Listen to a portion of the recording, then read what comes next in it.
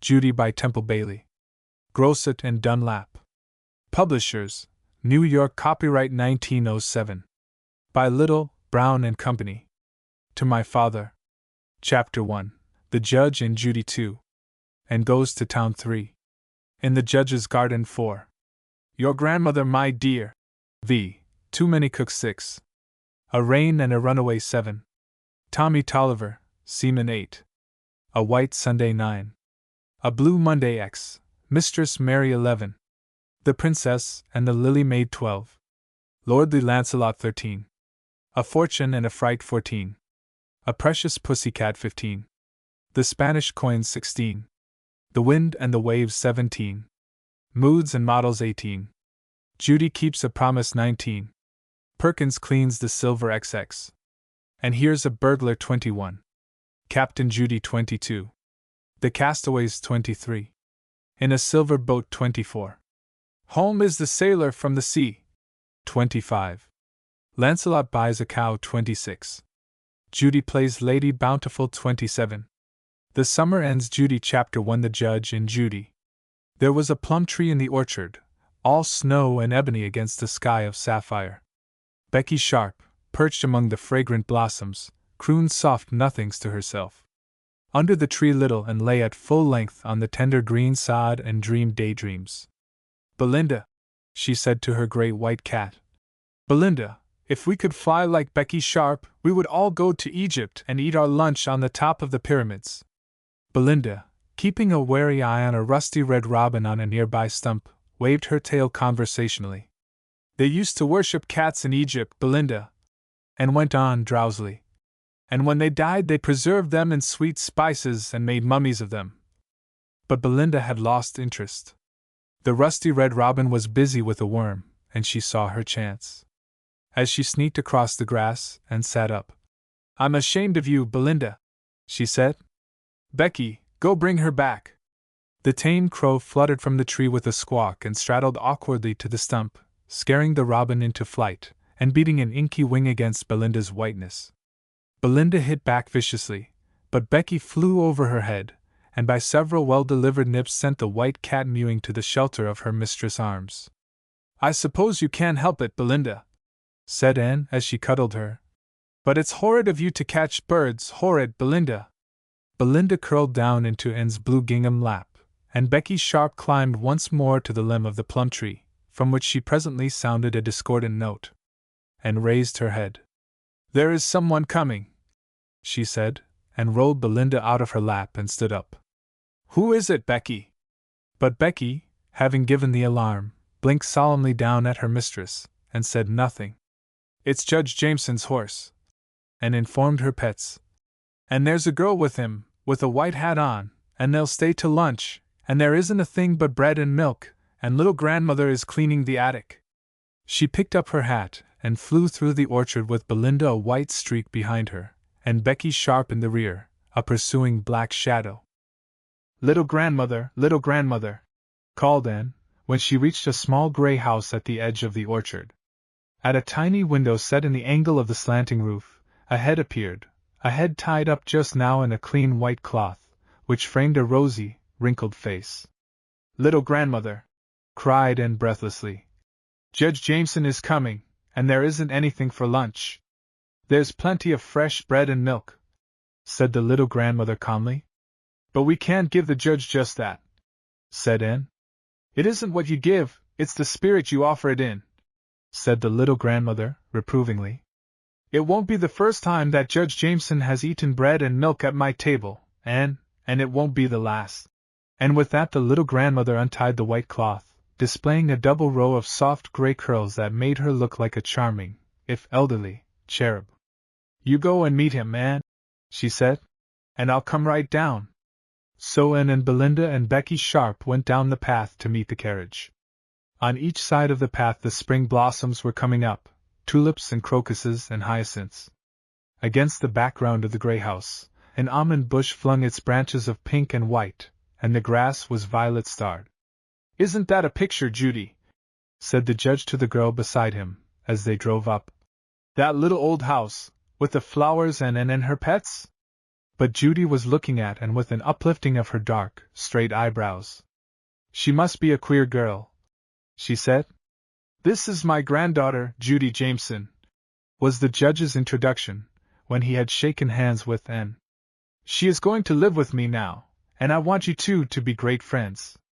To Little Country Anne, Judy seemed like a being from another world. She had never seen anything like the white hat with its wreath of violets, the straight white linen frock, the white cloth coat, and the low ribbon-tied shoes, and the unconscious air with which all these beautiful things were worn filled her with wonder. Why, a new ribbon on her own had always set her happy heart a-flutter. She gave Judy a shy welcome, and Judy responded with a self-possession that made Anne's head whirl. "My dear Judge," said the little grandmother from the doorway, "I am glad you came. Come right in. You are like your grandmother, my dear," she told Judy. "She and I were girls together, you know." Judy looked at the little, bent figure in the faded purple calico. "Oh, were you?" she said indifferently. "I didn't know that grandmother ever lived in the country before she was married." "She didn't," explained the little grandmother. "But I lived in town, and we went to our first parties together, and became engaged at the same time, and we both of us married men from this county and came up here. And lived happy ever after," finished the judge, with a smile on his fine old face. "Like the people in your fairy books, Judy." "I don't read fairy books," said Judy, with a little curve of her upper lip. "Oh," said Anne. Don't you ever read them, Judy?" There was such wonder, almost horror, in her tone that Judy laughed. "Oh, I don't read much," she said. "There is so much else to do, and books are a bore." And looked at her with a little puzzled stare. "Don't you like books, really?" she asked, incredulously. "I hate them," said Judy calmly. Before Anne could recover from the shock of such a statement, the judge waved the young people away. Run along," he ordered. "I want to talk to Mrs. Batchelor. You show Judy around a bit, and can set the table for lunch," said the little grandmother. "Of course you'll stay, you and Judy. Take Judy with you, and..." Belinda and Becky Sharp followed the two girls into the dining room. Becky perched herself on the wide windowsill in the sunshine, and Belinda sat at Judy's feet and blinked up at her. "Belinda is awfully spoiled," said Anne to break the stiffness, as she spread the table with a thin old cloth. "But she is such a dear we can't help it." Judy drew her skirts away from Belinda's patting paw. "I hate cats," she said with decision. Anne's lips set in a firm line, but she did not say anything. Presently, however, she looked down at Belinda, who rubbed against the table leg, and as she met the affectionate glance of the cat's green orbs, her own eyes said, "I am not going to like her, Belinda." And Belinda said, "Purr up," in polite acquiescence. Judy had taken off her hat and coat, and she sat a slender white figure in the old rocker. Around her eyes were dark shadows of weariness, and she was very pale. "How good the air feels," she murmured, and laid her head back against the cushion with a sigh. Anne's heart smote her. "Aren't you feeling well, Judy?" she asked timidly. "I'm never well," Judy said slowly. "I'm tired to death, Anne," and set the little blue bowls at the places softly. She had never felt tired in her life, nor sick. "Wouldn't you like a glass of milk?" she asked. "And not wait until lunch is ready? It might do you good." "I hate milk," said Judy, and sat down helplessly and looked at the weary figure opposite. "I am afraid you won't have much for lunch," she quavered at last. "We haven't anything but bread and milk." "I don't want any lunch," said Judy, listlessly. "Don't worry about me, Anne." But Anne went to the cupboard and brought out a precious store of peach preserves, and dished them in the little glass saucers that had been among her grandmother's wedding things. Then she cut the bread in thin slices and brought in a pitcher of milk. "Why don't you have some flowers on the table?" said Judy. "Flowers are better than food any day." Like a flame the color went over Anne's fair face. "Oh, do you like flowers, Judy?" she said joyously. "Do you, Judy?" Judy nodded. "I love them," she said. "Give me that big blue bowl, Anne, and I'll get you some for the table." "Wouldn't you like a vase, Judy?" asked Anne. We have a nice red one in the parlor. Judy drew her shoulders together in a little shiver of distaste. Oh, no, no, she shuddered.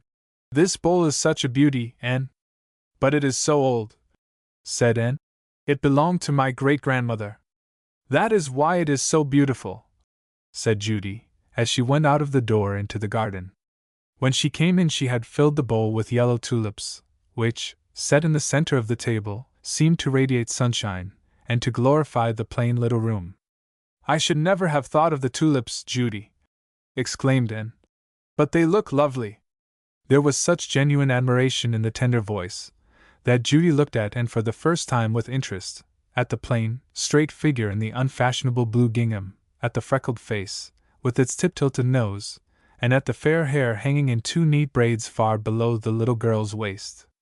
Do you like to live here, Anne? She asked suddenly. And, still bending over the tulips, lifted two surprised blue eyes. Of course, she said. Of course I do, Judy. I hate it, said Judy. I hate the country, Anne. And this time she did not express her dislike indifferently, but with a swift straightening of her slender young body, and a nervous clasping of her thin white fingers. I hate it, she said again, and stood very still by the table. What could she say to this strange girl who hated so many things, and who was staring out of the window with drawn brows and compressed red lips? Perhaps I like it because it is my home, she said at last gently. Judy caught her breath quickly. I am never going back to my home, Anne, she said. Never, Judy? No, grandfather says that I am to stay here with him. There was despair in the young voice. And went over to the window. Perhaps you will like it after a while, she said hopefully.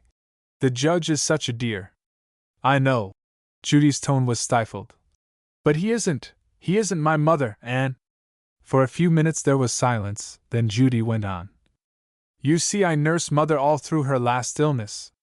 I was with her every minute, and I want her so. I want my mother, Anne. But so self-controlled was she, that though her voice broke and her lips trembled, her eyes were dry. Anne reached out a plump, timid hand, and laid it over the slender one on the windowsill. I haven't any mother either, Judy, she said, and Judy looked down at her with a strange softness in her dark eyes.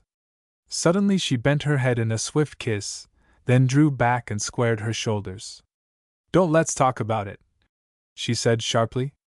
I can't stand it, Anne. But in spite of the harshness of her tone, Anne knew that there was a bond between them, and that the bond had been sealed by Judy's kiss. Chapter 2 and Goes to Town. Grandfather, said Judy at the lunch table, I want to take Anne home with us. A little shiver went up and down Anne's spine. She wasn't sure whether it would be pleasant to go with Judy or not. Judy was so different. I don't believe Anne could leave Becky and Belinda, laughed the judge.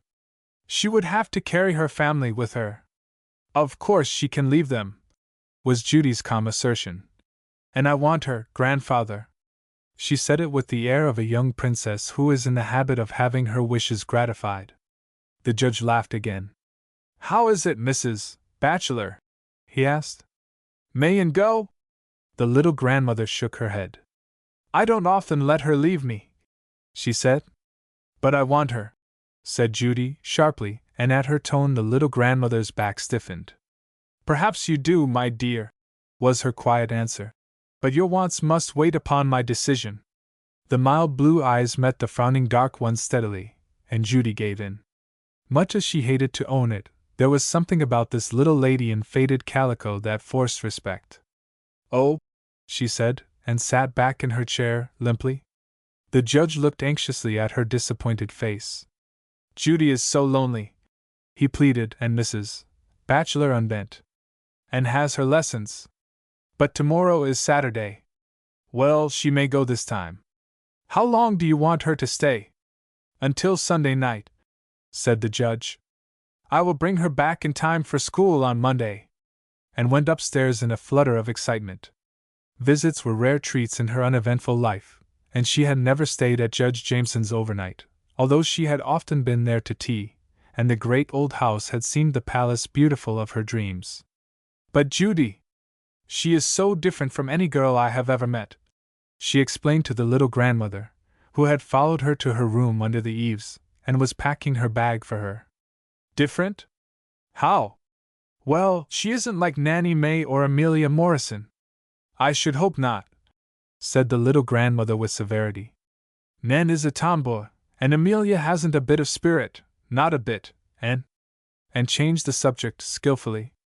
Do you like Judy? She questioned. She is very much spoiled, said the little grandmother slowly. A very spoiled child indeed. Her mother began it, and the judge will keep it up. But Judy is like her grandmother at the same age, and her grandmother turned out to be a charming woman, it's in the blood. She says she is going to live with the judge, and was folding her best blue ribbons, with quite a grown-up air. Yes. I have never told you, but the judge's son was in the Navy, and 4 years ago he went for a cruise and never came back. Was he drowned? He was washed overboard during a storm, and everyone except Judy believes that he was drowned. Even Judy's mother believed it in time, but Judy won't. She thinks he will come back, and so she has lived on in her old home by the sea, with a cousin of her father's for a companion, always with the hope that he will come back. But the cousin was married in the winter, and so Judy is to live with the judge. He has always wanted it that way, but Judy clung desperately to the life in the old house by the sea.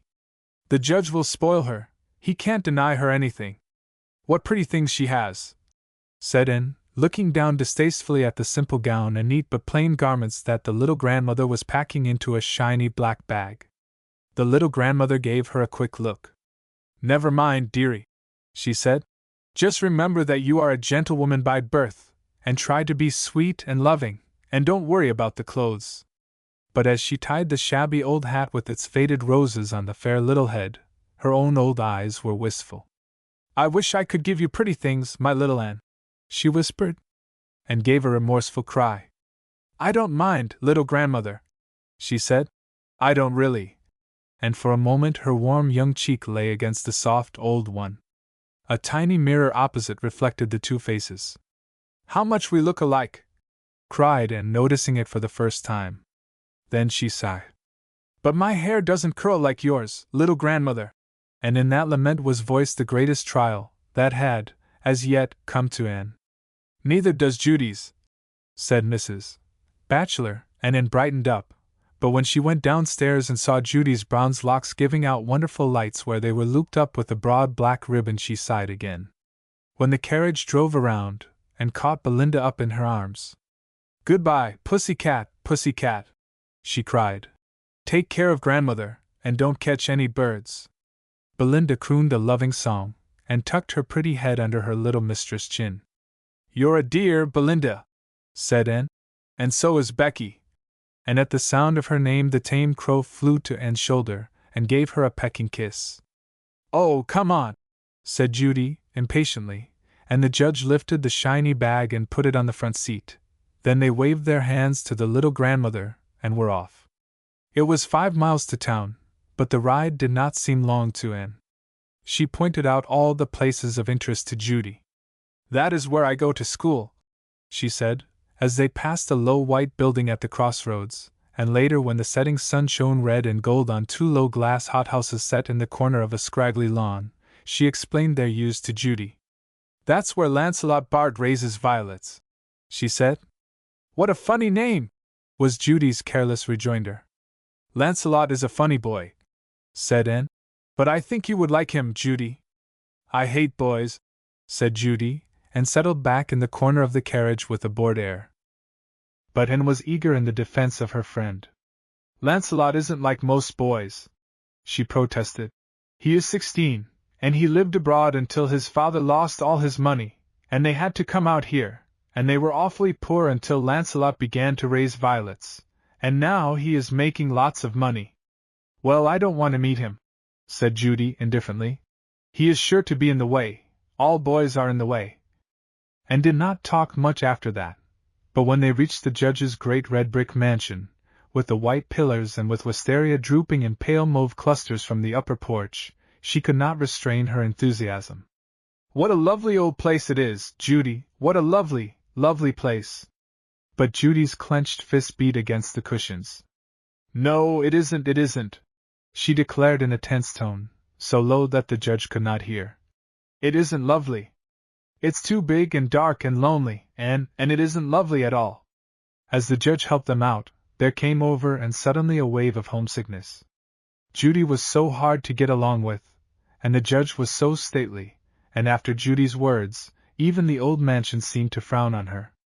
Back there in the quiet fields was the little gray house, back there was peace and love and contentment, and with all her heart she wished that she might fly to the shelter of the little grandmother's welcoming arms. Perhaps something of her feeling showed in her face, for as they went upstairs, Judy said repentantly, "Don't mind me, Anne. I'm not a bit nice sometimes, but I was born that way, I guess, and I can't help it," and smiled faintly. She wondered what the little grandmother would have said to such a confession of weakness. "There isn't anything in this world that you can't help," the dear old lady would say. "And if you're born with a bad temper, why, that's all the more reason you should choose to live with a good one." But Anne was not there to read moral lectures to her friend, and in fact as Judy opened the door of her room, the little country girl forgot everything but the scene before her. "Oh, Judy, she cried. "How did you make it look like this? I have never seen anything like it. Never." From where they stood they seemed to look out over the sea, a sea roughened by a fresh wind, so that tumbling whitecaps showed on the tops of the green waves. Not a ship was to be seen, not a gull swept across the hazy noontime skies. Just water, everywhere, and a sense of immeasurable distance. "It's a mirror," Judy explained, "and it reflects the picture on the other wall. It seems just as if I were looking out of a window," said Anne. "I have never seen the sea, Judy. Never." "I love it," cried Judy. "There is nothing like it in the whole world, the smell of it, and the slap of the wind against your cheeks. Oh, Anne, if we were only out there in a boat with the wind whistling through the sails." Her face was all animation now, and there was a spot of brilliant color in each cheek. "How beautiful she is!" and thought to herself. "How very, very beautiful! You must have hated to leave it," she said presently. "I shall never get over it," said Judy with a certain fierceness. "I want to hear the boom, boom, boom of the waves. It is so quiet here, so deadly, deadly quiet." "How sweet your room is," said tactful little Anne, to change the subject. "Yes, I do like this room," admitted Judy reluctantly. There were pictures everywhere, here a dark little landscape, showing the heart of some old forest, there a flaming garden, all red and blue and purple in a glare of sunlight. In the alcove was an etching, the head of a dream child, and a misty watercolor hung over Judy's desk. "I did that myself," she said, as Anne examined it. "Oh, do you paint?" "Some," modestly. "And play?" Anne's eyes were on the little piano in the alcove. "Yes." "Play now," pleaded Anne. But Judy shook her head. "After dinner," she said. "The bell is ringing now." Dinner at Judge Jameson's was a formal affair, commencing with soup and ending with coffee. It was served in the great dining room where silver dishes and tankards twinkled on the sideboard, and where the light came in through stained glass windows, so that Anne always had a feeling that she was in church. The judge sat at the head of the table, and his sister, Mrs. Patterson, at the foot. Judy was on one side and Anne on the other, and back of them, a silent, competent butler spirited away their plates, and substituted others with a sort of sleight of hand dexterity that almost took Anne's breath away. Anne and the judge chatted together happily throughout the meal. The judge was very fond of the earnest maiden, whose grandmother had been the friend of his youth, and his eyes went often from her sunny face to that of the moody, silent Judy. "It will do Judy good to be with Anne," he thought. "I am going to have them together as much as possible. Why don't you get up a picnic tomorrow?" he suggested, as Perkins passed the finger bowls, a rite which always tried Anne's timid, inexperienced soul, as did the mysteries of the half-dozen spoons and forks that had stretched out on each side of her plate at the beginning of the meal. "You could get some of Anne's friends to join you," went on the judge, "and I'll let you have the three-seated wagon and Perkins, and Mary can pack a lunch." Judy raised two calm eyes from a scrutiny of the tablecloth. I hate picnics, she said. Then, as the judge, with a disappointed look on his kind old face, pushed back his chair, Judy rose and trailed languidly through the dining room and out into the hall, and started to follow, but the hurt look on the judge's face was too much for her tender heart, and as she reached the door she turned and came back. I think a picnic would be lovely, she said, a little surprised at her own interference in the matter. And let's plan it anyhow, and Judy will have a good time when she gets there. Do you really think she will? Said the judge, with the light coming into his eyes. Yes, said Anne. She will, and you'd better ask Nanny May and Amelia Morrison. And Lancelot Bart? Asked the judge.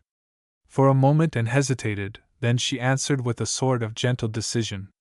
We can't have the picnic without Lancelot. He knows the nicest places. You ask him, Judge, and I'll tell Judy. We will have something different, too, planned the judge. I will send to the city for some things, bonbons and all that. Perkins will know what to order. I haven't done anything of this kind for so long that I don't know the proper thing, but Perkins will know, he always knows. And, came Judy's voice from the top of the stairway, and fluttered away, rewarded by the judge's beaming face, but with fear tugging at her heart. What would Judy say? Judy, who hated picnics and who hated boys. Don't you want to come down and take a walk? She asked coaxingly, from the foot of the stairs. It would be easier to break the news to Judy out of doors, and then the judge would be in the garden, a substantial ally. I hate walks, said Imperiousness from the upper hall. Oh, murmured Faint Heart from the lower hall, and sat down on the bottom step. I won't tell her till we are ready for bed, was her sudden conclusion. It was getting dark, but Judy, hanging over the rail, could just make out the huddled blue gingham bunch. Aren't you coming up? She asked ominously. Yes, and with her courage all gone, and rose and began the long climb up the stately stairway. Chapter 3 In the Judge's Garden. The judge's garden was not a place of flaming flower beds and smooth clipped lawns open to the gaze of every passer-by. It was a quiet spot. A place where old-fashioned flowers bloomed modestly in retired corners, veiled from curious stares by a high hedge of aromatic box. There was a fountain in the judge's garden, half hidden by an encircling border of gold and purple fleur-de-lis, where a marble cupid rode gaily on the back of a bronze dolphin, from whose mouth spouted a stream of limpid water. There was, too, in summer, a tangled wilderness of roses, 100-leaved ones, and little yellow ones, and crimson ones whose tall bushes topped the hedge, and great white ones that clung lovingly to the old stone wall that was the western barrier of the garden. And there was a bed of myrtle, and another one of verbenas, over which the butterflies hovered on hot summer days, and another of pansies, and along the wall great clumps of valley lilies. And at the end of the path was a lilac bush that the judge's wife had planted in the first days of bridal happiness.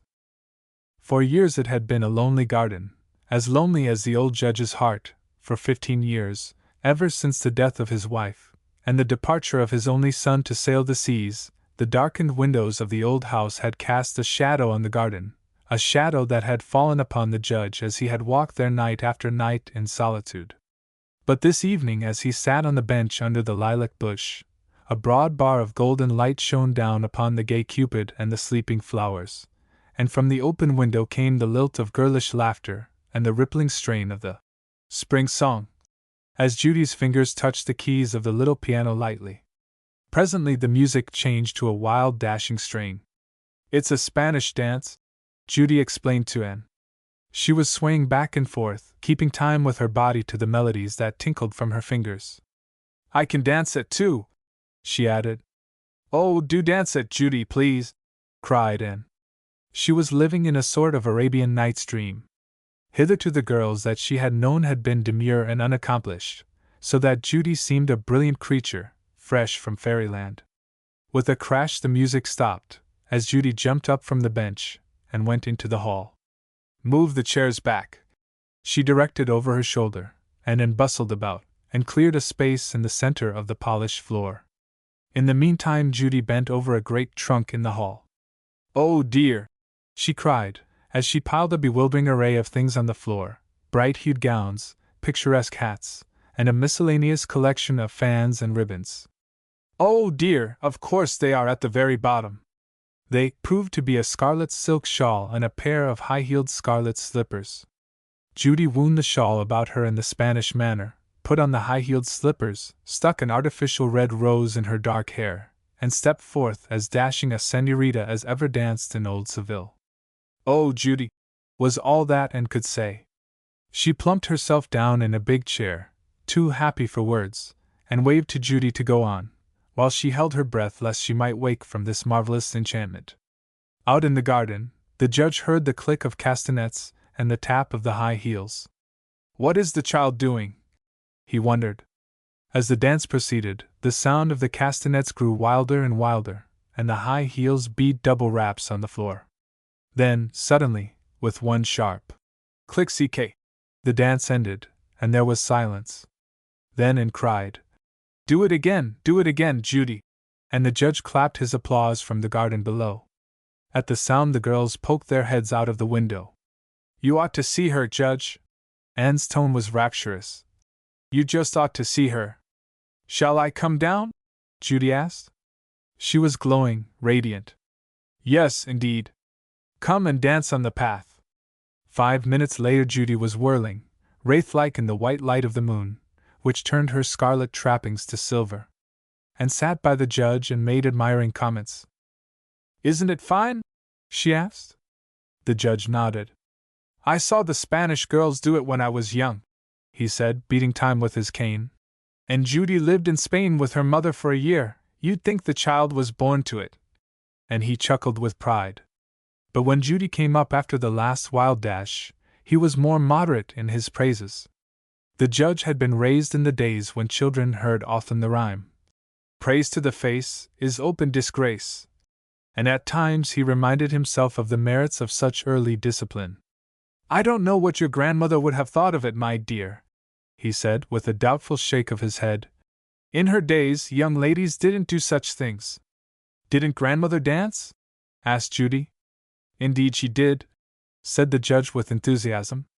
"Why, Judy, there wasn't a couple that could beat your grandmother and me when we danced the Virginia reel." Judy threw herself down on the bench beside him, and fanned herself with the end of her shawl. "Can you dance?" she asked. "Can you really dance, grandfather? I'm so glad. Some day I shall give a party, and have all the people of the neighborhood, and we will end it with the reel. May I, grandfather?" "You may do anything you wish," was the judge's rash promise, and with a quick laugh, Judy saw her opportunity and took advantage of it. "Then let's go down to the kitchen," she said, "and get something to eat now. I didn't eat much dinner, and I am starved. Aren't you, Anne?" But Anne had been trained in the way she should go. I haven't thought of being hungry." She hesitated. "I never eat before I go to bed." "Oh, I do," said Judy, scornfully. "And dancing makes me ravenous." "But Perkins has retired, and Mary, and everybody," expostulated the judge. "Who cares for Perkins?" asked Judy with her nose in the air. "Well," said the judge, who was hopelessly the slave of his servants, "he might not like it." "Judge Jameson," said Judy, shaking a reproachful finger at him, "I believe you are afraid of your butler." "Well, perhaps I am, my dear," said the judge weakly. "But Perkins is an individual of a great deal of firmness, and he carries the keys, and I don't believe you will find anything, anyhow. And if you eat up anything that he has ordered for breakfast, you will have an unpleasant time accounting for it in the morning. I know Perkins, my dear, and he is rather difficult. But he is a very fine servant," he amended hastily. "You leave him to me in the morning," said Judy. "I'll make the peace, grandfather, and I simply can't be starved tonight." "But Perkins won't say a word to you," said Judy. "And if he does, you can say you were not in the kitchen, because you are to stay right here, and I will bring things up, and make you a receiver of stolen goods." She was very charming in spite of her wilfulness, and when she ended her little speech, by tucking her hand through the judge's arm, and looking up at him mischievously, the old gentleman gave in. The two girls were gone for a long time, so long that the judge nodded on his bench. He was waked by a shriek that seemed to come from the depths of the earth. "What is the matter? What's the matter, my dear?" he cried, starting up. There was another subdued shriek, then a hysterical giggle. "Judy is shut up in the icebox," announced Anne, hurrying up from the basement. "Bless my soul!" ejaculated the judge. "We hunted around and found the key," explained Anne, as the judge stumped distractedly through the lower hall. "And Judy unlocked the door of the icebox and got inside, and she still had the key in her hand, and I hit the door accidentally and it slammed on her, and it has a spring lock and we can't open it." "Bless my soul," said the judge again. The icebox was a massive affair, almost like a small room. It was in a remote corner of the lower hallway, and its walls were thick and impenetrable. "Let me out, oh, let me out!" came in muffled tones, as the judge and Anne came up. My dear child," said the judge. "How could you do such a thing?" I shall freeze, wailed Judy. "Are you very cold, Judy?" shivered Anne sympathetically. "It's so dark and damp." Let me out, and Judy's voice rose to a shriek. "Now, my dear, be calm," advised the judge, whose hands were shaking with nervousness. "I shall call Perkins. Yes, I really think I shall have to call Perkins." And he hurried through the hall to the speaking tubes. "Is there anything to eat in there?" Anne asked through the keyhole. "Lots of things," said Judy. "I lighted a match as I came in, and there are a lot of things. But I don't want anything to eat. I want to get out. "Don't cry, Judy," advised Anne soothingly. "The judge has called Perkins and he is coming down now." Perkins emerged into the light of the lower hallway in a state of informal attire and unsettled temper. His dignity was his stock in trade, and how could one be dignified in an old overcoat and bedroom slippers? But the judge's summons had been peremptory, and there had been no time for the niceties of toilet in which Perkins' orderly soul reveled. "There ain't no other key," he said severely. "I guess we will have to wait until morning, sir." "But we can't wait until morning," raged the judge. "The young lady will freeze." "Oh, no, sir," said Perkins loftily. "Oh, no, sir, she won't freeze. Nothing freezes in that there box, sir." "Well, she will die of cold," said the judge. "Don't be a blockhead, Perkins, we have got to get her out now, at once, Perkins." "All right, sir," said Perkins. "Then I'll have to go for a locksmith, sir." "Can't you take off the lock?" asked the judge. Perkins drew himself up. "That's not my work, sir," he said stiffly. "No, sir, I can't take off no locks, sir." And so the judge had to be content, while the independent Perkins hunted up a locksmith and brought him to the scene of disaster. It was a white and somewhat cowed Judy that came out of the icebox. "Make her a cup of strong coffee, Perkins," commanded the judge, as he received the woebegone heroine in his arms. "And take it up to her room, with something to eat with it." "I don't want anything to eat," Judy declared. "There's everything to eat in that awful box, enough for an army, but I don't feel as if I could ever eat again," in a tone of martyr-like dolefulness. "Them things in there is for the picnic, miss," said Perkins. "It's lucky you and miss and didn't eat them." And he cast on the culprit a look of utter condemnation. At the word picnic, Anne's soul sank within her. She had forgotten all about the picnic in the excitement of the evening, all about Judy's anger and the confession she was to make of the plans for Saturday. She and the judge eyed each other guiltily, as Judy sank down on the bench and stared at Perkins. "What picnic?" she demanded fiercely. "The judge said I was to get things ready, miss," said Perkins, dismally, and looked to his master for corroboration. "Didn't you tell her, Anne?" asked the judge helplessly, and felt as if she were alone in the world. Perkins and the judge and Judy were all looking at her, and the truth had to come. "We decided to have the picnic tomorrow, anyhow, Judy," she said. "We thought maybe you would like it after it was all planned." Judy jumped up from the bench and began a rapid ascent of the stairway. Halfway up she turned and looked down at the three conspirators. "I shan't like it," she cried shrilly. "And I shan't go." Judy! Remonstrated the judge. Oh, Judy! Cried poor little Anne. But Perkins, who had lived with the judge in the days of Judy's lady grandmother, turned his offended back on this self-willed and unworthy scion of a noble race, and marched into the kitchen to make the coffee. Chapter 4. Your grandmother, my dear! Judy had reached the door of her room when the judge called her. Come down, he said. I want to talk to you. I'm tired, said Judy, in a stifled voice, and Anne, who had followed her, saw that she was crying. I know. The judge's voice was gentle. I know, but I won't keep you long. Come. Judy went reluctantly, and he led the way to the garden bench. It was very still out there in the garden, just the splash of the little fountain, and the drone of lazy insects. The moon hung low, a golden disk above the distant line of dark hills. Judy, began the judge, do you know, my dear, that you are very like your grandmother? Judy looked at him, surprised at the turn the conversation was taking. Am I? She asked.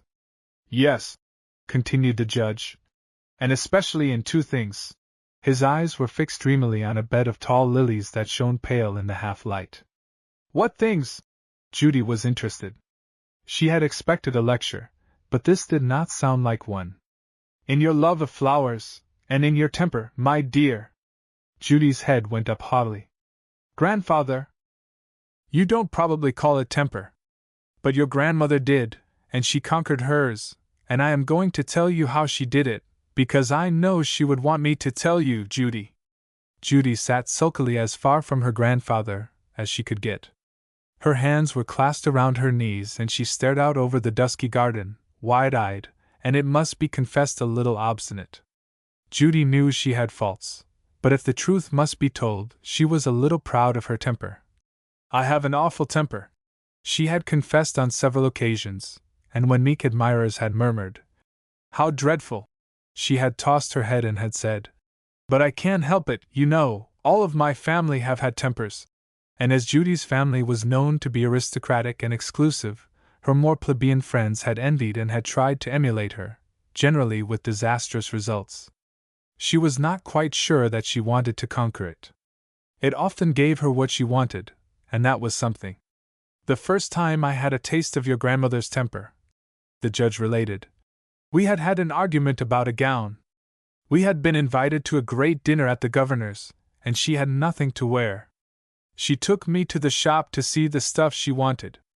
It was heavy blue satin with pink roses all over it, and there was real lace to trim it with. It was beautiful and I wanted her to have it, but when they named the price it was more than I could pay. I was a poor lawyer in those days, Judy, so I said we would think it over, and we went home. All the way there your grandmother was very quiet and very white, but when we reached home and I tried to explain, she simply would not listen. She would not go to the governor's, she said, unless she could have that gown. You can imagine the embarrassment it caused me.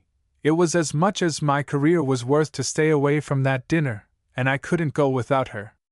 I won't go. I won't go, she said over and over again, and when I had coaxed and coaxed to no effect, I sat down and looked at her helplessly, and troubled as I was, I could not help thinking that she was the loveliest creature in the world, with her rose-red cheeks and her flashing eyes. She said many cutting things to me, but suddenly she stopped and ran out of the room, and presently I saw her in the garden, this garden, my dear, and she was flying around the oval path, as if she were walking for a wager, her thin ruffles swirling around her, and the strings of her bonnet fluttering in the wind.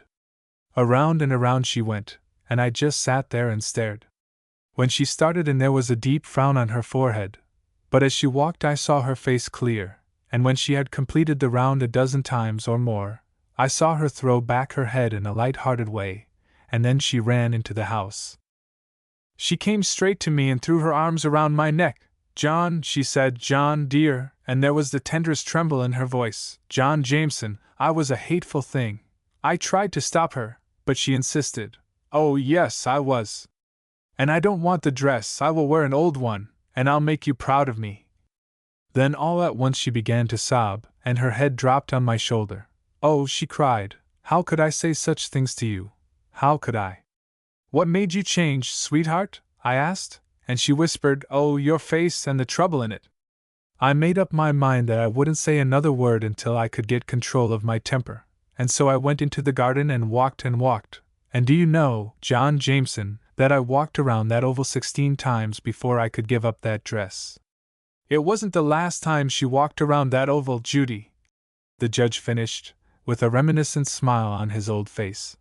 And so perfectly did she conquer herself, that when she left me, it was just an angel stepping from earth to the place where she belonged. Judy had listened breathlessly. So vivid had been the description, that she had seemed to see on the garden walk the slender, imperious figure, the intent girlish face, and out of her knowledge of her own nature, she had entered into the struggle that had taken place in her grandmother's heart, as she flew around the oval of the old garden. "Oh, grandfather," she said, when the judge's quavering voice dropped into silence, "how lovely she was! She was, indeed, and I want you to be as strong." Judy tucked her hand into his. "I'll try," she said simply. "Thank you for telling me, grandfather.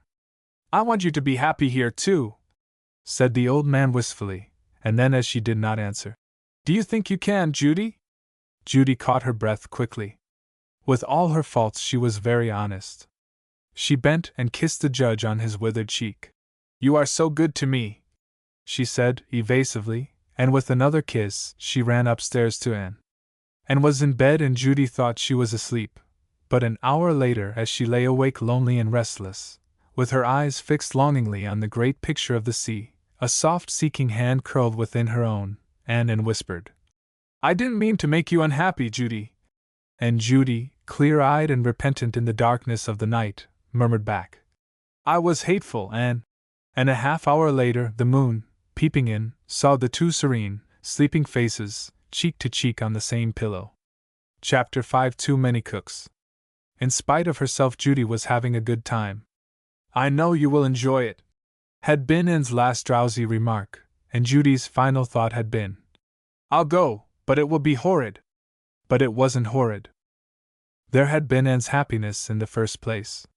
Judy had wondered at it until she found out that Anne's picnic experiences had been limited to little jaunts with the children of the neighborhood, and an occasional Sunday school gathering. The judge had lived his lonely life in his lonely house, and except when Anne and her little grandmother had been invited to formal meals, he had not interested himself in any festivities.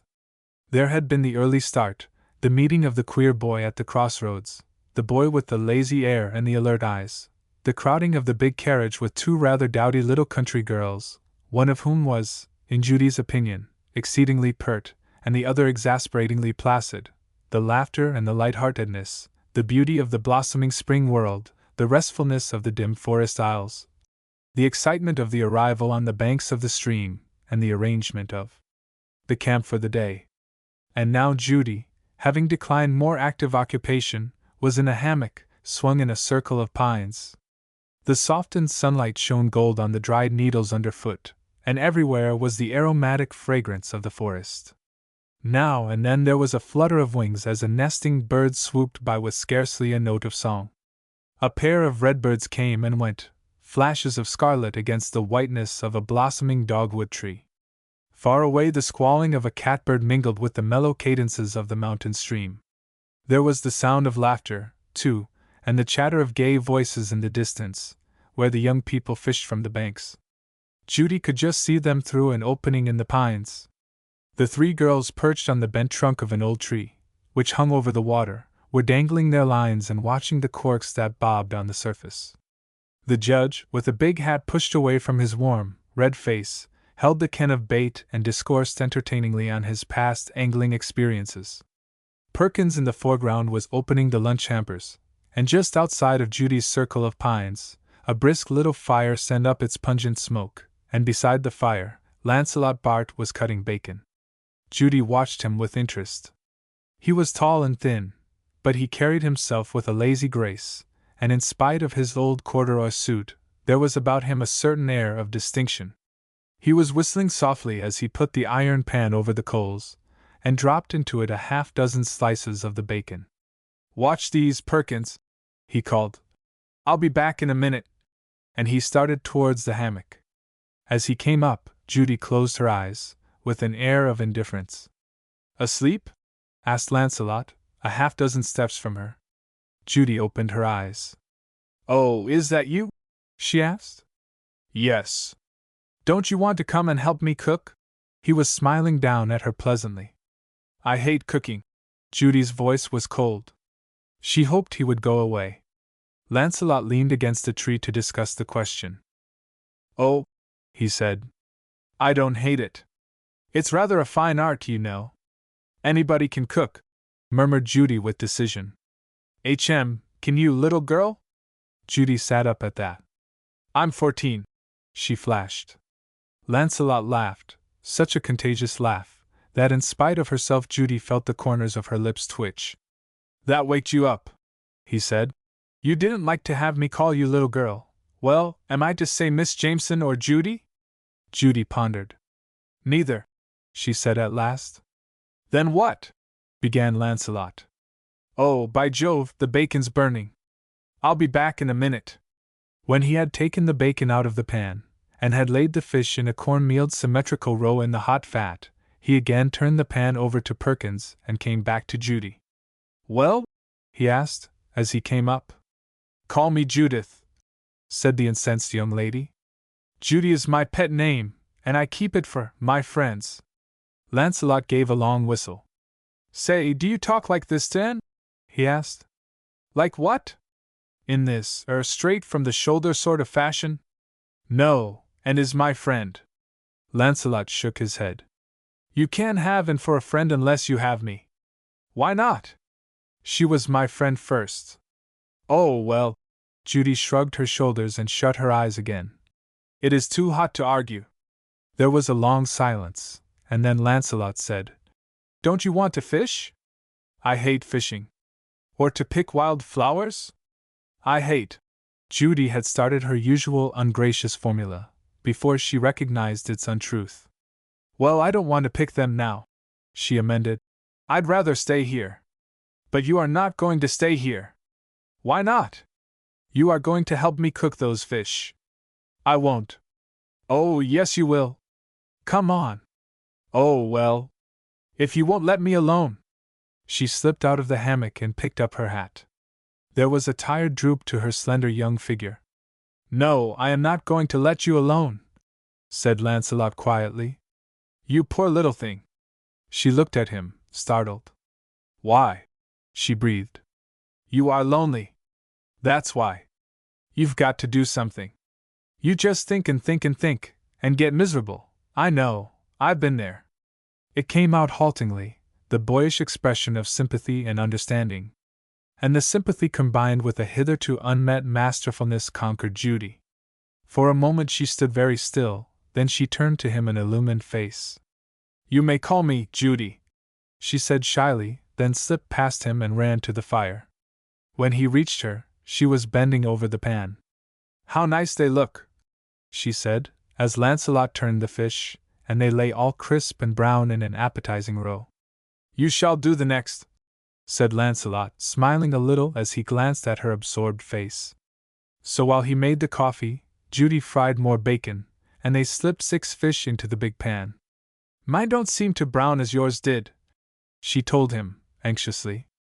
Perhaps the fat wasn't hot enough, was Lancelot's suggestion. It has to be smoking. Oh dear, sighed Judy. Mine are going to look light brown instead of lovely and golden like yours. Put on some more wood. Lancelot's tone was abstracted. He was measuring the coffee, and it took all of his attention. Judy poked a stick into the center of the fire. For a moment it seemed to die down, then suddenly the big black pan seemed held aloft by a solid cone of yellow flame. The grease in the pan snapped, and little burnt bits of cornmeal flew in all directions. Now they are cooking all right. And Judy shielded her face with her hand, as she held the long handle and watched complacently. Suddenly Lancelot dropped the coffee pot. Take them off, he cried. Judy, with her fork upraised, stared at him as if petrified. Why? She stammered. He snatched the pan from the fire. They're burning, he cried, and turned the fish up one by one. They were as black as coals down to the very tips of their crisp little tails. Chapter 6: A Rain and a Runaway. At her cry of dismay, Perkins strolled over to take a look. "They're burnt, miss," he announced, bending over the pan. "Of course they are," snapped Judy. "Anyone could see that, Perkins." Perkins looked over her head, loftily. "Yes, miss, of course," he said. "But it's mostly always that way when there are too many cooks. I'm afraid there won't be enough to go around, miss." "Are these all?" asked Judy, anxiously. "Yes," said Lancelot. "I cooked 4 and you burned 6, and there are the judge and Nanny and Amelia and Perkins and you and I to be fed." "You needn't count me, sir," said Perkins. "I never eat, sir." With which astounding statement, he carried away the charred remains. "Does he mean that he doesn't eat at all?" questioned Judy, staring after the stout figure of the retiring butler.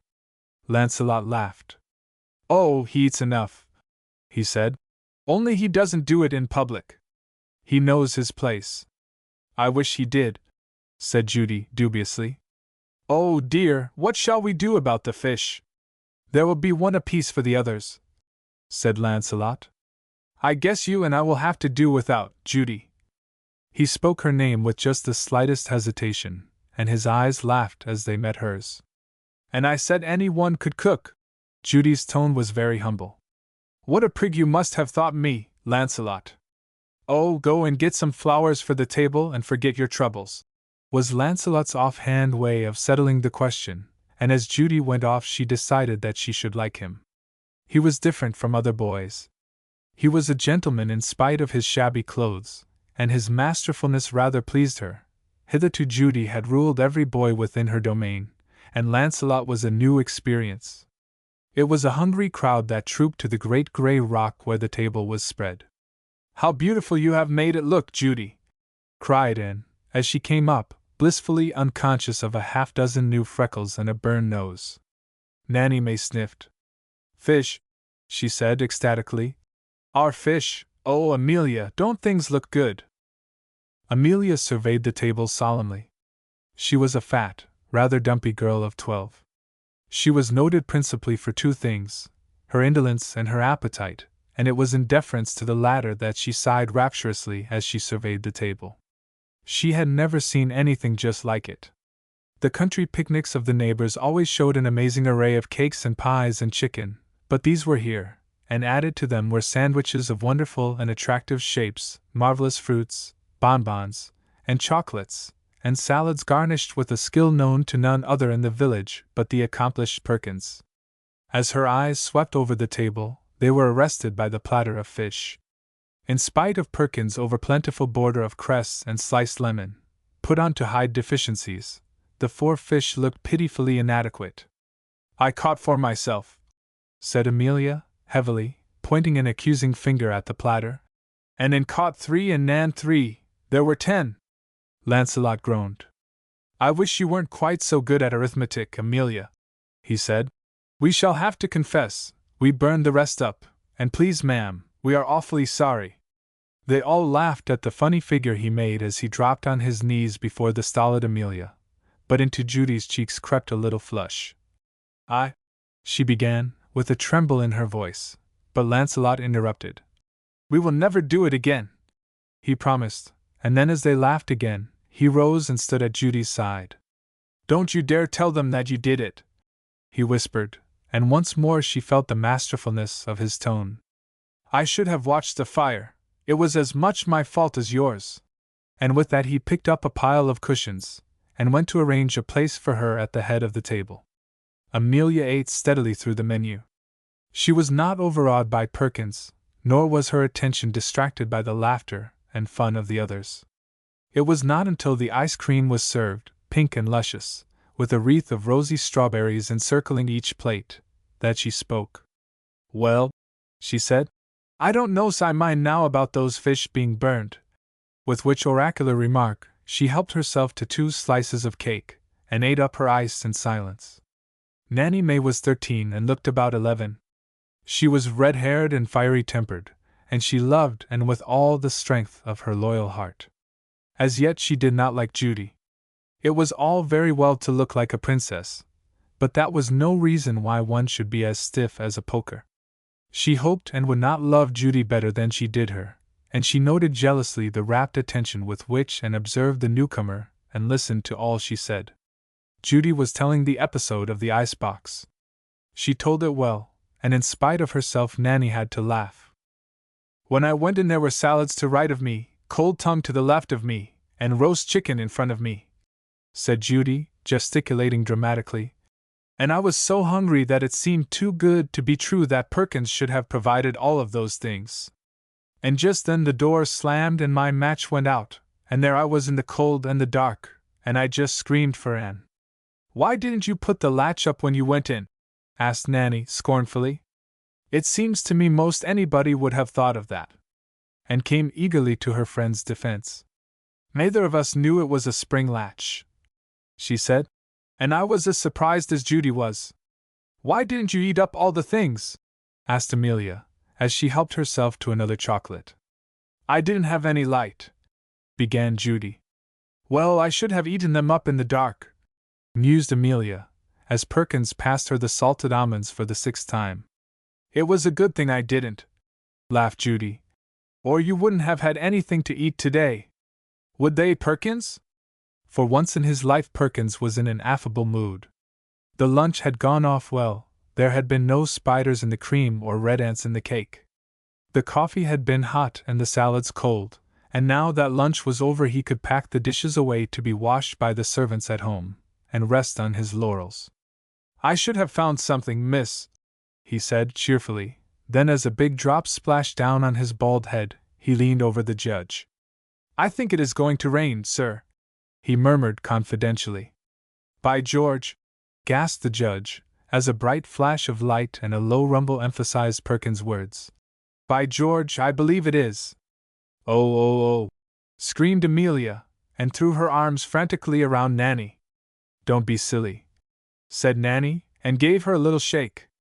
We shall have to run for it, said Lancelot, gathering up wraps and hats, as a sudden gust of wind picked up the ends of the tablecloth and sent the napkins fluttering across the ground like a flock of white geese. You'd better get the young ladies to the carriage, sir, said Perkins, packing things into hampers in a hurry. They will get wet. It's going to be a heavy windstorm, said the judge with an anxious look at Judy. Let's run for the Cutter barn, cried Anne with sudden inspiration. Good for you, Anne, said Lancelot. That's the very thing. Where is the Cutter barn? Asked Judy. Across that stream and beyond the strip of woods. Over in the field. Come on, Anne, come on. Oh, isn't this glorious? I love the wind. I love it, I love it. Judy's cry became almost a chant as she led the way across the little bridge and through the fast darkening bit of woodland. The wind fluttered her white garments around her, her long hair streamed out behind, and her flying feet seemed scarcely to touch the ground.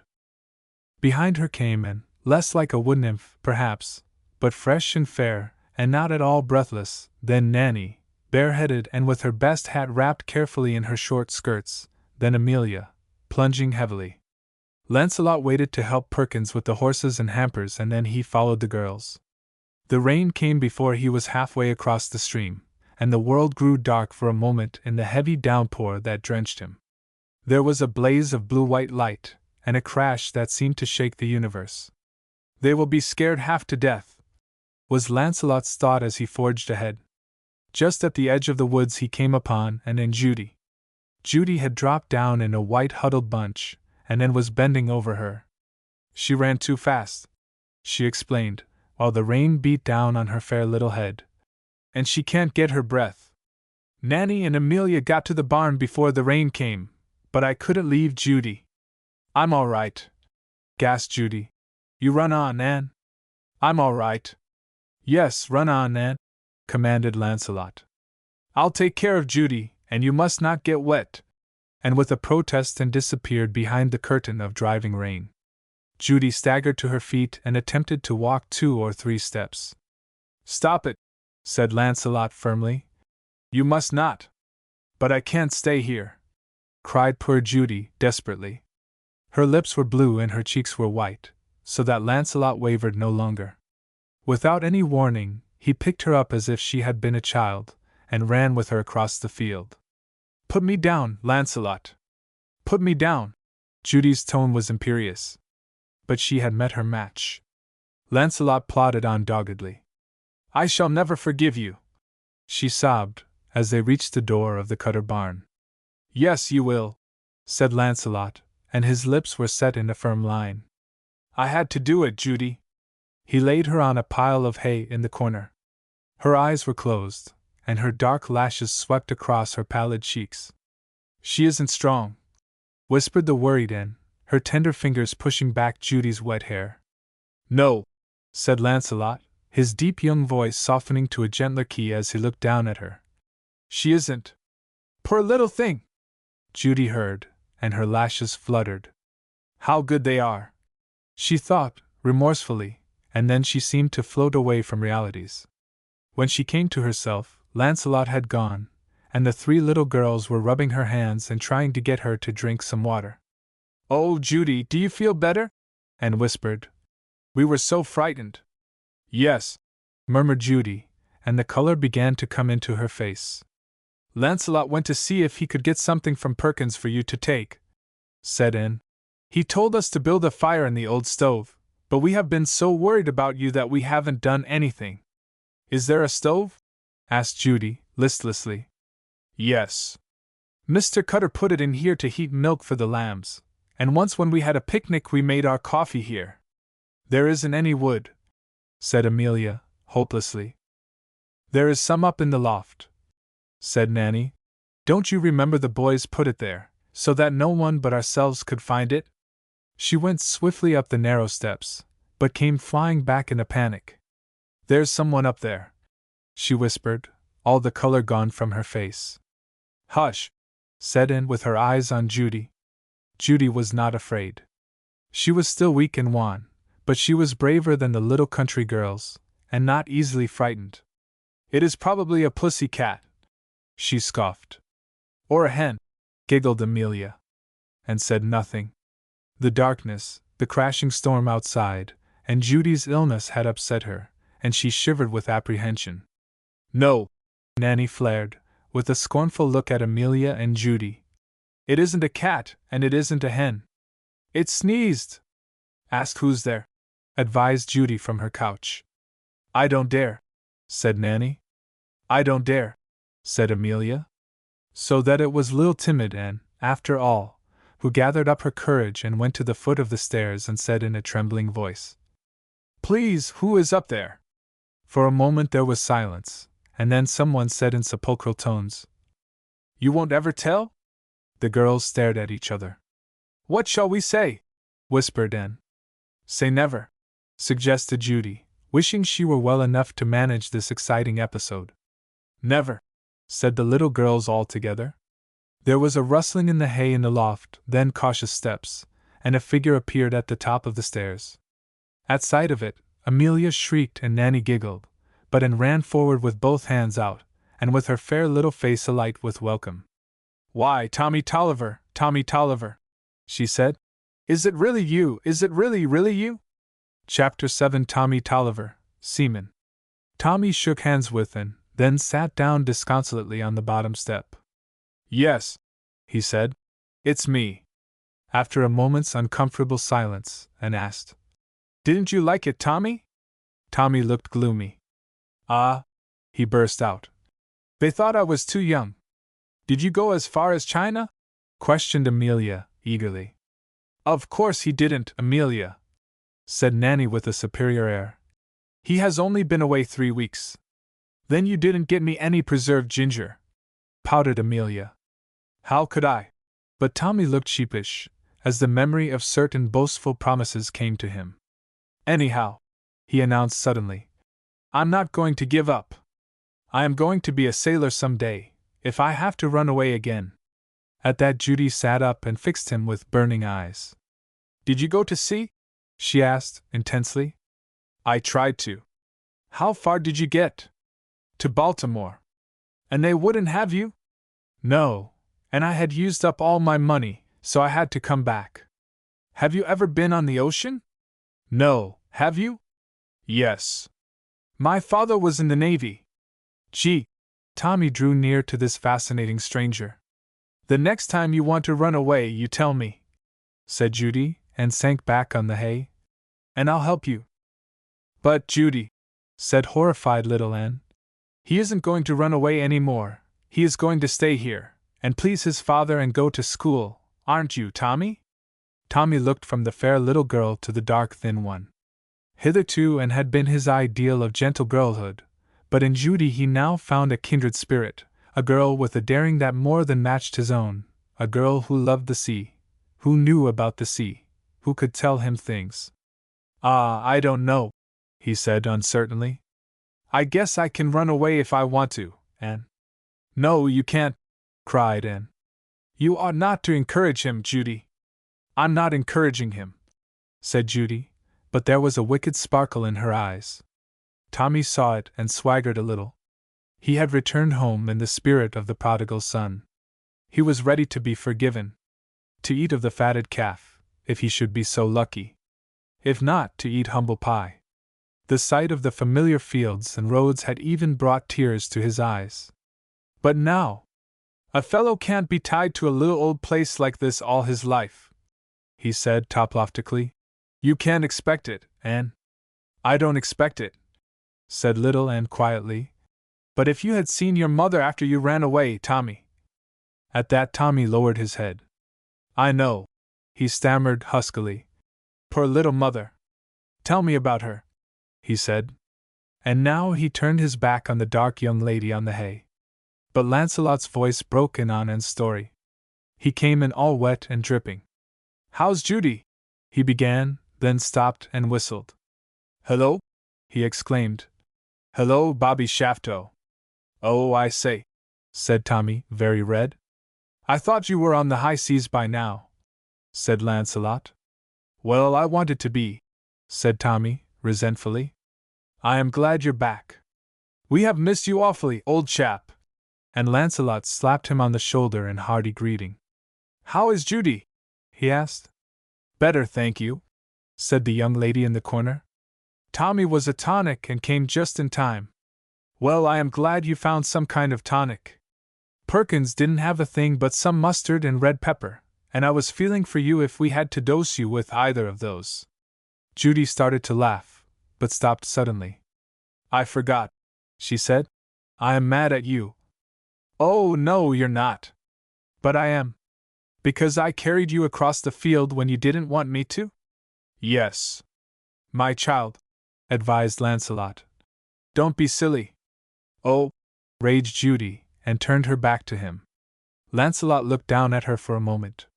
You know that tree where you fainted? He asked. A little shrug of Judy's shoulder was the only answer. Well, it was struck by lightning before I got back. Really? Judy was facing him now, breathless with interest. Really, Judy? His face was very grave. Oh, she wailed softly. Oh, and I might have been there. Yes. She shivered and sat up. Her wet hair, half braided, trailed its dark length over her shoulder. Her eyes were big, and her face was white. What a baby I was, she said nervously. What a baby, Lancelot, not to see the danger. You trust to your Uncle Lancelot, next time, little girl, and don't get fussy, was the big boy's way of stopping her thanks. I will, she promised, and the smile she gave him meant more than the words. It has stopped raining, said Anne from the door. The cool spring air blew across the fields softly, bringing with it the fresh smell of the sodden earth and the scent of the wet pines. The judge will be here in a minute, said Lancelot. He stayed in the carriage, and Perkins put up the curtains, so that they managed to keep pretty dry. I wonder if there will be room for me to ride home? Tommy asked. I am dead tired. I guess so. The judge has the big wagon with the 3 seats. Pretty long tramp you had, didn't you? And Lancelot looked at the boy's dusty shoes. Awful, said Tommy, with a quiver in his voice at the remembrance. Hungry? Questioned Lancelot briefly. Awful, said Tommy again. I haven't had a square meal for a week. And now the quiver was intensified.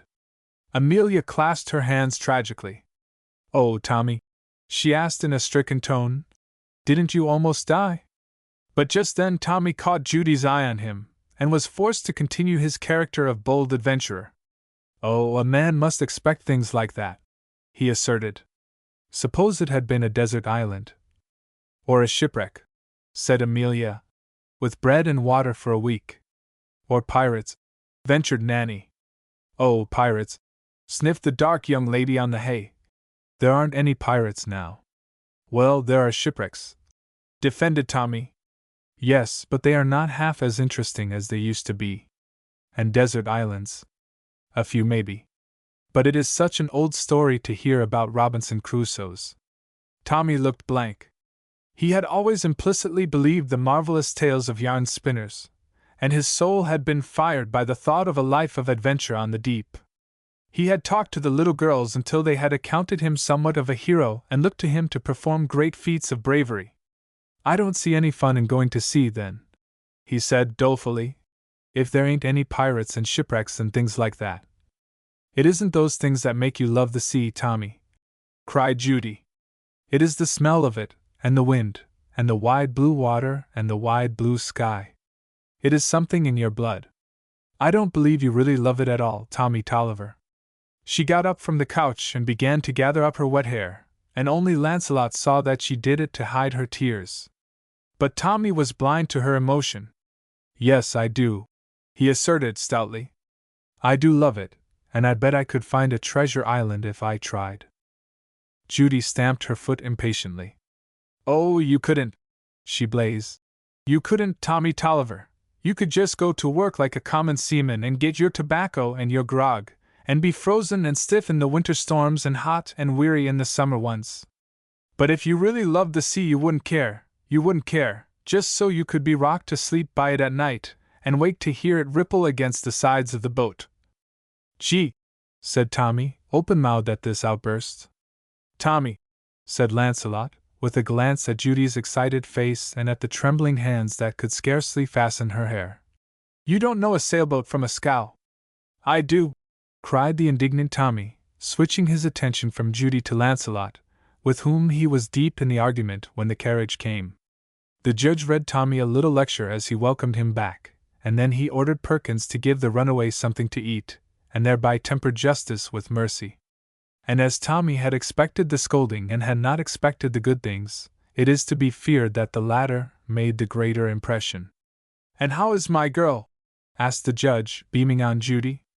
"All right," said Judy, and tucked her hand into his. "Only I am a little tired, grandfather."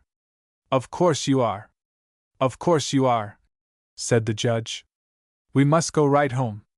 Perkins and I will sit on the front seat, and you can all crowd in behind. I guess there will be room enough." "Oh, I say," said Lancelot, as Tommy and Anne sat down on the floor at the back, with their feet on the step. "That won't do. You sit with Judy, Anne." But Anne shook her head. "Tommy and I are going to sit here," she said. "He wants me to tell him all the news." But that was not all that Tommy wanted, for when they were alone and unseen by those in the front of the wagon, he opened a handkerchief which he had carried knotted into a bundle. "I brought you some things. They ain't much, but I thought you would like to have them." There were a half-dozen pink and white shells, a starfish, and a few pretty pebbles. "I picked them up on the beach," said Tommy, "and I thought you might like them." "It was awfully good of you to think of me," said Little Anne gratefully. "I wanted to buy you something," apologized Tommy. "There was some lovely jewelry made out of fish scales, but I didn't have a cent to spare." "I would rather have these, really, Tommy," said Anne with appreciation, "because you found them yourself." She tied them up carefully in her little clean white handkerchief, and then she folded her hands in her lap and told Tommy everything that had happened since he left home. The sky was red with the blaze of the setting sun when the carriage started. Overhead the crows were flying in a straight black line to the woods to roost. As Anne talked on, the fireflies began to shine against the blue-gray of the twilight. Then came darkness and the stars. "It seems awfully good to be at home," confessed Tommy, as the lights began to twinkle in the nearest farmhouse. "If only Father won't scold." "I think he will scold, Tommy. He was awfully angry, but your mother will be so pleased." It was horrid sleeping out at night and tramping days. Tommy was unburdening his soul. It was so easy to tell things to gentle, sympathetic Anne. And the men around the wharf were so rough. I am sure you won't want to go again, said little Anne. Not for a long time, Tommy. Tommy looked around cautiously. He didn't want Judy to hear somehow. He was afraid of her teasing laugh. Then he leaned down close to Anne's ear. I'll stay here for a while, Anne. I'm so glad, Tommy, said Anne with a sigh of relief. But as they drove into the great gateway, and the lights from the big house shone out in welcome, Tommy sighed. But I would like to find a treasure island, Anne, he said. Chapter 8 A White Sunday. Anne was feeling very important. She was wrapped in a pale blue kimono of Judy's, and she had had her breakfast in bed. Piled up 10 deep at her side were books, a choice collection from the judge's bookcases, into which she dipped here and there with sighs of deep content and anticipation. At the end of the room was a mirror, and Anne could just see herself in it. It was a distracting vision, for Judy had done Anne's hair up that morning, and had puffed it out over her ears and had tied it with broad black ribbon, and this effect, in combination with the sweeping blue robe, made Anne feel as interesting as the heroine of a book, and she had never expected that. Judy in a rose-pink kimono lay on the couch, looking out of the window. The peace of the Sabbath was upon the world, and the house was very still. Suddenly, with a click and a whir-r-r, the doors of the little carved clock on the wall knew open, and a cuckoo came out and piped 10 warning notes. Goodness! Cried Anne, and shut her book with a bang. It is almost church time, and we aren't dressed. But Judy did not move. We are not going to church, she said lazily. Not going to church? And faced Judy in amazement. Never since she could remember had she stayed away from church, except when she had had the measles and the mumps. I told Grandfather last night that we should be too tired, explained Judy, and he won't expect us to go. Oh, said Anne, and picked up her book, luxuriating in the prospect of a whole morning in which to read. She wasn't quite comfortable, however. She was not a bit tired, and she had never felt better in her life, and yet she was staying away from church. But the book she had opened was a volume of Dickens' Christmas stories, and in 3 minutes she was carried away from the little town of Fairfax to the heart of old London, and from the warmth of spring to the bitterness of winter, as she listened with Toby Veck to the music of the chimes that rang from the belfry tower. It seemed only a part of the tale, therefore, when the bell of Fairfax Church pealed out the first warning of the Sunday service to all the countryside. Ding dong din, all come in, all come in. The bell had said to Anne since childhood, and now it called her, until it silenced the crashing voices of the bells of old London, and she had to listen. She laid down her book. The church bell is ringing, she said to Judy. I hear it, said Judy indifferently, and stood up, with a sidelong glance at the enchanting vision in the mirror. I think I ought to go. She hesitated. Judy turned to look at her. Don't be so good, Anne, she said with a teasing laugh. Be wicked like I am, just for one day. You are not wicked. Well, I haven't a proper sense of duty. You have too. You just like to say such things, Judy, just to shock people. Which shows that in 2 days, wise little Anne had found Judy out. Well, I'm not going to church anyhow. And Judy settled back and closed her eyes. Anne's book was open at the fascinating place where Toby Veck eats his dinner on the church steps. The deep rose-cushioned chair opened its wide arms in comfortable invitation. It was the little girl's first taste of the temptation of ease, and she yielded. But as she picked up her book again, she soothed her conscience with the righteous resolve. I will go to service this afternoon. As she settled back, the girl reflected in the mirror looked at her. Your hair looks beautiful, said the reflection, and dropped her eyes to her book. Presently she raised them. If only the people in church could see, said the charming reflection, and imagine the sensation she would make as she walked up the aisle. None of the girls in Fairfax or the country around had ever worn their hair puffed over their ears or tied with broad black ribbon. There would be a little flutter, and during church time the girls would look at nothing else, and it would be delightful to feel that for once she, little plain and bachelor, was the center of attraction. She dropped her book. I think I will go, after all, she said virtuously, and Judy, not knowing her motive, looked at her with envy. You are a good little thing, Anne, she said, and at the praise Anne's face flamed. She dressed hurriedly, in her one white dress, with a sigh for the becomingness of the blue kimono. When she was ready to tie on her old hat, she went to the mirror. It is because your hair is so pretty that you are going to church, said the reflection, accusingly. It is because of my conscience, defended Anne, but she did not dare to meet the eyes in the mirror, and she turned away quickly. You look awfully nice, Judy assured her, as Anne said, Goodbye. Take my blue parasol. It is on the parlor sofa. Go and be good for both of us, Annekins. And ran downstairs to the great dim room. There were 4 mirrors in the parlor, and each mirror seemed to say to the little girl as she passed, It is because of your hair. And when she had picked up the pretty parasol, the mirrors said again, as she passed them going back, It is because of your hair, oh, Anne, it is because of your hair that you are going to church. The hands of the big clock in the hall were on 11 as Anne opened the front door, and as she stepped out into the glare of sunshine, the church bell rang for the last time. Anne loved the sweet old bell. Even when she had been ill, she had been able to hear just the end of its distant peal, like the ringing of a fairy chime, and when she was very little, the time she had the mumps, she had thought of it as being up in the clouds, calling the angels to worship. She listened to it for a moment, standing perfectly still on the path, then she went back into the house, and laid the parasol carefully on the sofa. After that she ran quickly upstairs, untying her hat strings as she went. What in the world are you doing? Asked Judy in amazement, as Anne pulled out hairpins, and took the big black bow from her looped-up hair. I was thinking too much about it, said Anne soberly. I shouldn't have heard a word of the sermon if I had worn my hair that way. And she went on braiding it into its customary tight and unbecoming pigtails. Well, of all things, ejaculated Judy, gazing at her spellbound. But when Anne had gone, Judy stood up and watched her from the window. What a queer little thing she is, she murmured, as the bobbing figure went up and down the village path. What a queer little thing she is. But somehow the actions of the queer girl distracted her mind so that she could not go back to her attitude of lazy indifference. She had thought Anne a little commonplace until now, but it had not been a commonplace thing, that changing from prettiness to plainness. She even wondered if Anne had not done a finer act than she could have done herself. She is a queer little thing, she said again, thoughtfully, and after a long pause. But she is good.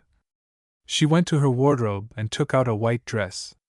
Then she got out her hat and gloves and laid them on the bed. And then she sat and looked at them, and then she began to dress. And so it came about that Fairfax Church had that morning 2 sensations. In the first place, Anne Bachelor came in late for the only time in her life, and in the second place, when the service was half over, a slender, distinguished maiden in a violet-wreathed white hat slipped along the aisle, flashing a glance at Anne as she passed, and smiling at the delighted judge as she entered the pew. She fixed her eyes on the minister, and straightway forgot Anne and the judge and Fairfax, for the minister was reading the 107th Psalm, and the words that fell on Judy's ears were pregnant with meaning to this daughter of a sailor. They that go down to the sea in ships. Dr. Grinnell was a plain man, a man of rugged exterior, but he was a man of spiritual power, and he knew his subject. His father had been a sea captain, and back of that were generations of Newfoundland fishermen, men who went out in the glory of the morning to be lost in the mists of the evening, men who worked while women wept, men to whom this psalm had been the song of hope, women to whom it had been the song of comforting. To Judy the sea meant her father. It had taken him away, it would bring him back some day, and was not this man saying it, as he ended his sermon? He bringeth them into their desired haven. Dr. Grinnell had never seen Judy, but he knew the tragedy in the judge's life, and as she listened to him, Judy's face told him who she was. She went straight up to him after church. I am Judy Jameson, she said, and I want to tell you how much I liked the sermon. The doctor looked down into her moved young face. I am the son of a sailor, he said, and I love the sea. I love it, she said with a catch of her breath. And it is not cruel, is it? No, he began. But with a man of his fibre the truth must out. Not always, he amended, and took her hands in his. Not always. And men do come back, she said eagerly. The one you told about in your sermon. He saw the hope he had raised. Yes, men do come back, but not always, Judy. Her lip quivered. Let me believe it, she pleaded, and in that moment, Judy's face foreshadowed the earnestness of the woman she was to be. Let me believe that my father will come some day. Indeed I will, said the doctor, and there was a mist in his eyes as he clasped her hand. And you must let me be your friend, Judith, as I was your father's. I shall be glad, she said simply, and then and there began a friendship that some day was to bring to Judy her greatest happiness. That afternoon the judge and Judy drove in home. It seems just like a dream, said Anne, as they came in sight of the little gray house, with Belinda chasing butterflies through the clover, and Becky sharp on the lookout in the plum tree. It seems just like a dream, the good times and all, since Friday, Judy. A good dream or a bad dream, Annekins? Asked Judy. Oh, a good one, a lovely dream, and you are the princess in it, Judy, said the adoring Anne. Well, you are the good little fairy godmother, said Judy. Isn't she good, grandfather? Oh, I am not, said Anne, greatly embarrassed at this overwhelming praise. I am not. I never could have changed my hair, affirmed Judy. What's that? Asked the judge. Oh, a little secret, said Judy, smiling. Shall I tell him, Anne? No, indeed, and got very red. No, indeed, Judy Jameson. There was a little pause, and then the judge said, I am sorry the picnic was such a failure. Oh, but it wasn't, cried Judy. It wasn't a failure. Anne and the judge stared at her. Did you enjoy it, Judy? They asked in one breath. Of course I did, said the calm young lady. But the rain, said the judge. That was exciting. And you're fainting, said Anne. Just an episode, said Judy, wafting it away with a flirt of her fingertips. And Amelia, and Nanny, and Tommy, did you like them? Asked Anne. Oh, Amelia is funny, and Nanny is clever, and Tommy is a curiosity. Oh, yes, I like them, summed up Judy. And Lancelot.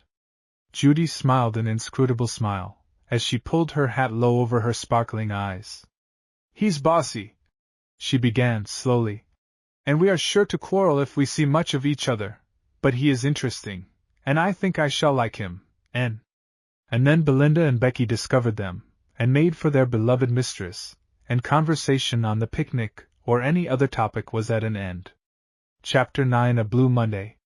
There was a noisy scrambling in the vines outside of Anne's window early on Monday morning, and the little maid opened her eyes to see Belinda's white head peeping over the sill, and Belinda's white paws holding on like grim death to the ledge. You darling! Cried Anne, sitting up. Come here! And Belinda, with a plaintive mew, made one last effort, pulled herself into the room, and flew to her mistress' arms. Where's Becky? Asked Anne, wondering why the tame crow did not follow, for in spite of their constant feuds, the two pets were inseparable. Belinda blinked sagely, while from a shadowy corner of the room came a sepulchral croak. Are you there, Becky? Called Anne, peering into the darkness, and with a flap and a flutter Becky swooped from the top of the bookcase, where she had been perched for a half hour, waiting for Anne to wake. Anne's bookcase was the one thing of value in the little house. It was of rich old mahogany, with diamond-shaped panes in its leaded doors, and behind the doors were books, not many of them, but very choice ones, culled from a fine library which had been sold when ruin came to Anne's grandfather and father one disastrous year. It happened, therefore, that Anne had read much of poetry and history, and the lives of famous people, to say nothing of fairy tales and legends, so that in the companionship of her books and pets, she had missed little in spite of her poverty and solitary life. How good it is to be at home, she said, as the sunlight, creeping around the room, shone on the green cover of a much-thumbed book of French fairy tales, and then slanted off to touch the edge of a blue and gold Tennyson. How good it is to be at home! How good it is to be at home! she said again, as followed by Belinda and Becky, she came, a half-hour later, into the sunlit kitchen, where the little grandmother, smiling and rosy, was pouring the steaming breakfast food into a blue bowl. "I was afraid you might find it dull," said the little grandmother, as she kissed her. "After the good times at the Judge's." "Oh, I did have such lovely times," sighed Anne blissfully.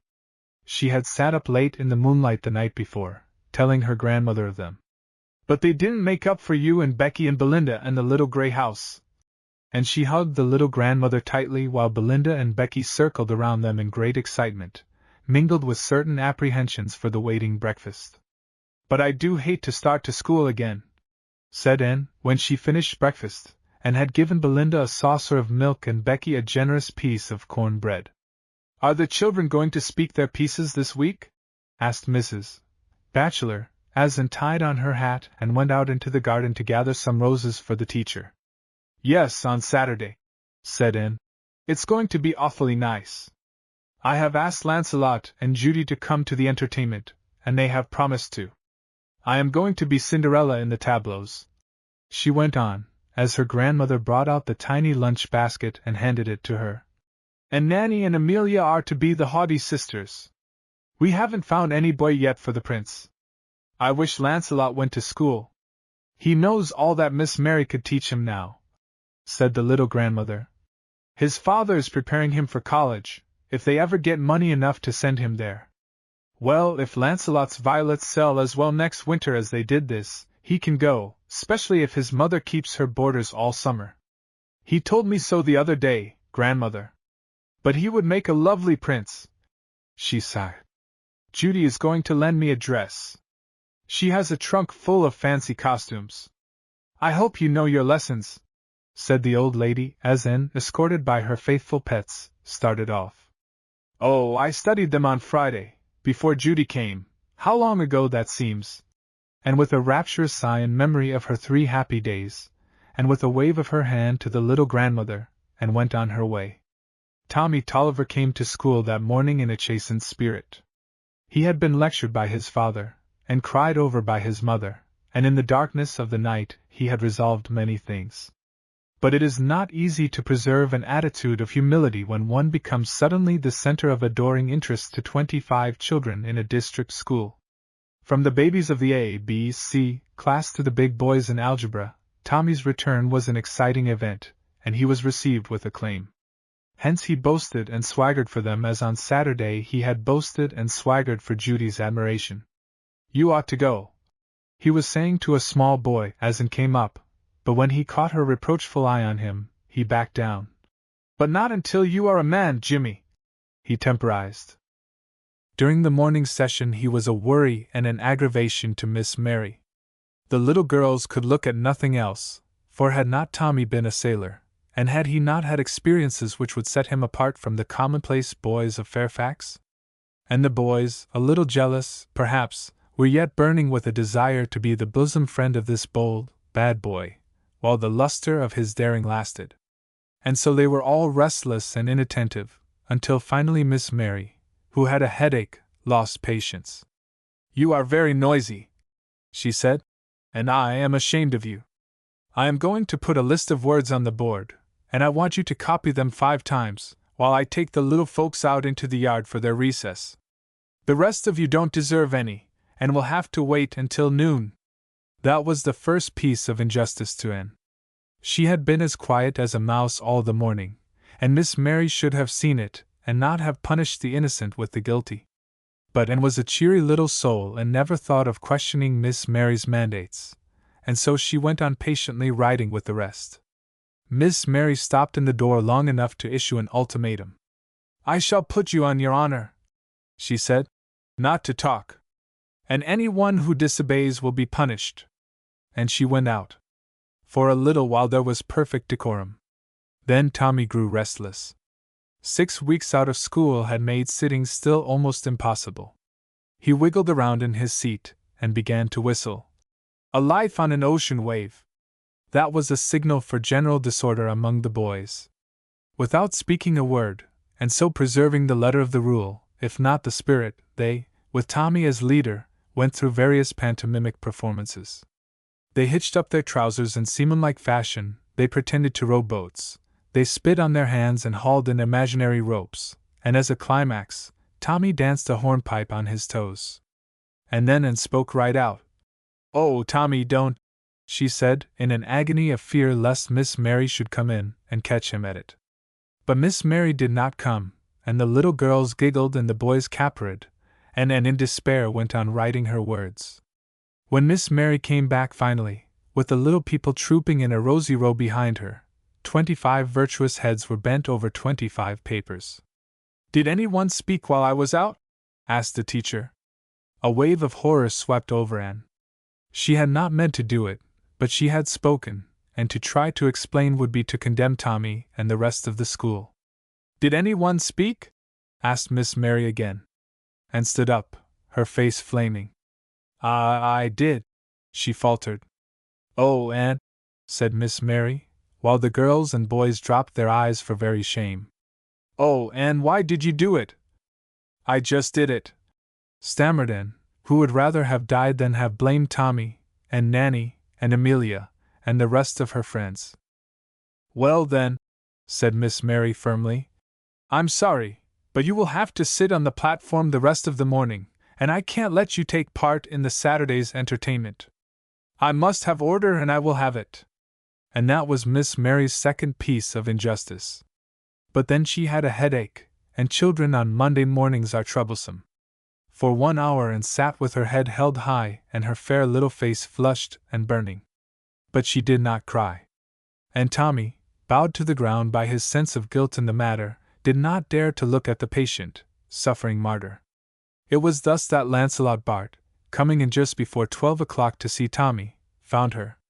As soon as he got Tommy outside of the schoolroom he collared him. "What's the matter with Anne?" he demanded. "She talked in school," said Tommy doggedly. "I don't believe it." "Well, she did anyhow." "Whose fault was it?" "Hers, I suppose." "You don't suppose anything of the kind. Anne Batchelor never broke a rule in her life willingly, and you know it, Tommy Tolliver." The children were coming out of the schoolroom in little groups of 2s and 3s, the girls discussing Anne's martyrdom sympathetically, the boys with hangdog self-consciousness.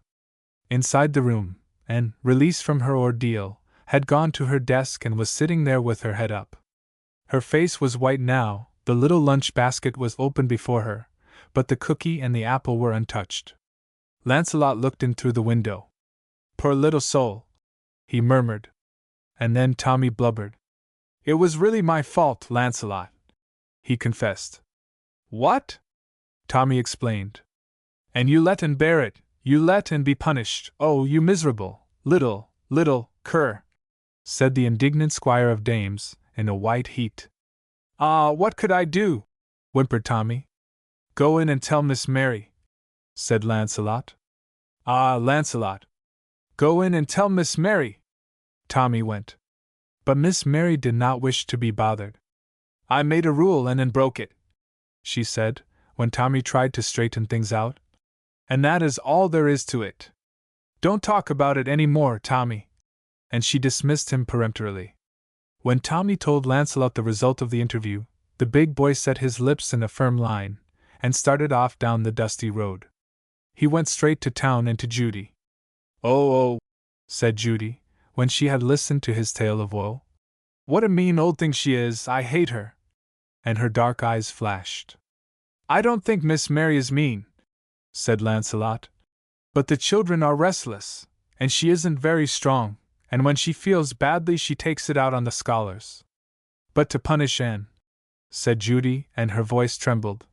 "Dear little Anne. She might at least have listened to Tommy's explanation," said Lancelot. After a pause he said, "I came to you because I thought you might go and see Anne after school. It would do her a lot of good. She will be all broken up." "I will go to school and get her," cried Judy eagerly. "Is it very far?" "I am afraid you couldn't walk," said Lancelot doubtfully. "I'll drive over in the trap," said Judy. "Grandfather says I can use Vic whenever I want to." "It was pretty mean of Miss Mary to pile it on, I must say," said Lancelot, as he rose to go. She might have let and be in the entertainment. What?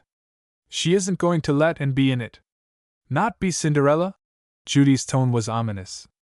No. Oh. Judy's hands were clenched fiercely. I'll get even with her, Lancelot. I'll get even with that teacher yet. Lancelot smiled at her vehemence. But you can't, he said. Can't I? With a shrug of her shoulders. No. Wait, said Judy, and not another word could he get out of her on the subject. The afternoon dragged along its interminable length, and Anne, with bursting head, thought that it would never end. Tick-tock, proclaimed the old-school clock, as the hands crept slowly to 1, to 2, to 3. In 5 minutes I can go, thought poor little Anne wildly, and just then the schoolroom door opened, and on the threshold appeared a self-contained young lady in pale violet gingham, and the young lady was asking for an bachelor. Judy, said Anne's heart, with a bound, but her lips were still. Miss Mary had seen the judge's granddaughter at church the day before, and had been much impressed, and now when Judy asked sweetly if Anne could go, she gave immediate consent. Of course she may, she said. And you are dismissed. But her eyes did not meet Anne's eyes as she said it, for Miss Mary's head was better, and she was beginning to wonder if she should not have investigated before she condemned Anne so harshly. 24 heads turned towards the window as Anne and Judy climbed into the fascinating trap with the fawn cloth cushions, and 24 pairs of lungs breathed sighs of envy as Judy picked up the reins, and the two little girls drove away together in the sunshine. Chapter 10. Mistress Mary. No one ever knew how Judy managed to get the judge's consent, but on Wednesday, when the children on their way home from school called at the post office for the mail, they found small square envelopes addressed to themselves, and each envelope contained a card, and on the card was written an invitation to every child to be present at a lawn party to be given at Judge Jameson's on the following Saturday, from 1 until 5 o'clock. But this was not all. For during the evening, rumors, started by the wily Lancelot, leaked out that never in the history of Fairfax had there been such a party as the one to be given by Judge Jameson in honor of his granddaughter, Judith, and her friend and bachelor. For it is as much Anne's party as Judy's, Lancelot stated, as one having authority. After the first jubilation, however, the young people looked at each other with blank faces. It is the same afternoon as the school entertainment, wailed Amelia Morrison. And we've got to speak our pieces, said little Jimmy Jones. But Nanny May cut the Gordian knot with her usual impetuosity. I am going to Judy's party, she declared, and I am going to get Mother to write a note to Miss Mary. Many were the notes that went to Miss Mary that day. All sorts of excuses were given by the ambitious mothers, who would not have had their offspring miss the opportunity of seeing the inside of the most exclusive house in Fairfax for all the school entertainments in the world. And Miss Mary, she had invited the school board and a half-dozen pedagogues from neighboring districts. She had trained the children until they were letter perfect. She had drilled them in their physical exercises until they moved like machines, and now at the 11th hour they were fluttering away from her like a flock of unruly birds, and she recognized at once that Judy had championed Anne's cause, and that in her she had an adversary to be feared. In vain she expostulated with the mothers. Saturday isn't a regular school day, you know, Miss Mary, said Mrs. Morrison, sitting down ponderously to argue the question with the teacher. And of course the judge couldn't know that it would interfere with your plans. Miss Mary was convinced that the judge did know, but she didn't quite dare to argue the question with him. She was conscious that she had been over-severe, and that the judge, who believed in justice first, last, and all the time, would not uphold her. And so the plans for the party went on. We will have games, said Judy, and we won't have anything old like Cinderella. Has anybody got an idea? She and Anne and Lancelot were in the judge's garden, and it was Thursday evening, and there wasn't a great deal of time to get ready for Saturday's festivities. We might have someone read poems, and have living pictures to illustrate them, suggested Anne. What poems? Asked Judy, not quite sure that she liked the idea. There are some lovely things in Tennyson, said the little girl. There's the Sleeping Beauty for one. You could be the beauty, Judy and Lancelot could be the prince. It would be just lovely. We could have little Jimmy Jones for the page, and Nanny and Amelia for ladies-in-waiting, and you could be asleep on the couch, while someone read. Year after year unto her feet, she lying on her couch alone, across the purple coverlet, the maiden's jet-black hair has grown. And quoted with ease, for the little blue and gold volume in her bookcase had yielded up its treasures to her, and she knew the loved verses better than she knew her. Mother Goose. Oh, Judy's eyes were alight. How lovely that is! I never read that, Anne. Well, you hate books, you know. And Anne dimpled at her retort. I shouldn't hate that kind. And Judy resolved that she would know more about that princess. And we could have the arrival of the prince, and the awakening, and their departure. And o'er the hills and far away, beyond their utmost purple rim, beyond the night, across the day, through all the world she followed him. Chanted and like one inspired. Then she blushed and blushed as the astonished Lancelot and Judy praised her.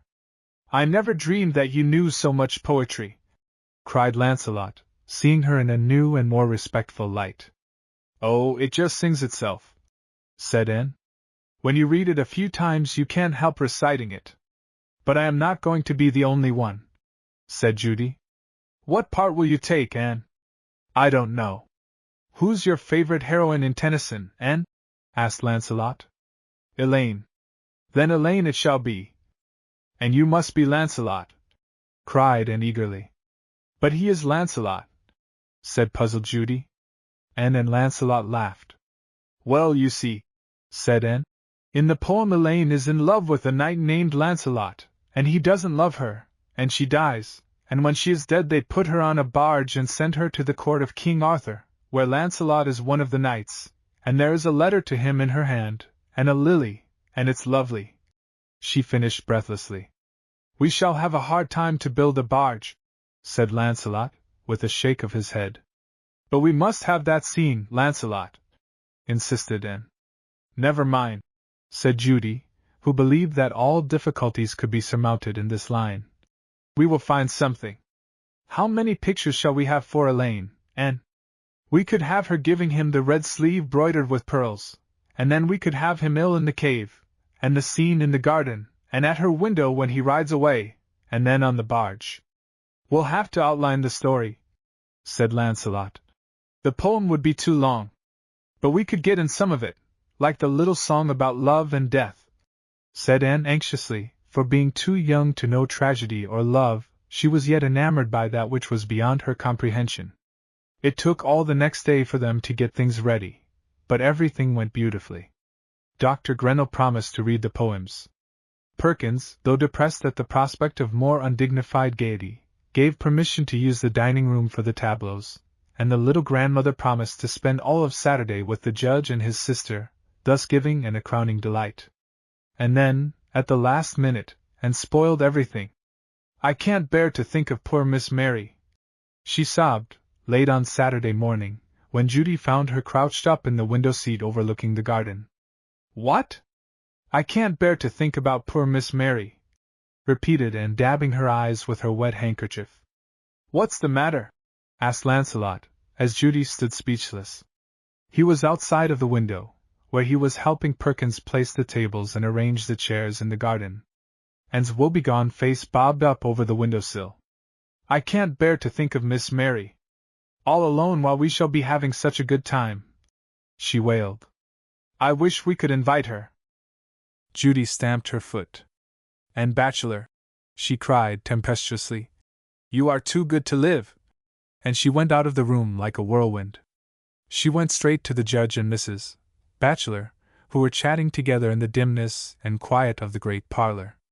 I shan't have anything to do with the lawn party, grandfather, she blazed, after she had told her story. If that teacher is to be invited. But the judge's eyes were dreamy. Dear little Tenderheart, he said. She teaches us a lesson of forgiveness, said Mrs. Bachelor, who with the judge had deeply resented the treatment accorded Anne on that fateful Monday morning. Perhaps it would be best to ask Miss Mary, ventured the judge. If she would come, said Mrs. Bachelor doubtfully. But Judy would not listen to reason or argument. "Do you think we ought to back down now?" she demanded of Lancelot, who, within, had followed her to the parlor to talk things over. "No," he said slowly. "I don't think we ought to back down. But I guess we shall have to." "Why?" Lancelot's eyes went to the sobbing figure in the little grandmother's arms. "We can't make her unhappy," he said in a low voice. "Anne?" "Yes. Everything is spoiled now," said Judy, chokingly. "Everything. And I took such an interest. I think it's mean, mean, mean." Her voice grew very shrill, and her face was red. Mrs. Batchelor started to speak, but the judge raised his hand to stop the untimely lecture. "Wait," he said. Something in his kind old face reminded Judy suddenly of the story he had told her just a week before, of her grandmother, and how she had conquered her temper. With a strong effort she kept back the words of furious disappointment that she had intended to hurl at these weak-spirited people. Then she whisked out of the room and down the hall, and presently Lancelot, who had followed her, came back laughing but mystified. "She is walking around the oval in the garden," he said, "as fast as she can go, and she won't stop." The judge slapped his hand on his knee. "By George," he said with a sigh of relief, "she's done it!" But when Anne asked him to explain, he shook his head. "That's a secret between Judy and me," he said, "and I can't tell it." And over her head he smiled at Mrs. Batchelor, who knew the story, and had often laughed with Judy's grandmother over it. Judy came in, finally, rosy and breathless.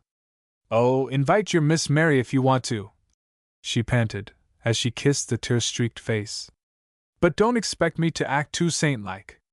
I am not made of the same stuff that you are, and you are a brick," Lancelot pronounced later, when they were alone in the dining room superintending the putting up of the stage.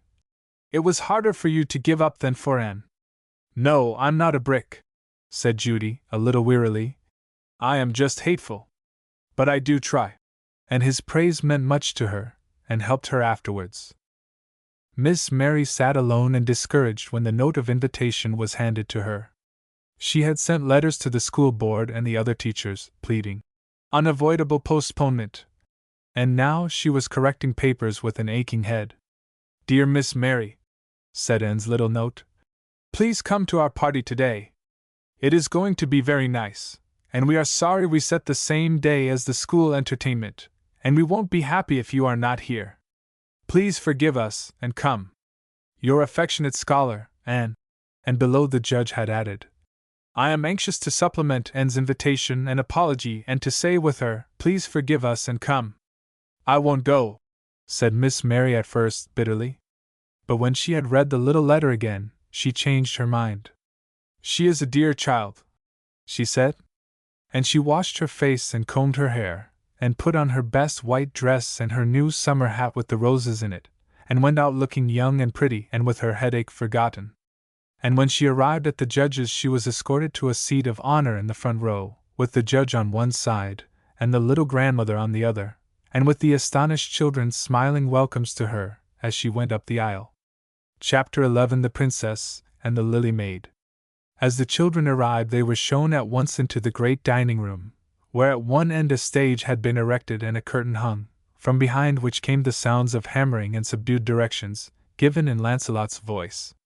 "Amelia Morrison and Nanny May are in it," explained Tommy, who had yearned for an important part, but Judy had declared against him. "You shouldn't have been asked at all," she said witheringly. "If it hadn't been that and begged that you might. You acted dreadfully the other day, and wouldn't have been punished if you had spoken right out, Tommy, and had said that it was your fault." "Ah, yes, she would too," stammered Tommy. "I never could stand a coward," was Judy's fling, and at that Tommy subsided. Behind the scenes and, in an entrancing trailing gown of pale blue with pearls wound in her long fair braids, was trying to get Jimmy Jones to shut his eyes without opening his mouth. "But I always sleep with my mouth open," persisted Jimmy, who, in spite of his yellow curls and his page's costume of green satire, was at heart just plain boy. "Well, you shouldn't," scolded Anne, as she tripped over her train. You will simply spoil the picture. Just see how nice Judy and Amelia and Nanny look." On the couch lay Judy all in soft, shining, satiny white, her dark hair spreading over the pillow, and one hand under her cheek, and at each end, Nanny and Amelia, in rose color and in violet, blissfully happy, and, though their eyes were closed, wide awake to the charms of the situation. "Now, ready," whispered Anne, as Dr. Grendel's fine voice rolled out the last lines of the prologue. "Now," and the curtain went up on the sleeping princess. Jimmy's mouth flew open and Amelia smiled, but little cared the gaping audience for such trifles. Breathless they stared as one scene followed another. Lancelot was a prince that set all the little girls' hearts a-flutter, as he knelt beside the couch, with a great bunch of dewy roses in his arms, which, in the next picture, lay all scattered over Judy, when she waked and gazed at him dreamily. Jimmy came out strongly at this point, with a prodigious yawn that almost broke him in two, and was so expressive of great weariness that little Bobby Green, his bosom friend, was carried away by the realism of it, and asked in awe, "Did he really sleep 100 years?" and was not quite brought back to earth by Tommy Tolliver's exclamation, "Why, you saw him awake this morning, Bobby, didn't you?"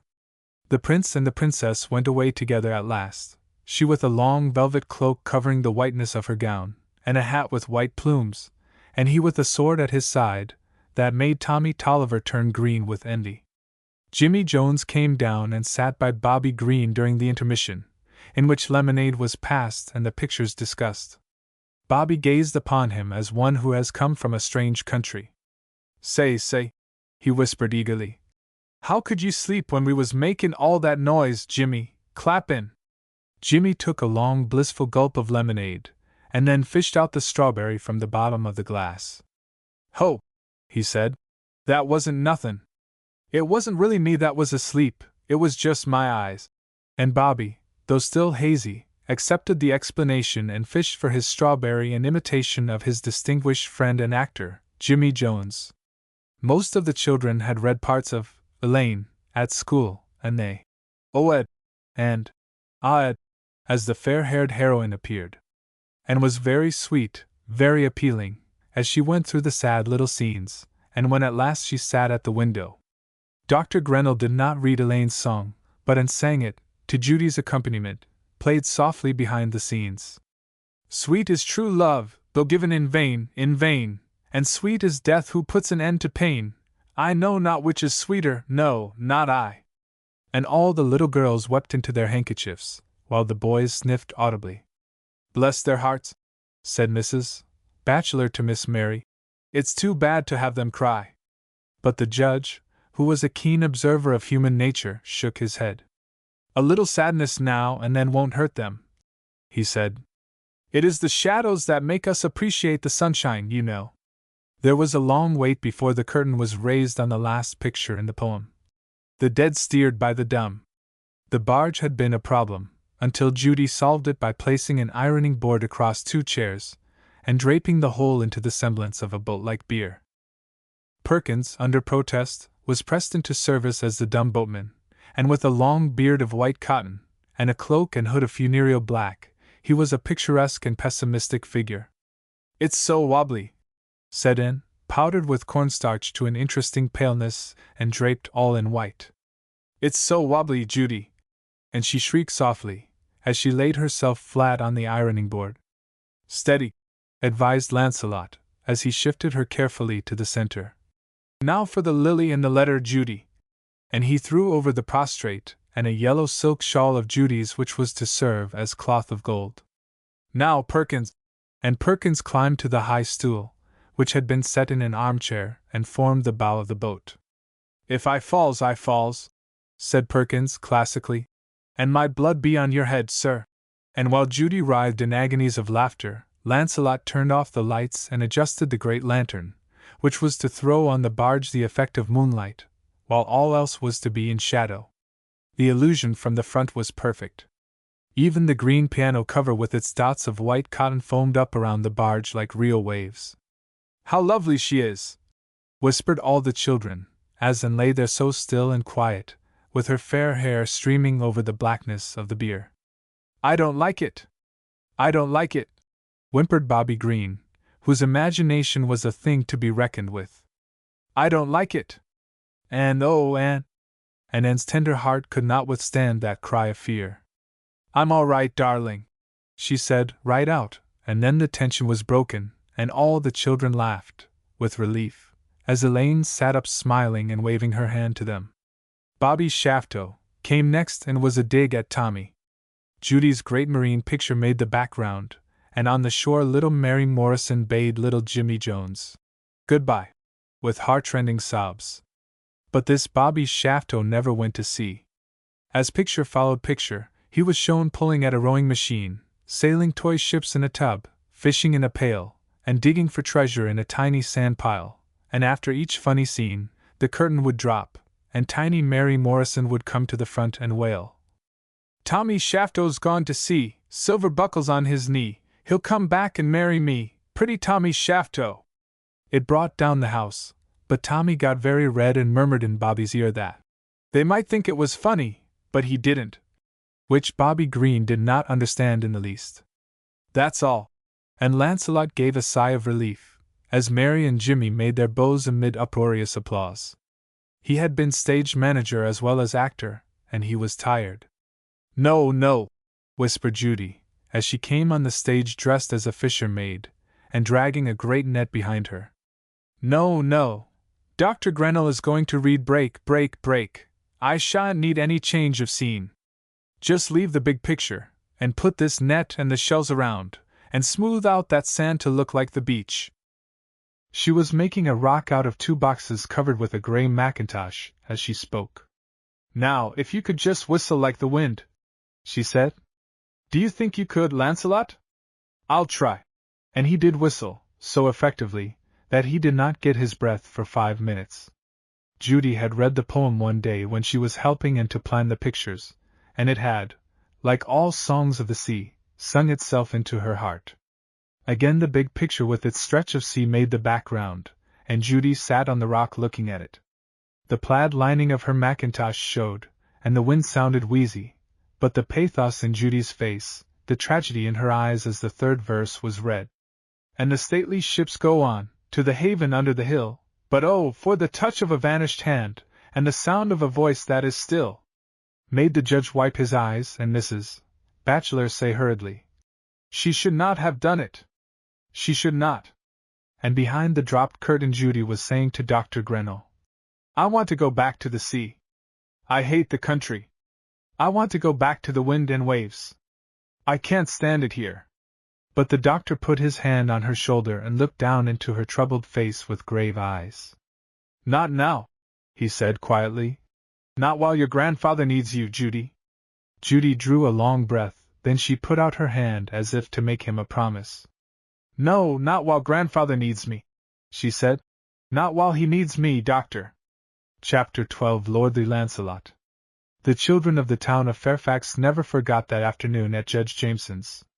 For years they had peeped through the hedge at the fascinating Cupid of the fountain, but never had one of them put foot in the old garden, with its mysterious nooks and formal paths, which lay in the shadow of the great house. But today, with its gypsy band playing wild music, with its gaily decorated tables, its awe-inspiring Perkins, who with his satellites offered food fit for the gods, with its riot of spring color, it was beyond their wildest dreams. Before they went home, they all assembled again in the great dining room from which the chairs had been taken, and on the polished floor every one, old and young, danced the Virginia reel, the judge leading with Miss Mary, and Mrs. Batchelor bringing up at the end of the line with Jimmy Jones. It was a success, wasn't it? Said Lancelot, when the children had trooped away, and Anne and Mrs. Batchelor and the smiling Miss Mary had been driven home in the judge's carriage. Yes, said Judy abstractedly, watching the musicians, who were having their refreshments under the lilac bushes.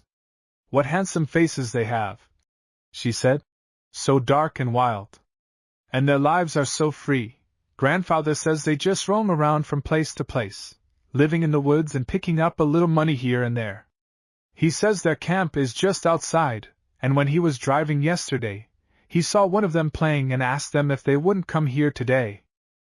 When the gypsies had finished they rose and went down the path towards the gate. They were talking and laughing with a vivacious play of feature and a recklessness of gesture that proclaimed them the unconscious children of nature. "How I wish I could go with them," said Judy, impulsively, as the young leader of the band took off his hat and waved them a debonair goodbye. "How I wish I could go!" But Lancelot shook his head. "It's all very romantic from the outside," he said, "but the women don't have a very good time. They tramp the dusty roads in summer and almost freeze in their open wagons in the winter, and they bear most of the burdens. Those men are handsome, all right, but some of them are brutes." As he spoke, the leader of the band came back up the path. "Come to our camp, pretty lady," he said, flashing his dark eyes upon Judy, "and our queen will tell your fortune. For a piece of silver she will tell you the things that are past and the things that are to come." "Oh, will she?" asked Judy eagerly. "Will you be at the camp next Saturday?" "We will be there until you come," said the gypsy with a glance of admiration at her vivid face. But Lancelot's hand was clenched at his side. He did not like that fellow's face or his manner, he told himself, and Judy should not go near that camp if he could help it. "You don't want to have your fortune told, Judy," he said a little roughly. Judy's eyebrows went up in surprise. "I do," she said. "It's fun. It's silly," contended Lancelot doggedly. The gypsy's eyes flashed from one to the other. "You will come?" he urged, ignoring Lancelot, and addressing his question to Judy. "Yes." "On Saturday?"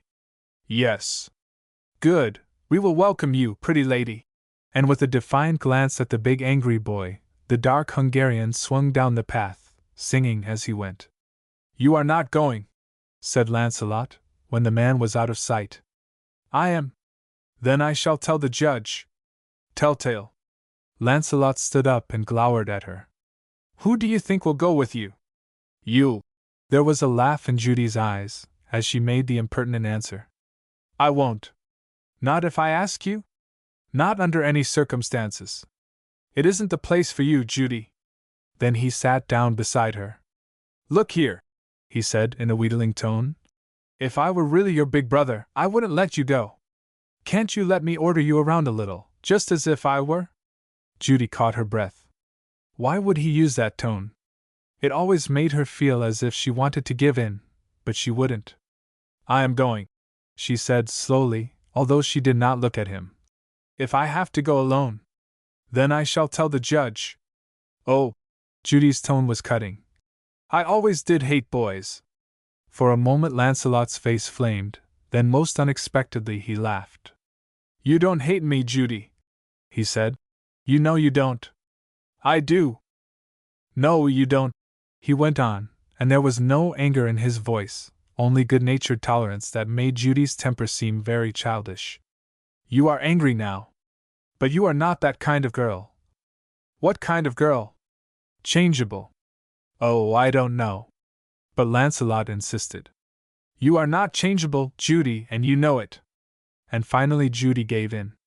"No, I'm not, and I don't hate you, but I hate to be told I can't do things. You will have to get used to it." Daringly. "Oh, you needn't think you can order me around, Lancelot, in that lordly way." She faced him defiantly. Her eyes were glowing with excited feeling. She looked like a young duchess in her anger. After the pictures, she had twisted her hair on top of her head in shining coils, and the dress she wore was a quaint mull that had been her grandmother's, a thing of creamy folds and laces that swept the floor. Lancelot felt suddenly very crude and impertinent to be dictating to this very stately young lady. But her next remark made her a child again, and brought him confidence. "I have always had my own way, and I shall do as I please." Lancelot got up lazily. "All right," he said, and held out his hand. "Goodbye. I promised Mother that I wouldn't be late." But Judy did not seem to see the hand. She leaned against one of the big pillars indifferently, and looked out over the garden. Lancelot waited a moment, and then his hand dropped. "Oh, I suppose you and I will have to quarrel now and then," he said. "We are both so obstinate." And he smiled to himself as Judy frowned darkly at the word. "But I don't see any use in doing it now, when we have had such a nice day." With one of her quick changes of mood, Judy beamed on him. "Oh, hasn't it been nice?" she said. And then she held out her hand. "Goodbye," she smiled. But as he went down the path, she called after him. "If you meet Tommy Tolliver, tell him I want to see him." He stopped. "What do you want him for?" he asked, suddenly suspicious. "I shan't tell you. You needn't think you can get him to take you to the gypsy camp," said Lancelot. "He will take me if I ask him." "No, he won't." "Why not?" "Because I shall tell him beforehand that if he takes you out there I shall thrash him within an inch of his life." "What?" gasped Judy. "I shall do it," said Lancelot, and as he swung down the path, Judy, looking after the straight, strong figure, knew that his threat was not an idle one. And yet, after all, if it had not been for Lancelot, Judy would never have gone to the camp. She had debated the question and had decided that the game was not worth the candle. She had approached Tommy Tolliver, and his numerous excuses convinced her that Lancelot had been before her. She had hinted her wishes to Anne, only to be met by that virtuous maiden with, "Oh, Judy, I should be afraid, they look so dark and wild, and besides we ought not to go." She even suggested a drive to the camp to the judge, but he had said, "It is not a place for you, my dear," as if that settled the question. Then, too, she had other plans for Saturday, for Lancelot planned to drive his mother and Judy and Anne to Lake Limpid, and they were to take an early boat for a little resort where they were to meet some of Mrs. Bart's friends. Judy stayed with Anne all night, so as to be as near the Barts as possible, for there was a drive of 5 miles, and the boat left at 8 o'clock. "Do get up, Judy," begged Anne on Saturday morning, as she stood in front of her little mirror, her hair combed, her shoes polished, and her last bow tied. But Judy dug her rumpled head deeper into the pillow. "If you're waking, call me early, mother dear," she murmured, having improved her acquaintance with Tennyson during the week. "Well, it isn't early," said Anne sharply. "You will be late, Judy, and we must catch the boat." Judy sat up, rubbing her eyes. "Oh, it won't hurt Lancelot to wait a little. He thinks he can manage everybody, but he can't dictate to me, and I am not as meek as you are." "I'm not meek," flared Anne, whose usually sweet temper had been somewhat ruffled in her efforts to wake Judy. "But Lancelot is a very sensible boy." "Oh, sensible," groaned Judy. "I hate sensible people." "What kind of people do you like?" demanded Anne indignantly. "Unsensible ones?" "Yes. Dashing people and lively people and funny people, and romantic people, but sensible people, oh dear." And she buried her head again in the pillow. "Judy, get up. I'll be ready in time." "No, you won't. And breakfast is ready." "Judy, get up."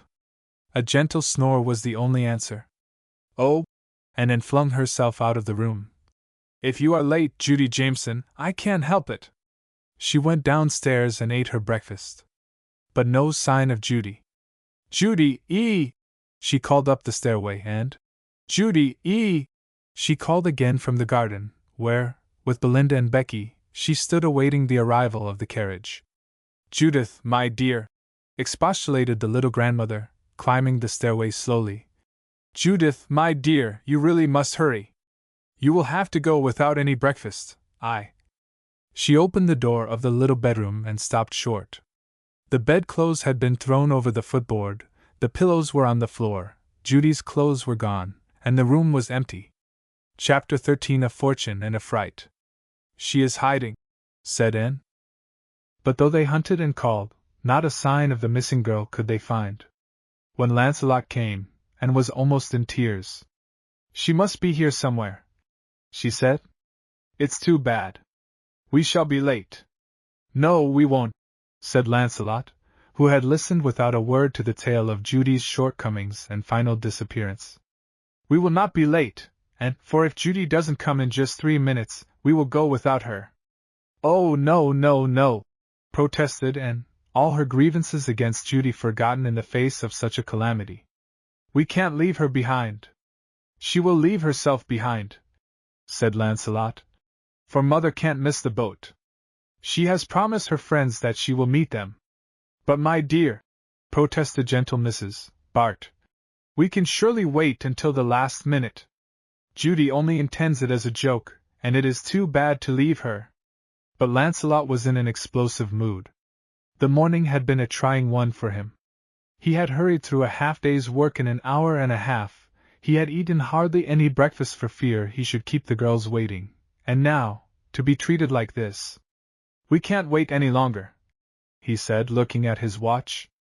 I am sorry, Anne, but we shall just have to leave Judy behind. Again and started to protest, but the little grandmother shook her head. Judy deserves it, she said. She is too old to be so childish. Maybe she is waiting down the road somewhere, said Anne hopefully. I think she is trying to fool us. But Judy was not waiting down the road. She was in the orchard behind the plum tree. It won't hurt Lancelot to wait, she had thought as she hid herself. I will make him think I am not going.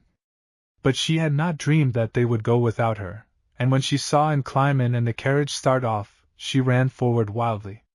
Wait, she called. Wait for me.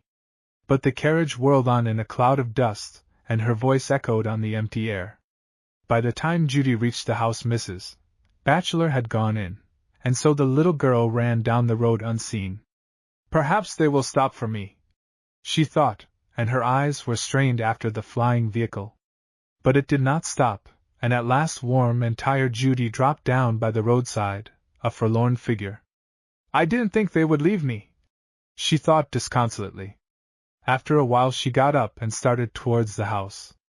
She dreaded to face Mrs. Batchelor, however, and she sat down again to decide upon a plan for spending the day. She would not stay in the little grey cottage, that was a sure thing, and to go back to the judge's meant a dull day by herself. As she mused, a cheery whistle sounded down the road. A life on the ocean wave was the tune, and Judy started to her feet. Oh, Tommy Tolliver, she called. Come here. Tommy rounded the curve in the road and stared at her. Say, I thought you were going with Anne, he said. They just passed me down the road. Did they? Asked Judy indifferently. Well, at the last minute I thought I wouldn't go. Well, you missed it, said Tommy, aggravatingly. Lake Limpet's great, and Lancelot can sail a boat like anything. Oh, can he? Said Judy faintly. She loved to sail, and Tommy's words brought before her a vision of the pleasure she had forfeited. There was silence for several minutes, then Judy said, Tommy, do you know where the gypsies are camping? Tommy waved her away. I can't take you there, he said. I have promised I won't. Nobody asked you, sir, she said. Judy's tone was withering. I asked you where it was? Oh. Well, tell me. Tommy wriggled. Are you going there? Perhaps. Well, you'd better not. Lancelot won't like it. Oh, Lancelot. Judy's voice was scornful. I don't care what Lancelot likes, Tommy Tolliver. Oh, don't you? Cried Tommy, brightening. Well then. But he stopped suddenly. No, I can't tell you, he said miserably. Why not? I can't. Oh, well, you needn't, said Judy, but I can find out. And I'm going. You'd better not, warned Tommy, yet hoping she would do it. I'll go with you, he agreed, if you will promise not to tell. I don't want you to go, asserted Judy. I want you to tell me how to get there. Tommy told her as well as he could. That doesn't seem very clear, said Judy, when he had finished. But I guess I can find it, and Tommy. She fixed him with a stern glance. Don't you tell anyone where I am, not anyone, or I shan't ever speak to you again. All right, said Tommy. And don't you let on to Lancelot that I told you which way to go. Goodbye, said Judy. Goodbye, said Tommy. And off they started in different directions, feeling like a pair of conspirators. For the first half-mile Judy enjoyed her walk. The sky was blue, and the air was soft, and there were violets on the banks and forget-me-nots in the field, and the orchards were pink with bloom. There were birds everywhere, from the great black crows strutting over the red hills of newly planted corn, to the tiny gray sparrows that slipped through the dusty grass at the roadside. And in spite of the fact that she had started on a forbidden quest, Judy was happy. For the first time since she had come to the judges she was alone and free, with no reckoning to come until evening. She stepped along lightly, but after a while she went more slowly, and by the time she reached the thick piece of woodland where the gypsies were encamped, she was tired out. They were not far from the road, for she could hear the thrum of the guitars, and voices raised as if in a quarrel. The voices were stilled as Judy's white-gowned figure appeared under the overarching oaks. The dark young leader, who had been at the judges, uttered something in a warning voice to a sullen young woman who lounged against a pile of bright-colored rugs, and with whom he had been having evidently a fierce argument. She wore a soiled, silken cap, loaded with gilt coins, and her dress was in tawdry reds and yellows, yet picturesque and becoming to her dark beauty. She stared insolently at Judy as the latter came forward, but the young leader was smiling and profuse in his welcome. "You have come," he said. "And alone?" Something in his tone made Judy draw away from him. "Yes," she said, and then, peremptorily, "I want my fortune told." "I will speak to the Queen," he said, and left her, with another of his flashing smiles. The camp life, as Judy looked upon it, presented an alluring picture to one of her romantic turn of mind. Back in the darkness and dimness of a cave-like opening in the rocks, an old woman bent over a charcoal brazier. Her hair, gray and grizzled, fell over a yellow face that, lighted by the blue flames, took on a hag-like aspect. Her skinny hands moved as if in incantations, and Judy shivered with the mystery of it until the strong and unmistakable odor of beef and onion stew rose on the air and relieved her mind as to the nature of the brew, which might have been of wool of bat and tongue of dog, for all she knew to the contrary. A group of swarthy men lounged under the trees, and down by the stream a half-dozen children played with a half-dozen dogs. The children were fat and rosy, and the curs lean and cadaverous, and the dozen of them had stared at Judy as she came into the camp in animal-like curiosity, and then had gone on with their playing. From one of the two big wagons drawn up near the road came the wailing of an infant, and in the other a woman, half hidden by the curtain, sat weaving a bright-colored basket. "Do you all work at basket weaving?" Judy asked the silent girl on the rugs. "I do not work," was the answer. Then she tossed her head defiantly. "I will not work. They cannot make me." She started to say more, but she stopped as the dark young leader came back.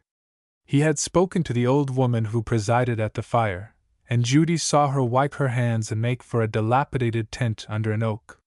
It was to this tent that she was directed, and when she was once within and her eyes had grown accustomed to the darkness, she saw the old hag, looking more witch-like than ever, with her head tied up in a flaming yellow bandana, and her shoulders wrapped in a great cloak covered with cabalistic signs. "Cross my hand with silver," she murmured, and Judy took out the only piece of money she had with her, a silver quarter of $1.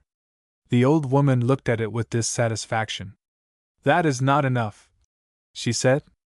"I can tell you nothing for that." "But I haven't any more," said Judy in dismay. "I didn't expect to come, and it is all I have." "Oh, well," grudgingly, "I will tell you a little." She took Judy's hand in hers and studied the palm. "You will live to be old," she said monotonously. "There are double rings around your wrist. You will marry a man with wealth and with gray eyes." "I don't want to know that," said Judy impatiently, to whom such matters were as yet unimportant. "Tell me about other things." "Hush," said the gypsy. "I must say what I must say. You will go on a long journey. It will be on the sea. You will look for one who is lost. You are a child of the sea." She flung Judy's hand away from her. "That is all," she said heavily. "I can tell you no more without more money." Oh, cried Judy breathlessly. "How did you know it? How did you know that I was a child of the sea?" "What I tell I know," crooned the old woman, theatrically. "I can tell nothing without silver." "But I haven't any more money," cried poor Judy. "But a ring, a pin, they will do as well." The old woman looked at her greedily. "I don't wear jewelry," said Judy. "I don't care for it." "A chain, a charm, then," urged the old woman, whose eagle eyes had caught the outline of something that glittered beneath the thin lace collar of Judy's gown. I have nothing. There, what have you there? And the yellow finger tapped Judy's throat. Judy drew back with a little shudder, and shook her head as she showed the thin gold chain with a pearl clasp on the end of which was a quaint silver coin. I couldn't let you have this, she said. My mother always wore it. It is a Spanish coin. My father found 2 of them on the beach near our home, and he gave Mother one, and he kept the other. They are just alike. Oh no, I couldn't give you that. I will tell you many things, about one who has gone away, tempted the old woman. For a moment Judy wavered. Oh, I can't, she decided. I can't let you have this. The old woman got up. Then go, she said roughly. All at once there came over Judy a feeling of fear. She turned quickly and saw the young leader in the door behind her. There was something sinister in his looks, and between the two she felt trapped. Let me out, she panted. Let me out. With a smile, the man in the door drew aside, and she stepped out into the daylight. As she did so, he whispered to the old woman. What did you get? Nothing. But the girl has on a chain with a pearl in it that would buy us food for a year. Oh. He followed Judy quickly. Stay, and we will play for you, he urged. But her nerves were shaken. No, she said hurriedly. I must go home. You must stay until we play, he insisted, and called the men together, and Judy, still trembling from the moment of dread in the dark tent, sank down once more beside the sullen girl on the rugs. But the leader called the girl away for a moment, and when she came back she sat closer to Judy than before, and her hand was busy with the fastening of the chain at the back, but so lightly, so deftly, that Judy sat unconscious. And in the intervals of the music the girl laughed and chatted, telling Judy of the life on the road, of anything to hold her attention. You would look like one of us, she said, if you wore one of these, and she threw across Judy's shoulders a scarf of red silk. I believe I am half gypsy, said Judy, trying to be agreeable, but shrinking with a feeling of repulsion from the untidy creature so near her. The girl drew away the scarf with a loud laugh and a triumphant nod and a wink to the leader, and presently the music stopped. I must go, said Judy, more and more in dread of these strange people. Once more the old woman bent over the blue flames, but the children had gone deeper into the wood, and the place was silent except for the occasional guttural remark of one of the men, or a wail from the baby in the wagon. I must go, she said again, and started off. But when she reached the road, the young leader caught up with her. You are beautiful, he said, when he was beyond the hearing of the others. Judy hurried on in silence, but he kept by her side. You are beautiful, he said again, and laid his hand on her arm. Then Judy whirled around on him. Don't speak to me that way again, she said imperiously. I may be alone and helpless, and I know now that I was very foolish to come. But my grandfather is a judge. If anything happens to me, he will call you to account. Go back to the camp. Go back and let me alone. The man stopped short and gazed at her. You are brave, he said in a more respectful tone. None of my family have ever been cowards, said Judy, who was herself again. I am not afraid of you. His bold eyes dropped before the fearlessness in hers. Goodbye, he said humbly, and when he reached the edge of the camp he turned and looked after her, and there was a shadow on his swarthy face. The girl on the pile of rugs called him. I got it, she said. Give it to me, he ordered roughly. But she held the necklace away from him with a teasing laugh. It is mine, she cried, then shrieked, as he wrenched it out of her hand, twisting her wrist cruelly. Judy, alone once more and with her courage all gone, so that she was so weak that she could hardly stand, ran on and on, blindly. She dared not go back the way she had come for fear of meeting again some of the hated band.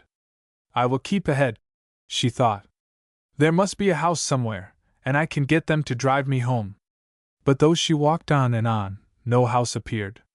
She was faint with fatigue and hunger, and at last, as she came to the end of a road and found herself stranded in a great pasture, a sob caught in her throat. She sat down on a rock and looked around. There seemed to be nothing in sight but rocks and scrubby bushes, and already twilight was descending over the land. I believe I am lost, she owned at last. And if someone doesn't find me pretty soon, I shall have to stay out all night. Chapter 14 A Precious Pussy Cat. The moon was out and the stars when Judy discovered a flock of sheep in the middle of the great pasture. They were gathered together in a close woolly bunch as she came upon them, and they turned to her their mild white faces, but did not get up from the ground. It was nice to be near something alive, even if it was only such meek, silly creatures, and Judy sat down on a stone near them. I will stay here, she decided. I simply cannot walk another step. It was very lonely and she was very frightened. The moon lighted the world with a white light, but the shadows were black under the trees. Somewhere in the distance a whippoorwill uttered a plaintive note, and from the gloomy woods beyond came the mournful hoot of an owl. Judy slipped down to the softer grass, and resting her head on her arm gazed up at the sky, and gradually her fear went from her in the silence of the perfect night. A line marked in one of her father's books came to her. God's in his heaven, all's right with the world. Judy did not know that Browning had said that. She didn't care who had said it, but it comforted her. If everything had seemed to go wrong in her own little world, it was because she had made it wrong. Here under the wonderful sky was peace, and if she was afraid and out of harmony it was her own fault. If I hadn't gone where I ought not to have been, nothing would have happened, was her rather mixed, if perfectly correct, summing up. The little lambs bleated now and then. Mae, mae, and the old ewes responded comfortingly. Bae, which Judy interpreted as meaning, I am here, little one, don't be afraid. I won't be afraid either, you dear old thing, said Judy to the motherly creature near her, who had turned upon her now and then inquiring gentle eyes. I won't be afraid, and I am going to sleep. She did go to sleep, and when she waked, the world was dark. The moon had sailed away like a golden boat, and the stars seemed very far off. Judy sat up and shivered. A cool wind had risen, but that was not what had roused her. She had heard something. Something that just at the right of the flock of sheep moved silently, something blacker than the darkness that enveloped it. She thought of wild animals, of tramps, of everything natural that might invade a pasture. Then as a sepulchral cry broke once more upon the air, she remembered all the tales she had ever heard of things that visited one in the night. Judy Jameson, you know you don't believe in ghosts, she tried to reassure herself. You know you don't, Judy Jameson. But all the same her heart went thumpity-thump. She cowered back against the rock as a white figure appeared beside the black one, and the two bore down upon her. There was a sudden bewildering chorus. Caw, caw, caw. Purr, ar, meow. And then Judy screamed, joyfully, Oh, Belinda, Belinda, you precious pussy cat! And in her relief she hugged the great white animal, as if she were not the same girl who, not many days before, had said, I hate cats. Becky walked around in a circle and inspected Judy. So it was you, Becky, was it? Asked Judy. That I saw first? But what made you look so tall? She went to the place where she had first seen the apparition, and found the slender stump of a tree, on top of which Becky had been perched. What are you doing here, so far from home, Belinda? Asked Judy, as she sat down and took the purring, gentle creature in her lap. But Belinda could not talk, although she patted Judy's hand with her paw and curled down with her head in the crook of Judy's arm. My, it's good to have you here, said Judy. But I wonder how it happened.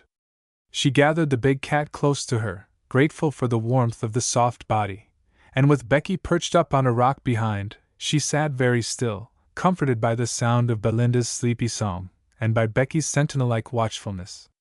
It was in the black darkness that precedes the dawn that she was roused by a lantern flashing across her eyes. Grandfather, she said sleepily, as a haggard old face bent above her. Grandfather. Judy, he said, with a break in his voice. Wide awake now, she saw that his hands trembled so that he had to set the lantern down. Oh, she said remorsefully as she sat up. How tired you look, Grandfather. We have hunted for you all night, he said, and the dim rays from the lantern showed the droop of his figure and the lines in his face. "Oh, grandfather," she said again, and clung to him, sobbing softly. "Hush," he said, holding her close. "Hush, Judy. You are all right now." "Oh, I am all right," she sobbed despairingly. "But it is you, grandfather, you are all tired out, and just because I was such a silly goose." Never mind," said the judge hastily. "I have found you now." "I am not worth finding," said Judy miserably. "I am not, grandfather." But the judge laughed at that, and smoothed her hair away from her forehead with a loving touch. "You are always my dear little girl," he assured her. "Whatever you do, you know that, don't you?" "Yes," she whispered, and laid her face against his sleeve. "Now we will go back," he said presently, and with Belinda and Becky in close attendance, they went up the hill together. At the top Judy gave a cry of astonishment, for right in front of her, on the other side of the hill, was the little gray house, ablaze with light. "And I have been right back of it all night. If I had just walked a few steps farther," exclaimed Judy, "I must have gone in a circle, and I thought I was miles from here." As they came to the door, the little grandmother met them, and in the background Tommy Tolliver. "We didn't know you were lost," explained Anne as she received the returned wanderer in her arms, "until we got back from Lake Limpid. Grandmother thought you had joined us down the road, and we thought you had stayed at home, and the judge, of course, thought you were with me, and so none of us worried until we came back tonight and found you had been gone all day. And then Tommy told us that you had gone to the gypsy camp," went on Anne. At Judy's reproachful glance, Tommy burst out. "I couldn't help telling, Judy. Lancelot made me." "I should say I did," said a voice from the doorway, and Lancelot came in with Dr. Grenell. "I was sure he knew something about it." Judy greeted them from the big rocking chair, where she sat big-eyed and weary, but a most interesting spectacle. "Lancelot went to the camp and found that the gypsies had gone, so we knew you couldn't have seen them," began the judge, and at that Judy interrupted him. "But I did see them, grandfather," she said. "I went to the camp." "And were they there?" asked Lancelot. "Yes." "Were they packing while you were there?" "No." "I wonder what made them leave so suddenly." And Lancelot and the judge and Dr. Grenell looked at each other. "Did you give them anything, Judy?" asked the judge. "Nothing but 25 cents. They were horrid, and the old woman wanted me to give my chain and Spanish coin. She knew an awful lot, and I was crazy to hear the rest of my fortune, but I couldn't give away my coin." "What coin, Judy?" asked Tommy, curiously. "This one." Judy put her hand to her neck, then she screamed. "It's gone, grandfather. Lancelot, it's gone." "What?" They all bent forward in excitement. "I thought so," said the judge, settling back in his chair, "when she said she had seen them, and then they disappeared before we could get to them. I thought they had been up to something." "It was my chain with the pearl in it," said Judy. "The one you gave Mother." "Yes, and the rascals knew that the pearl was worth more than their whole outfit." Lancelot picked up his hat. "I'm going to get it for you," he said. "They can't play any tricks like that." "I'll go with you," said Dr. Grenell. "You may need an older man to help you.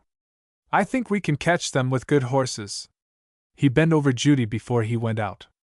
"I wish you had come to me to have your fortune told," he said. "I could have told you more than that old hag." "How?" asked Judy, puzzled. "I should have told you that life is what we make it. And your fortune will be good or bad as you live it. It will not be a gypsy queen but Judy Jameson who shall decide the final issue."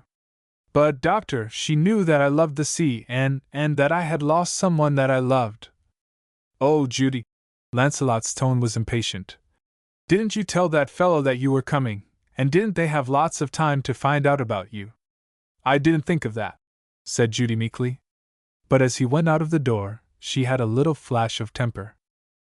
"If you had waited for me this morning, I shouldn't have gone to the camp. If you had been ready, I shouldn't have left you," was Lancelot's reply, as his quiet eyes met Judy's stormy ones. "Oh," she said, helplessly, and turned her gaze away, feeling that, as usual, he had the best of it. and at that he whispered, "But I didn't have a good time, Judy, we missed you." And he followed Dr. Grenell. "And now," said the little grandmother, "everyone go home, and let me put this naughty girl to bed." But she smiled at Judy as she said it, and the tired little maid put her arms around her, and buried her face in the motherly bosom, and shook in a sudden chill.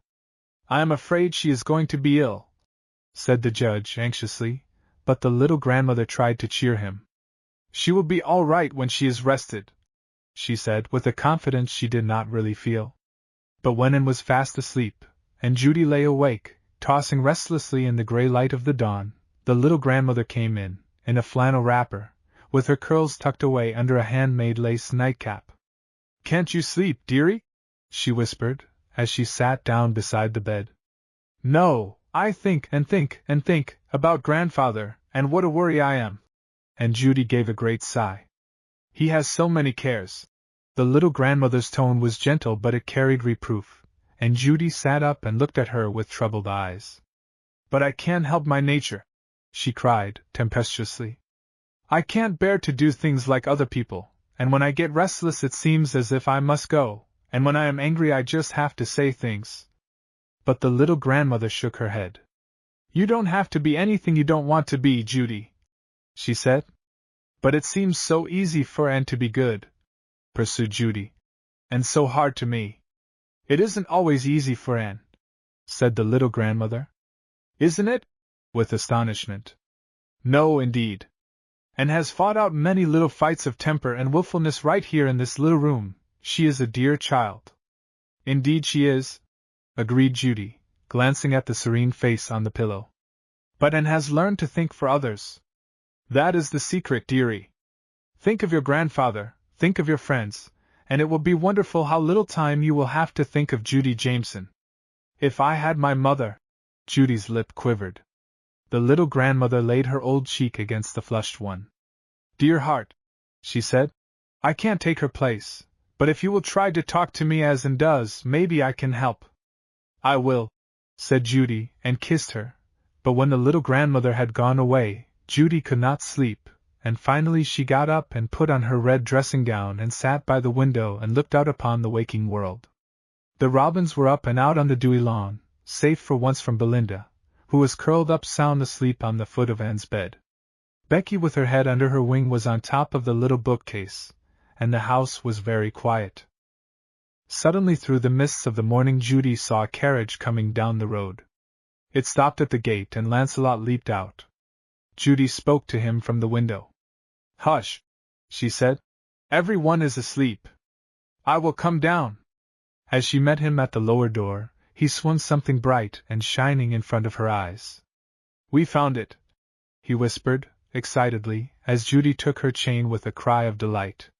"We came across the gypsies on the upper Fairfax road. The man tried to bluff it out, but the girl gave him away. While he was talking to Dr. Grenell she told me that he had it. I think she was mad at him about something, but she said he would kill her if he knew she told. So I just went on about the judge and how he intended to put the police on the case if we didn't bring back the chain, and that he would be willing to hush it up if we got it, and so he handed it out, said it had been found on the ground after you left." "Where is Dr. Grenell?" asked Judy. "I dropped him at the manse," said Lancelot. "But I couldn't wait to bring this to you. I thought you would want to know about it." "I couldn't sleep," explained Judy. "I was so afraid I had lost it." "It's a funny coin, isn't it?" said Lancelot. "Dr. Grenell knows a lot about such things, and he says it is a very old one." "Yes," she told him. "Father found 2 of them on the beach in front of our house, the breakers. There have been others found on the Maryland coast near it, and they say that a Spanish vessel was shipwrecked off there years ago, and that now and then some of the money washes in. The fishermen along the shore dig holes in the sand, and occasionally they find one of these. Well, you had better leave it at home the next time you go on a wild goose chase." "There won't be any next time," said Judy, with a sober face. Lancelot looked up from the coin with a quick smile, which faded as she gave a hoarse little cough. "Go into the house, child," he ordered. "You will take cold out here." "Oh," In that moment Judy was herself again, tempestuous, defiant. "Don't be so bossy, Lancelot." "Go in," he said again, but she threw up her head and lingered. "What a beautiful morning it is," she said. "Look, Lancelot, the sun, it is like a ball of gold through the mist." But Lancelot was looking at her, at the melancholy little figure in the trailing red gown, with the dark hair braided down on each side of the white face, and hanging in a long braid at the back. "Go in," he said for the third time, peremptorily. "You are tired to death, and you will be sick." Chapter 15 The Spanish Coins. 3 weeks after Judy's exciting experience at the gypsy camp, an interesting party of travelers were gathered on the platform at Fairfax Station. There was a stately old man, imposing in spite of a tweed cap and sack coat. By his side stood a slender girl in gray, who coughed now and then, and near them, perched on a brand-new trunk, which bore the initials A.B., was a small maiden, resplendent in a modish blue serge, a scarlet reefer, a stiff sailor hat of unquestionable up-to-dateness, and tan shoes. And the resplendent maiden was Anne. "You must let her go to the seashore with us," the judge had said to Mrs. Batchelor. "Judy hasn't been well since she took that heavy cold the night she stayed out in the pasture, and I know the child pines for the sea, although she doesn't say a word. And I don't want her separated from Anne. She needs young company." The little grandmother consented reluctantly. She was very proud, and although for years the judge had tried to do something substantial to help his old friend in her poverty, he had so far been unsuccessful in breaking down the barrier of independence which she had set up. One promise he had wrung from her, however, that when Anne was old enough, he was to send her away to school, where she would be fitted to take her place worthily in a long line of cultured people. This he had demanded and obtained by virtue of his friendship for her father and grandfather, and for the sake of Auld Lang Syne. "But Anne's things will do very well," said Mrs. Batchelor, when the judge tried tactfully to suggest that he be allowed to send Anne's order with Judy's. "No, they won't," the judge had insisted bluntly. "Judy's old home at the Breakers is somewhat isolated, but there will be trips that the girls will take together, and friends will call, and I can't have little and unhappy because she hasn't a pretty gown to wear." "Oh, well," sighed Mrs. Batchelor, "if you look at it that way. Now in my day, if a girl had a sweet temper and nice manners, that was all that was necessary." Mused the judge. "But I remember somebody in a little white gown with green sprigs, and a hat with pink roses under the brim. Judith and I had them just alike," smiled the blushing little grandmother. "And you looked like two sweet old-fashioned roses," said the old man. "And you knew it, too. The world hasn't changed so very much, or girl nature." "Perhaps not," confessed the little grandmother, her eyes still bright with the memories of youthful vanities. "Perhaps not, and you may have your way, Judge, only you mustn't spoil my little girl." "She can't be spoiled," said the judge promptly, and went away triumphant. And so it came about that in the trunk on which Anne sat were 5 frocks, 2 white linen ones like Judy's, a soft gray for cool days, an organdie all strewn with little pink roses, and an enchanting pale blue mauve for parties. No wonder that Anne sat on that trunk.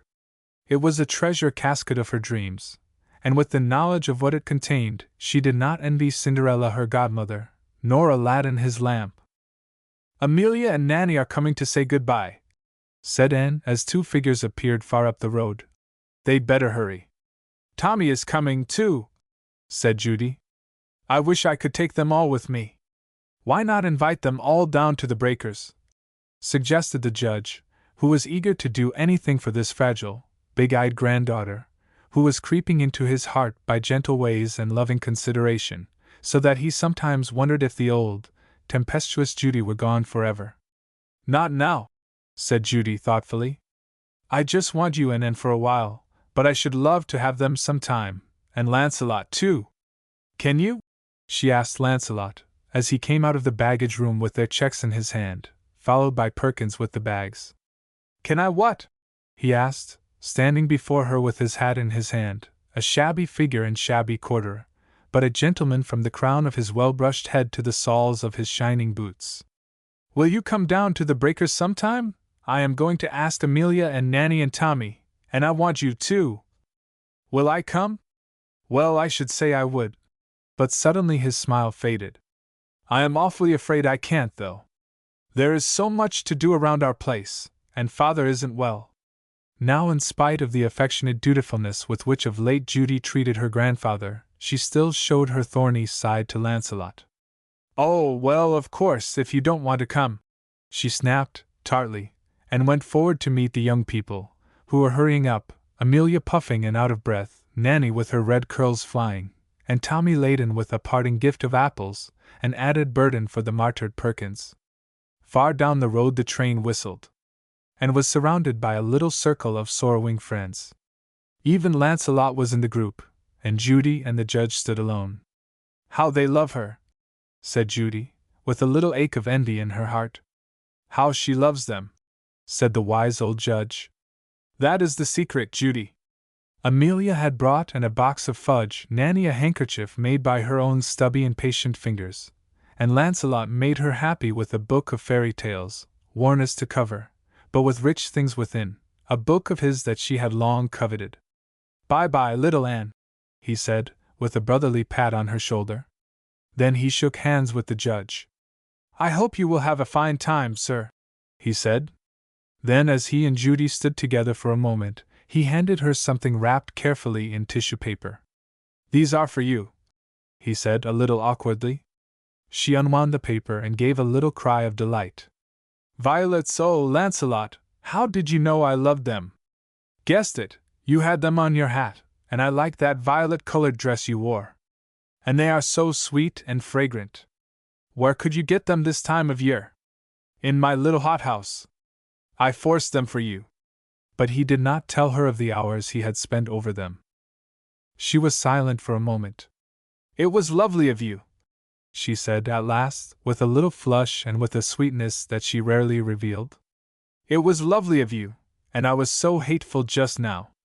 She reached out her hand to him, and his grasp was hearty, reassuring. It wouldn't seem natural if you and I didn't fuss a little, would it, Judy? And then the train pulled in. All aboard! Shouted the conductor. And in Judy went through the Pullman, and came out on the observation platform.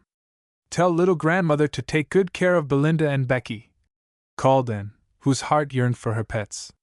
And all of you come and see me, cried Judy, hoping that she might win some of the love that was extended to Anne. We will, they cried. We will. We will, echoed Lancelot, with his eyes on the violets pinned on Judy's grey coat. We will if we have to sit up nights to do it. A flutter of handkerchiefs, a blur of grey coat and red one, a trail of blue smoke, and the train was gone, and life to those left in Fairfax seemed suddenly a monotonous blank. As Lancelot turned away from the station, he ran into Dr. Grenell, who was rushing breathlessly up the steps. Has the train gone? Panted the minister. Yes. Dr. Grenell wiped his heated forehead. I am sorry for that, he said. I wanted especially to see the judge.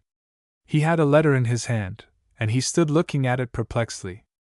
To tell the truth, Lancelot, he began slowly, I have something strange to tell the judge, and I didn't want him to get away before I saw him.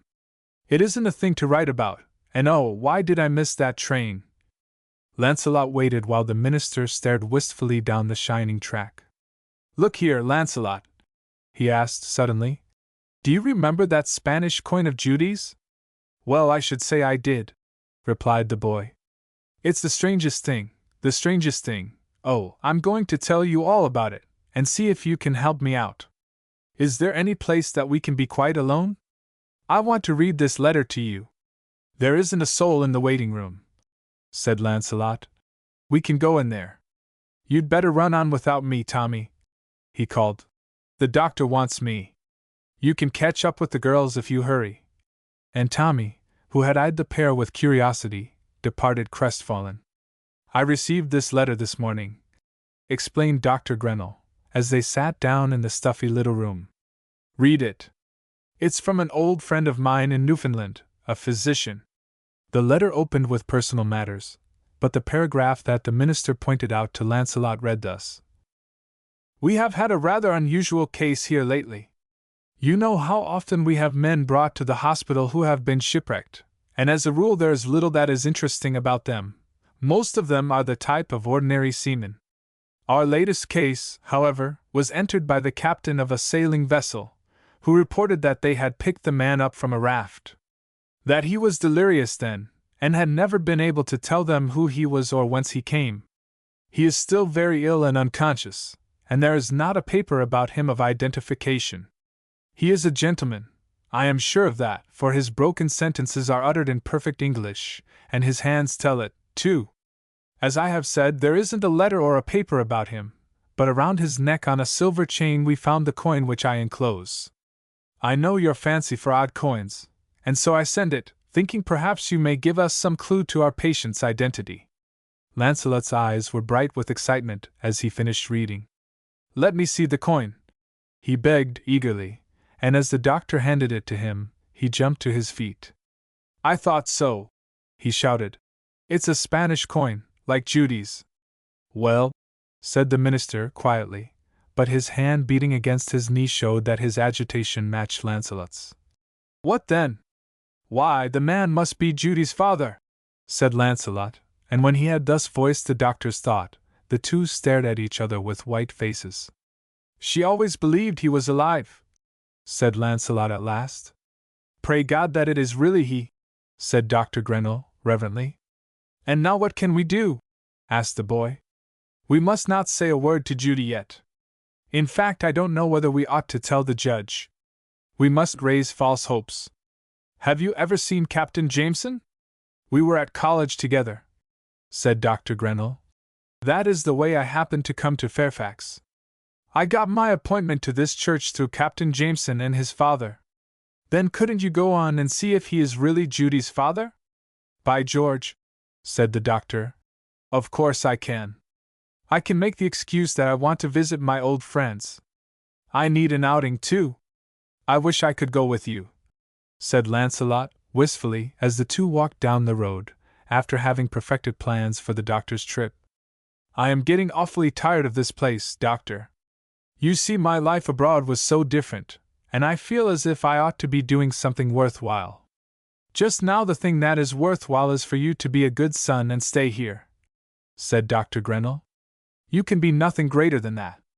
And you are doing it like a hero. And his hand dropped affectionately on the boy's shoulder. Well, it's deadly dull, said the hero resignedly, as he thought of and in Judy speeding away to the coolness of the sea. But presently he cheered up. It will be great if it does happen to be Captain Jameson, he said.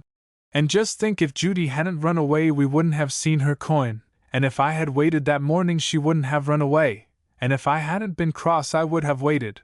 How about that for a moral, doctor? There is no moral, said the minister. But all bad tempers don't turn out so well. It sounds like fire, fire burn stick, stick, stick beat dog, dog, dog bite pig. Doesn't it? Said Lancelot with a laugh, as they parted at the crossroads. Chapter 16: The Wind and the Waves. It was dark and raining when the travelers reached the breakers, but a light streamed out from the doorway, and Mrs. Adams, the caretaker, met them on the step. I couldn't get any maids to help me, she explained to the judge, as she led the way in. But my sister is coming over in the morning, and Jim will build the fires, and I've set out supper in the hall. That's all right, Mrs. Adams, said the judge heartily. Perkins will serve us, and you needn't stay up. I know you are tired after hurrying to get the house ready for us. Being tired ain't nothin' so that thing suits, said Mrs. Adams, with an odd glance at the expert Perkins, who, having relieved the judge of his hat and raincoat, was carrying the bags upstairs under the guidance of Mr. Adams. Everything is just right, Mrs. Adams, said Judy, with eyes aglow. I am so glad you set the supper table in front of the big fireplace. We used to sit here so often. Her voice trembled a little over the "we," for the sight of the little round table with its shining glass and silver had unnerved her. But she had made up her mind to be brave, and in a minute she was herself again, leading the way to her room, which Anne was to share, and doing the honors of the house generally. The Breakers was a cottage built half of stone and half of shingles. It was roomy and comfortable, but not as magnificent as the judge's great mansion in Fairfax. To Judy it was home, however, and when she came down again, she sighed blissfully as she dropped into a chair in front of the blazing fire. "Listen, Aunt," she said to the little fair-haired girl.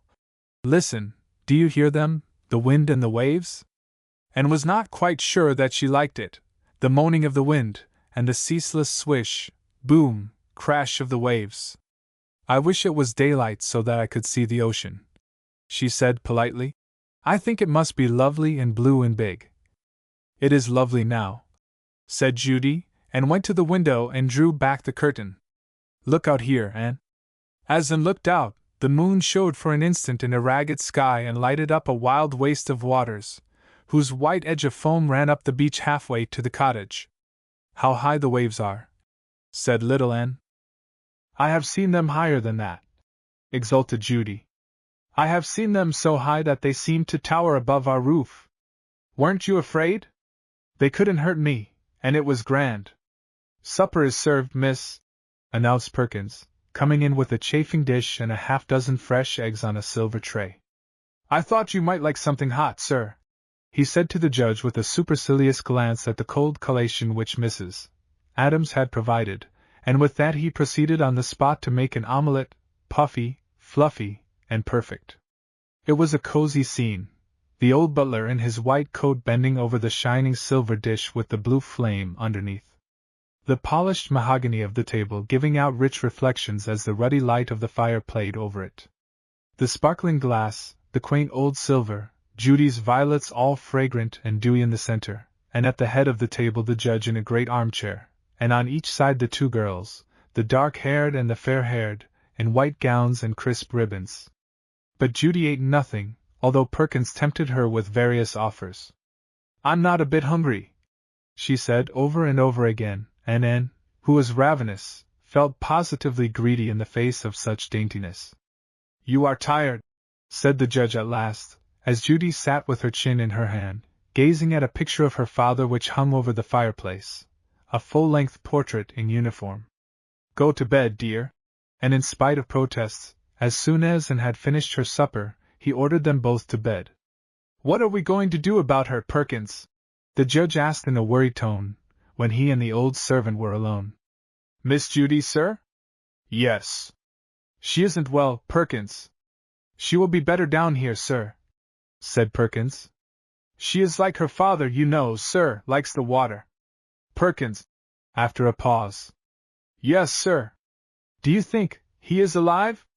It was the first time in years that the judge had spoken of his son.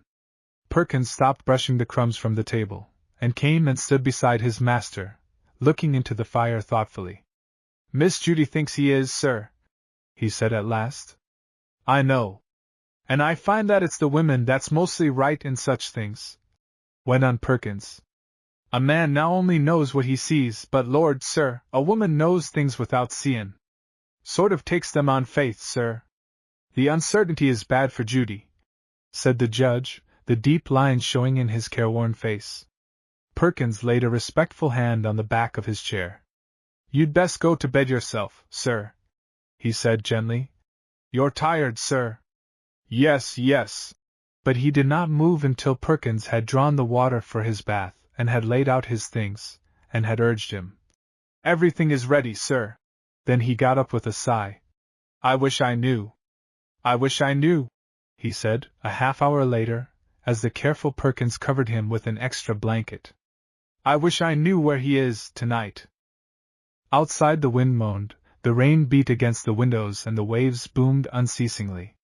Perkins drew the curtain tight, and laid the judge's Bible on the little table by the bed, where his hand could reach it the first thing in the morning. Then he picked up the lamp and went to the door. "I think wherever he is, he's bein' took care of, sir," he said comfortingly, and with an affectionate glance at the gray head on the pillow, he went out and closed the door. In the morning and slept soundly, but Judy slipped out of bed early, put on her bathing suit and a raincoat, and with a towel in her hand went downstairs. She found Perkins in the lower hall. "You are early, miss," he said. "Yes, I am going to take a dip in the waves," said Judy. "You're sure it's safe, miss?" asked Perkins anxiously. I have done it all my life, asserted Judy. And it gives me an awful appetite for breakfast. Perkins brightened. Does it now, miss? He asked. Is there anything you would like cooked, Miss Judy? I could speak to Mrs. Adams. But Judy shook her head. I am not hungry now, she said gaily as she went off. But I know I shall have an appetite when I come in. She tripped away to the bathhouse, and as she came out of the door looking like a sea nymph in her white bathing suit and white rubber cap, she saw Anne, also towel-laden and rain-coated, flying down towards her. Why didn't you wake me up? Scolded the younger girl. Oh, Judy, isn't it lovely? And she dropped down on the beach, panting. The morning sun cast rosy shadows over the sea, there was a touch of amethyst in the clouds, and the waves as they curled over the golden beach were grey-green in the hollows and silver-white on their crests. I just know I shan't dare to stick my toes into the water, said Anne with a shiver. It is so big, Judy. You look just dear, declared Judy, as Anne dropped her raincoat and came forth in a scarlet suit. That red suits you, and clasped her hands. Oh, Judy, does it? She sighed rapturously. Yes. You don't think I am getting vain, do you, Judy? Inquired Anne anxiously. But I do love pretty things. I think you are a goosie, said Judy with a little laugh, then she caught hold of Anne with impatient hands. Come on in, little red bird, she urged. It's lovely in the water. And squealed and struggled, and finally waded in until the water came up to her knees. Don't take me any farther, Judy, she begged, and when Judy saw her frightened face she let her go. Sit on the sand, then, and watch me, Annekins, she advised. You will get used to this after a while and enjoy it as much as I do. She was off with a run and a leap, and for 15 minutes or more she was over and under and up and down on the waves like a snowy mermaid. And now for breakfast, said the young lady in white, as she dashed up the sands, with raincoat flying and towel fluttering in the breeze. 10 minutes later 2 red-cheeked, wet-haired damsels rushed into the dining-room and kissed the judge, who sat at the head of the table with his newspaper propped up in front of him. Bless my soul, he said, gazing at them over his spectacles. Are you really up? We have been up for an hour, gurgled Anne happily, and in bathing. But Judy did not stop for explanations. Oh, waffles, waffles. Perkins, I love you. How did you know I wanted waffles? You said you would have an appetite, miss, said the beaming Perkins. And there's nothing that touches the spot on a cool morning like waffles. He exchanged satisfied glances with the judge as Judy finished her 6th section, having further supplemented the waffles with a dish of berries and a lamb chop. We are going down to the bay after breakfast, announced Judy. And I am going to take a book and read on the sand, planned Anne. Books, nothing, said Judy, slangily. We are going to sail and catch crabs. Little red crabs? Asked Anne with interest. No, big blue ones, you goosie, and then Perkins will cook them for us. Won't you, Perkins? Anything you say, miss, said Perkins resignedly. But it rained the next day, and after that they went sailing in Judy's own sailboat, the Princess, which she could manage as well as any man, and after that they drove to town with the judge, so that it was over a week before the crabbing expedition came to pass. The breakers stood on a strip of land between the bay and the ocean. It was on a peninsula, but the connecting link with the mainland was many miles away, so that for all practical purposes the house was on an island, with the ocean in front and the bay behind, and all the pleasures that both made possible. And was entranced with the delights of crabbing. It was very exciting to get the great rusty fellows on the line, tow them up to the top of the water, where the competent Perkins nabbed them with the crab net. Perkins caught crabs as he did everything else, expertly, and with dignity. His only concession to the informality of the sport was a white yachting cap and a white linen coat, and it was a sight worth going miles to see, to watch him officiate at a catch. The great vicious fellows might clash their claws in vain, for Perkins subdued them with a scientific clutch at the back that rendered them helpless. We are going to cook them as soon as we get home, Judy told Anne. Perkins knows all about fixing them, and Mrs. Adams is going to give up the kitchen to us. It's lots of fun to eat the meat out of the claws. Do you want them devilled, miss? And Perkins coughed discreetly before the word. Yes. In their shells, with parsley stuck in the top. They are delicious that way, Anne had her doubts as to the deliciousness of anything so spidery-looking as those strange fish, but she said nothing. Is there anything Perkins can't do? She asked Judy, as Perkins went on ahead, bearing the great basket of crabs and the net. I don't believe there is, laughed Judy. He is supposed to be grandfather's butler, but he won't let anyone do a thing for grandfather, and he plays valet and cook half the time when the other servants don't suit him. Once in the kitchen, and eyed the big basket shiveringly. The fierce creatures stared at her with protruding bead-like eyes, and in a way that seemed positively menacing. If they should get out, she thought, as she was left alone with them for a moment. She never knew how it happened, but Perkins must have left the basket too near the edge of the chair on which he had placed it, for as she took hold of the cover to shut it, the basket tipped, and down came the living load, and in another moment, the desperate shellfish were scuttling across the floor in all directions. With a shriek and took refuge on top of the stationary washtubs. Come up here, Judy, she cried, frantically, and Judy, who had reached the middle of the room, and was surrounded by pugilistic creatures before she realized the catastrophe, drew herself up beside Anne, and together they shrieked for Perkins. Perkins came and saw and conquered as usual. The girls laughed until the tears ran down their cheeks to see the battle.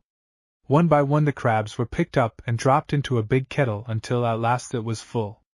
And now you young ladies had best go out, said Perkins firmly, while I cook them.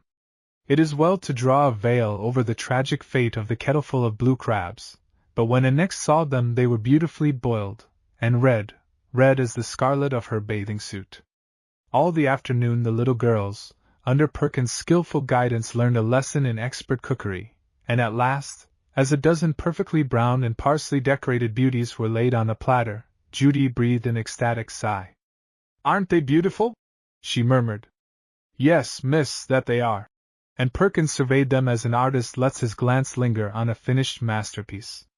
He raised the platter to carry it to the dining room, but as he turned towards the door he stopped and set it down quickly. What's the matter, sir? He asked sharply. Has anything gone wrong? The judge stood on the threshold, his face white with excitement. In his hands was a letter, and his voice shook as he spoke. It's nothing bad, Perkins, he said, and Judy, as she faced him, saw that his eyes were bright with some new hope. It's nothing bad. But I've had a letter, a strange letter, Perkins, and I must go on a journey tonight, a journey to the north. To Newfoundland, Perkins. Chapter 17 Moods and Models. Anne and Judy were almost overcome by the mystery of the judge's departure. Not a word could they get out of the reticent Perkins, however, as to the reasons for the sudden flitting, and the judge had simply said when pressed with questions, Important business, my dear, which may result rather pleasantly for you. Mrs. Adams will take care of you and while I am gone, which I hope won't be long.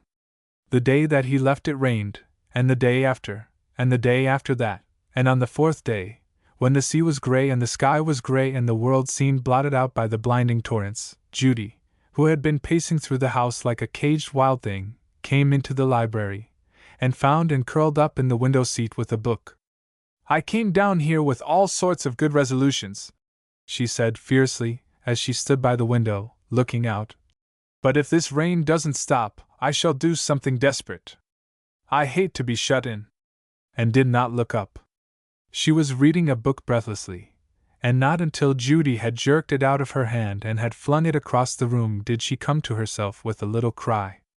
I shall do something desperate, reiterated Judy stormily. Do you hear, Anne?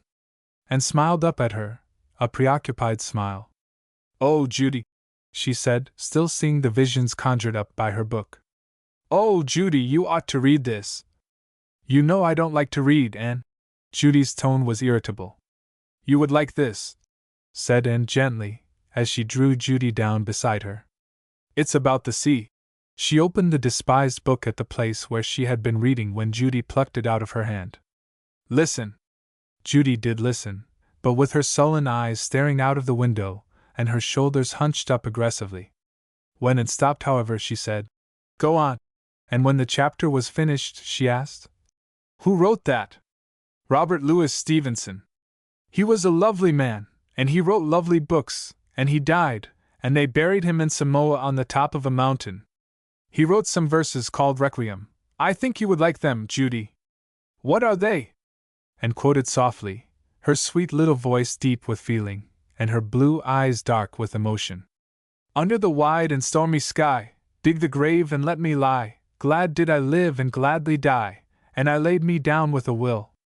This be the verse you grave for me. Here he lies where he longed to be. Home is the sailor, home from the sea, and the hunter home from the hill. Home is the sailor, home from the sea," echoed Judy under her breath. How fine that he could say it like that, and "Tell me about him." All the discontent had gone from her face, and she lay back among the cushions of the window seat quietly, while Anne told her of the young life that had ended in a land of exile.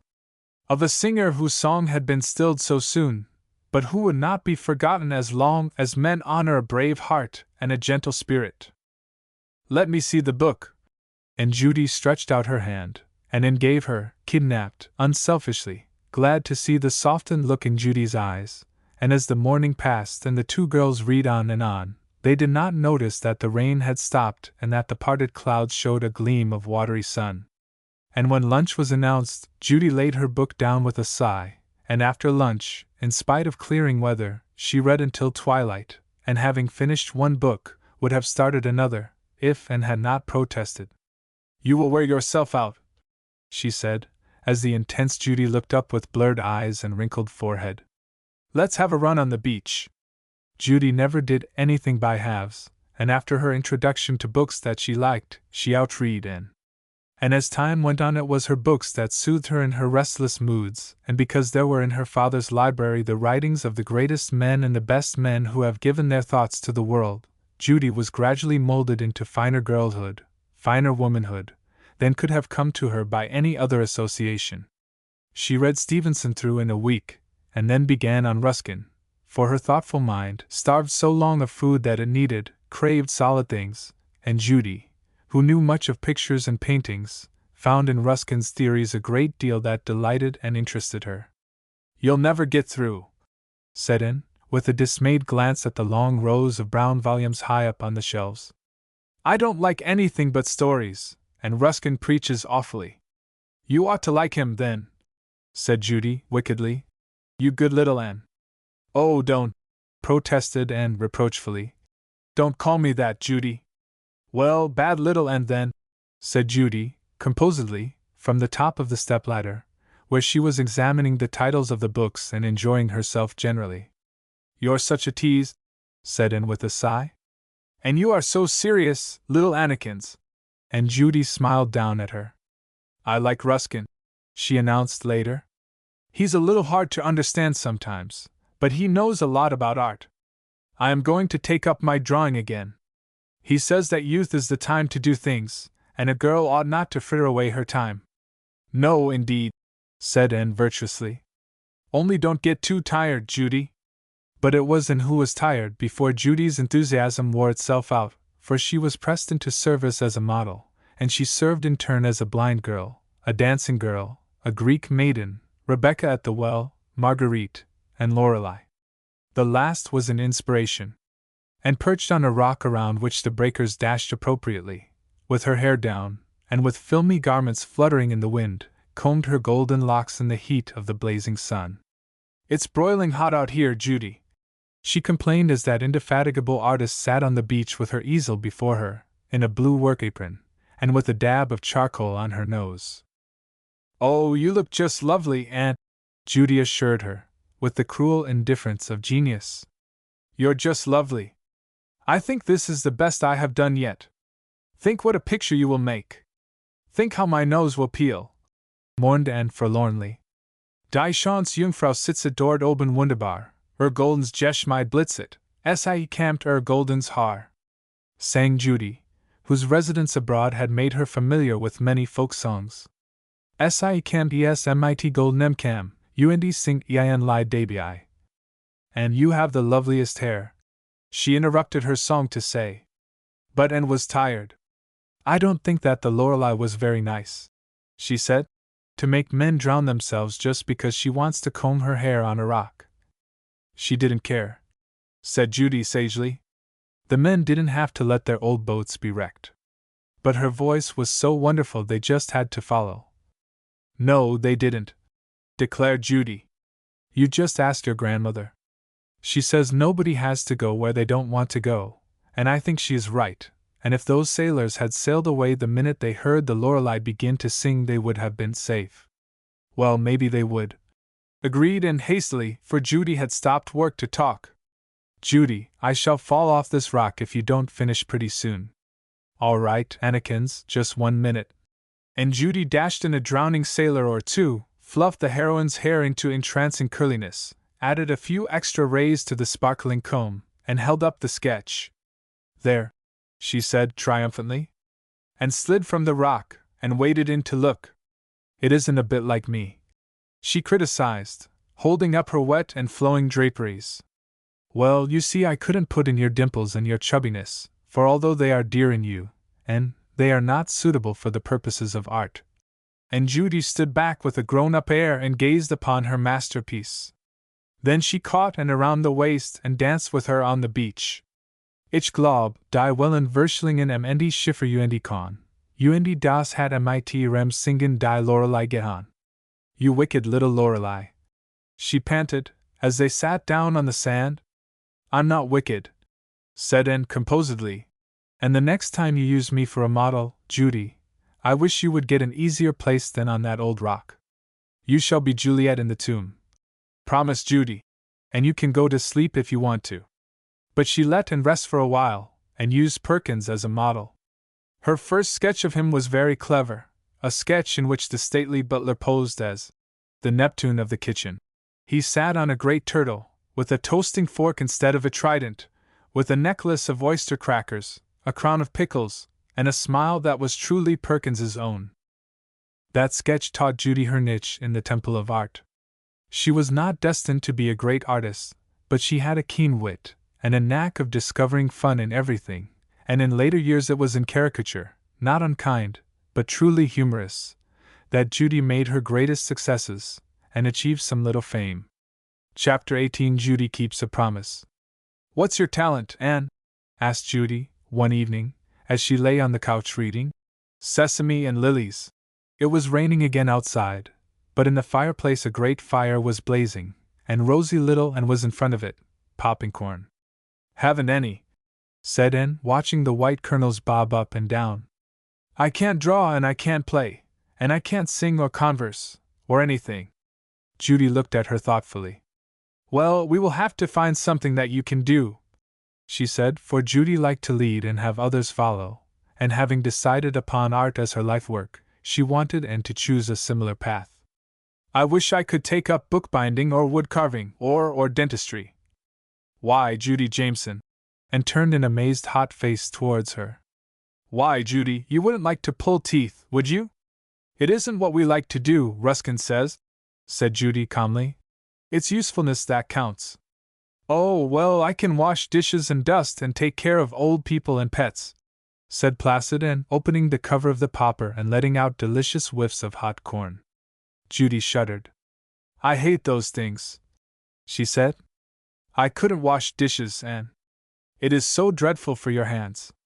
She went back to her book, and Anne poured the hot corn into a big bowl and salted it. Have some? She asked the absorbed reader. Without taking her eyes from her book, Judy stretched out her hand, then all at once she flashed a glance into the rosy face so close to her own. Anne, she said, almost humbly, do you know you are more of a Ruskin girl than I am? He says that every girl, every day, should do something really useful about the house, go into the kitchen, and sew, and learn how to fold tablecloths, and things like that. And you know all of those things, and how to help the poor, and I am always trying to do some great thing, and I never really help anyone. Not anyone, and not a single soul. But you are so clever, said little Anne. But people don't love you just because you are clever, and it isn't clever people that make others the happiest. And Judy dropped her book and gazed deep into the flames as if seeking there an answer to the problems of life. People love you, Judy. Sometimes they do, and some people, but my awful temper, and Judy sighed. You don't flare up half as much as you used. Anne's tone was consoling. She had finished popping the corn, and she sat down on the floor beside the couch on which Judy lay, and munched the crisp kernels luxuriously. No, I don't, confessed Judy. But it's an awful fight, and you have helped me a lot. Me? Asked the rosy maiden in astonishment. Why, how have I helped you, Judy? By your example, Annekins, said Judy, sitting up. You're such a dear. At which praise the rosy maiden got rosier than ever, and shook her loosened hair over her happy eyes. The firelight flickered on the beautiful dark face on the cushions, and on the fair little one that rested against Judy's dress. We are such friends, aren't we, Judy? Whispered Anne, as she reached up and curled her plump hand into Judy's slender fingers. Almost like sisters, aren't we, Judy? Just like sisters, Annekins, said Judy, dreamily, with a responsive pressure. Outside the wind moaned and groaned, and the rain beat against the panes. I have never seen such a rainy season, said Judy, as a blast shook the house. But I rather like it when we are so cozy and warm and happy, and the popcorn was all eaten, and Anne was gazing into the fire, half asleep, when suddenly she started up. What's that, Judy? She cried. Judy raised her eyes from her book. What? She asked abstractedly. That sound at the window. I didn't hear anything. It was like a rap. It was the rain. Well, maybe it was. And then settled back again. Presently her hand slipped and dropped, and Judy, feeling the movement, looked down and smiled, for little and was asleep. Judy tucked a cushion behind the weary head, and was settling back for another quiet hour with her book, when all at once she sat up straight, listening. Then she rolled from the couch quickly, without waking Anne, and went to the window and peered out. She could see nothing but the driving rain, but as she turned to leave there came again the sound that had startled her. The window was a French one, opening outward. Very softly she unlatched it. Who's there? She asked, wondering if she should have called Perkins. Come to the door, said a voice, and a dripping figure appeared within the circle of light. Come out a minute. It's me, Tommy Tolliver. And slept on as Judy went out and closed the door behind her. Why, Tommy, she said, trying to see him in the darkness. How in the world did you get down here? I have run away again, said Tommy, defiantly. And I've come to you to help me, Judy. What? You said you would help me, Judy. That's why I came. But… Oh, don't try to get out of it, blazed Tommy, who was wet and tired and shivering. You said you would. And if you back down now, well… He left the sentence unfinished and his voice broke. When did I promise, Tommy? Asked poor Judy in a dazed way. The day I came back to Fairfax. It seemed like a dream to Judy, that day in the woods when she had first met the children of Fairfax, Lancelot and Amelia and Nanny, and she had entirely forgotten her reckless promise. Sit down, she faltered, and tell me what you want me to do. At the side of the house where they were sheltered somewhat from the rain, Tommy outlined his plan. I want you to take me down the bay in your sailboat. I had money enough to get here, and if you can help me to get to the point, a friend of mine has promised me a place on one of the ocean liners. But Tommy… Don't say but to me, Judy. And Judy recognized a new note in Tommy's voice. There was less of the old, weak swagger and more determination. I am going, and that's all there is to it. When do you want to start? She asked, after a pause. The first thing in the morning, if you can get away, said Tommy. I can't go until evening. We are to spend the day with some friends of ours, the Bartons. But I can take you down by moonlight. It's a couple of hours' ride. I suppose we shall have to tell Anne. I hate to, said Tommy. Why? Oh, Anne is such a good little thing, and she believes in me, Judy. But if it is right for you to go, you shouldn't care. I don't know whether it is right or not, said Tommy doggedly. And what's more, I don't care, Judy. I am going and that's the end of it. Well, Judy stood up, shivering. It's awfully cold out here, Tommy. You'd better come in. Are you going to help me? Demanded Tommy. I shan't go in unless you are. What will you do? Tramp on. Guess I can manage for another day. I've only had a slice of bread and a tomato today. Tommy Tolliver, said Judy, shocked. Why, you must be starved. I'll go right in and get you something. Are you going to help me to get away? He insisted. I must think about it. But you promised. I am not sure that I exactly promised, hesitated Judy. You're afraid. I am not. Ah, you are, or you'd do it. That was touching Judy on a tender point. She was proud of her courage. None of her race had ever been cowards. Besides, as she stood there with the wind and the waves beating their wild song into her ears, all the recklessness of her nature came uppermost. It would be glorious to sail down the bay. The water would be rough, and the wind would fill out the white sails of the little boat, and they would fly, and the goal for Tommy would be freedom. I'll do it, she said suddenly. I'll do it, Tommy. We Jamesons never break a promise, and I'm not afraid. They decided not to tell Anne. It would just worry her, said Judy, decidedly. And I can get some food and things out to you after Anne goes to bed, and you can sleep in the boathouse. We can start in the morning. It was a wild scheme, but before they had finished they felt quite uplifted. In their youth and inexperience, they imagined that Tommy's last dash for liberty was positively heroic, and Judy went in, feeling like one dedicated to a cause. She found Anne rubbing her eyes sleepily. Why, have you been out, Judy? She gasped, wide awake. You are all wet. It's fine on the porch, said Judy, putting her soaked hair back from her face. I was tired of the heat of the room, and it was stifling. Let's go to bed, Anne. Aren't you going to finish your book? Anne asked, wondering, for Judy was something of a night owl, and hated early hours. Judy picked up Sesame and Lilies, which lay open on the couch, and shut it with a bang. No, she said shortly. I am not going to finish it tonight. I don't know whether I shall ever finish it, Anne. I'm not Ruskin's kind of girl, Anne. I can't sit on a cushion and sew a fine seam, and I don't think it is any use for me to try. And stared at the change that had come over her. Well, you are my kind of girl, she said at last, and as they went upstairs together, she slipped her hand into Judy's arm. I love you dearly, Judy, she said. But Judy smiled down at her vaguely, for her mind was on Tommy, crouched out there in the rain, and in imagination she was not Judy Jameson, commonplacely going to bed at 9 o'clock, but a heroine of history, dedicated to the cause of one Thomas, the downtrodden. Chapter 19 Perkins Cleans the Silver. All the next day, Tommy skulked in the shadow of the pier and in the boathouse, whence during the morning Judy made her way laden with mysterious bundles and various baggage. At noon she departed for Ludi Barton's, leaving Anne, who had a cold, at home. After Judy's departure, Anne wandered listlessly about the house.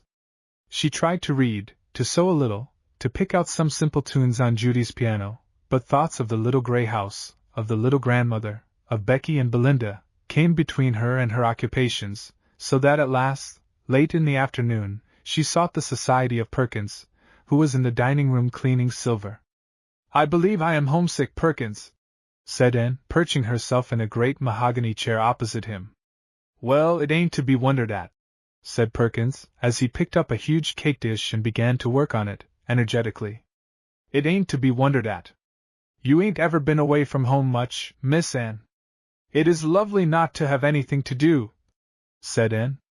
That is, it is nice in a way, but do you know, Perkins, I sometimes just wish there were some rooms to dust or something, but you and the maids keep everything so clean.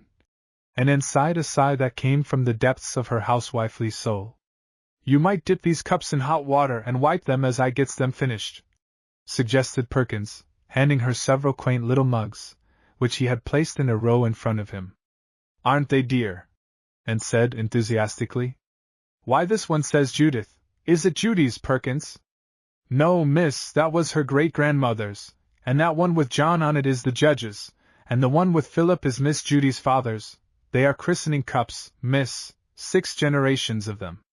Oh, how lovely, said Anne, and she handled them lovingly, dipping them into clear hot water, and polishing them until they shone. Judy never speaks of her father lately, she said, as she placed the Philip cup on the sideboard. No, miss, but she thinks of him a lot, said Perkins, with a shake of his old head. I saw her this morning, miss, standing in front of his picture in the hall, and there were tears in her eyes, miss, and then all at once she whirled around and ran away, and her face had a wild look on it, miss. Do you know, Perkins, said little Anne, stopping work for a minute and speaking earnestly, do you know that I think Judy would be different if she only knew something about him? The uncertainty makes her unhappy, and then she does reckless things just to get away from herself. Yes, miss, said Perkins, and there ain't a morning that she don't put fresh flowers in front of that there picture, and there ain't a night that she don't kiss her hand to it from the top of the stairs. I know, sighed Anne. Poor Judy. When will the judge be back? She asked after a while. But at that Perkins shut up like a clam. I don't know, miss, he snapped. It's best for you not to ask too many questions, miss. And flushed. Oh, of course I won't, Perkins, she said, if you don't like to have me. And she was very quiet, until the old butler, with a glance at her troubled face, said, I don't care how many questions you axes, miss, but the judge might. And then smiled at him, with radiant forgiveness. Isn't all this silver a lot of care, Perkins? She asked, to clear the air. It is that, answered Perkins, and yet there isn't half as much of it as there is at the judge's in Fairfax. Only the judge keeps his locked up in a safe, all except the things we uses every day. But here they just puts it on the sideboard, where it is a temptation to burglars, with them long windows opening out on the porch, and the curtains drawn back half the time. I don't call it safe, miss, I surely don't. But there aren't any burglars around here, are there, Perkins? And then stopped rubbing the cups to look at him anxiously. Nobody knows whether there is or not, grumbled Perkins. There might be for all they know.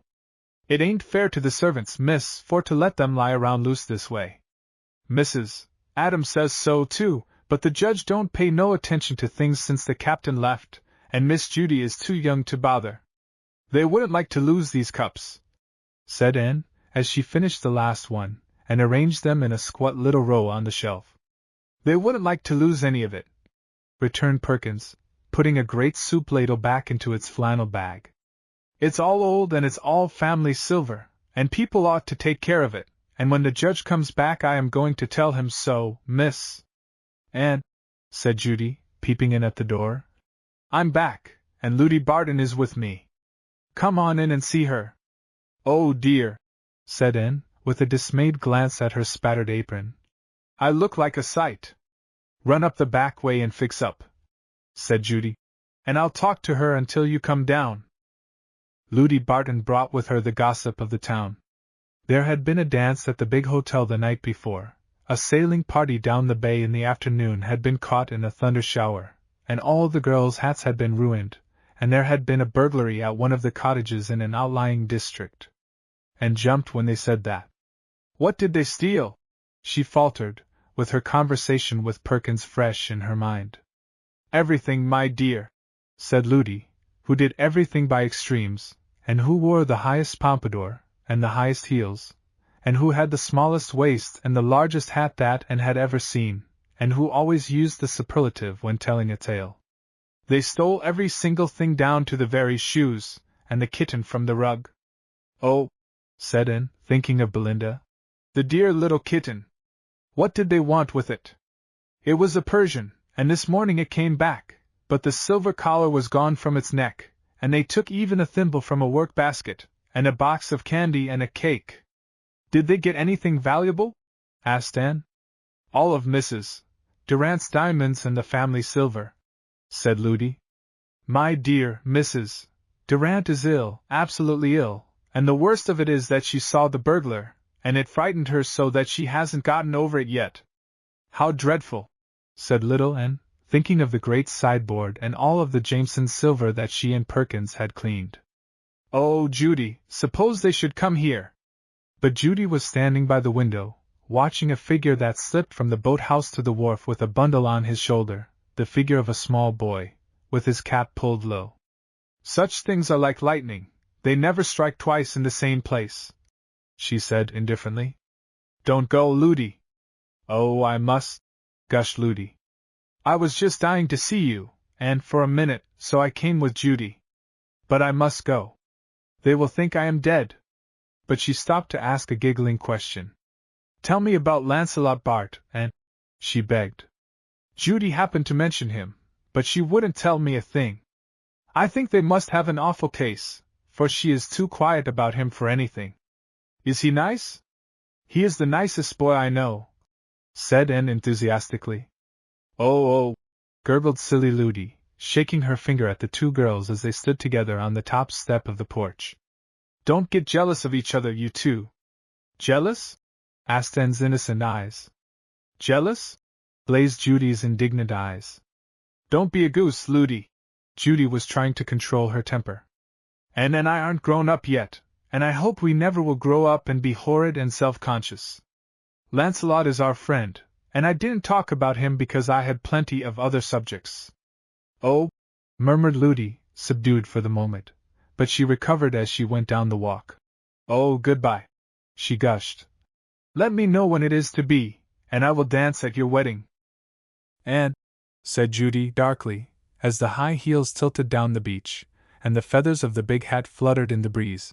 "And she hasn't talked a thing today but boys, and she reads the silliest books and writes the silliest poetry, about flaming hearts and Cupid's darts. Oh," and Judy stretched out her arms in a tense movement, "I don't want to grow up. I want to stay a little girl as long as I can and not think about lovers or getting married, or anything." "You are lover enough for me," said Anne. "And you for me," said Judy. And arm in arm they went into the house. But as they went through the darkening hall, and clung tightly to Judy. "Wouldn't it be dreadful, Judy, if burglars should come here?" she quavered. But Judy laughed. "I think it would be fun," she jested. "Bring on your burglars, Anne. I'm dying for excitement, as Ludi Barton would say."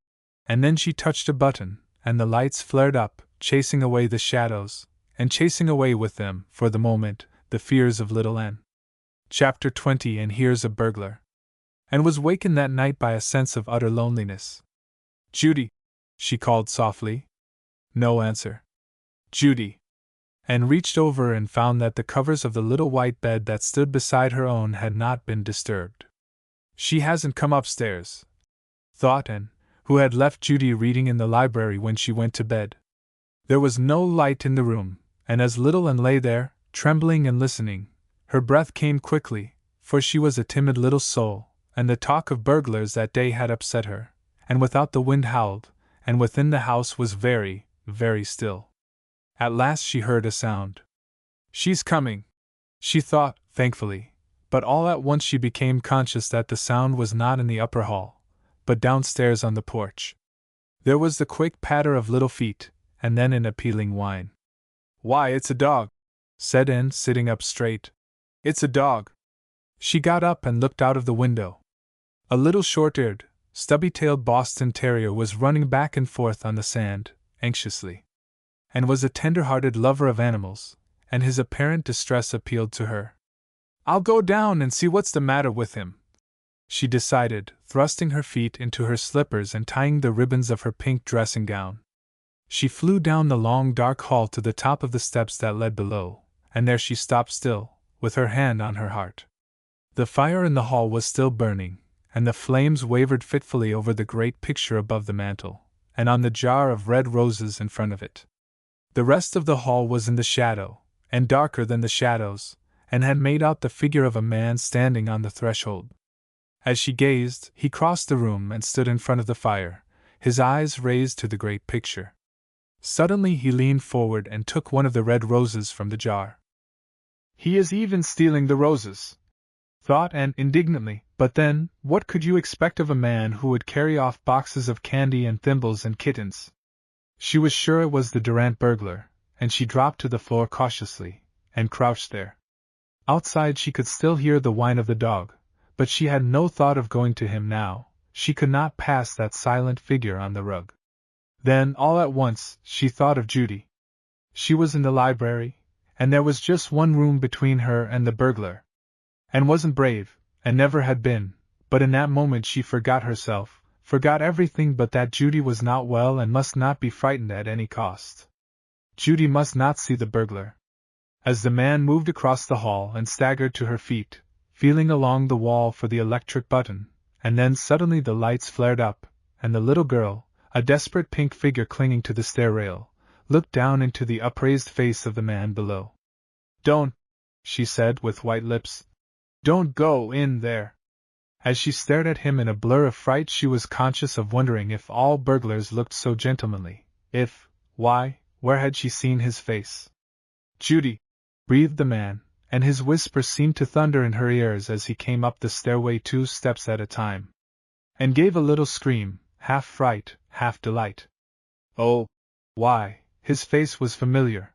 It was the face of the man in the picture over the fireplace. "Judy," he said again, as he reached her and caught her in his arms. But as her yellow hair flowed over his coat, he laughed excitedly and put her from him. "I beg pardon," he apologized. "I thought you were Judy. And I thought you were a burglar," quavered Anne, as she sat down on the top step weakly. Her fair little face was alight with joy as she held out her hand.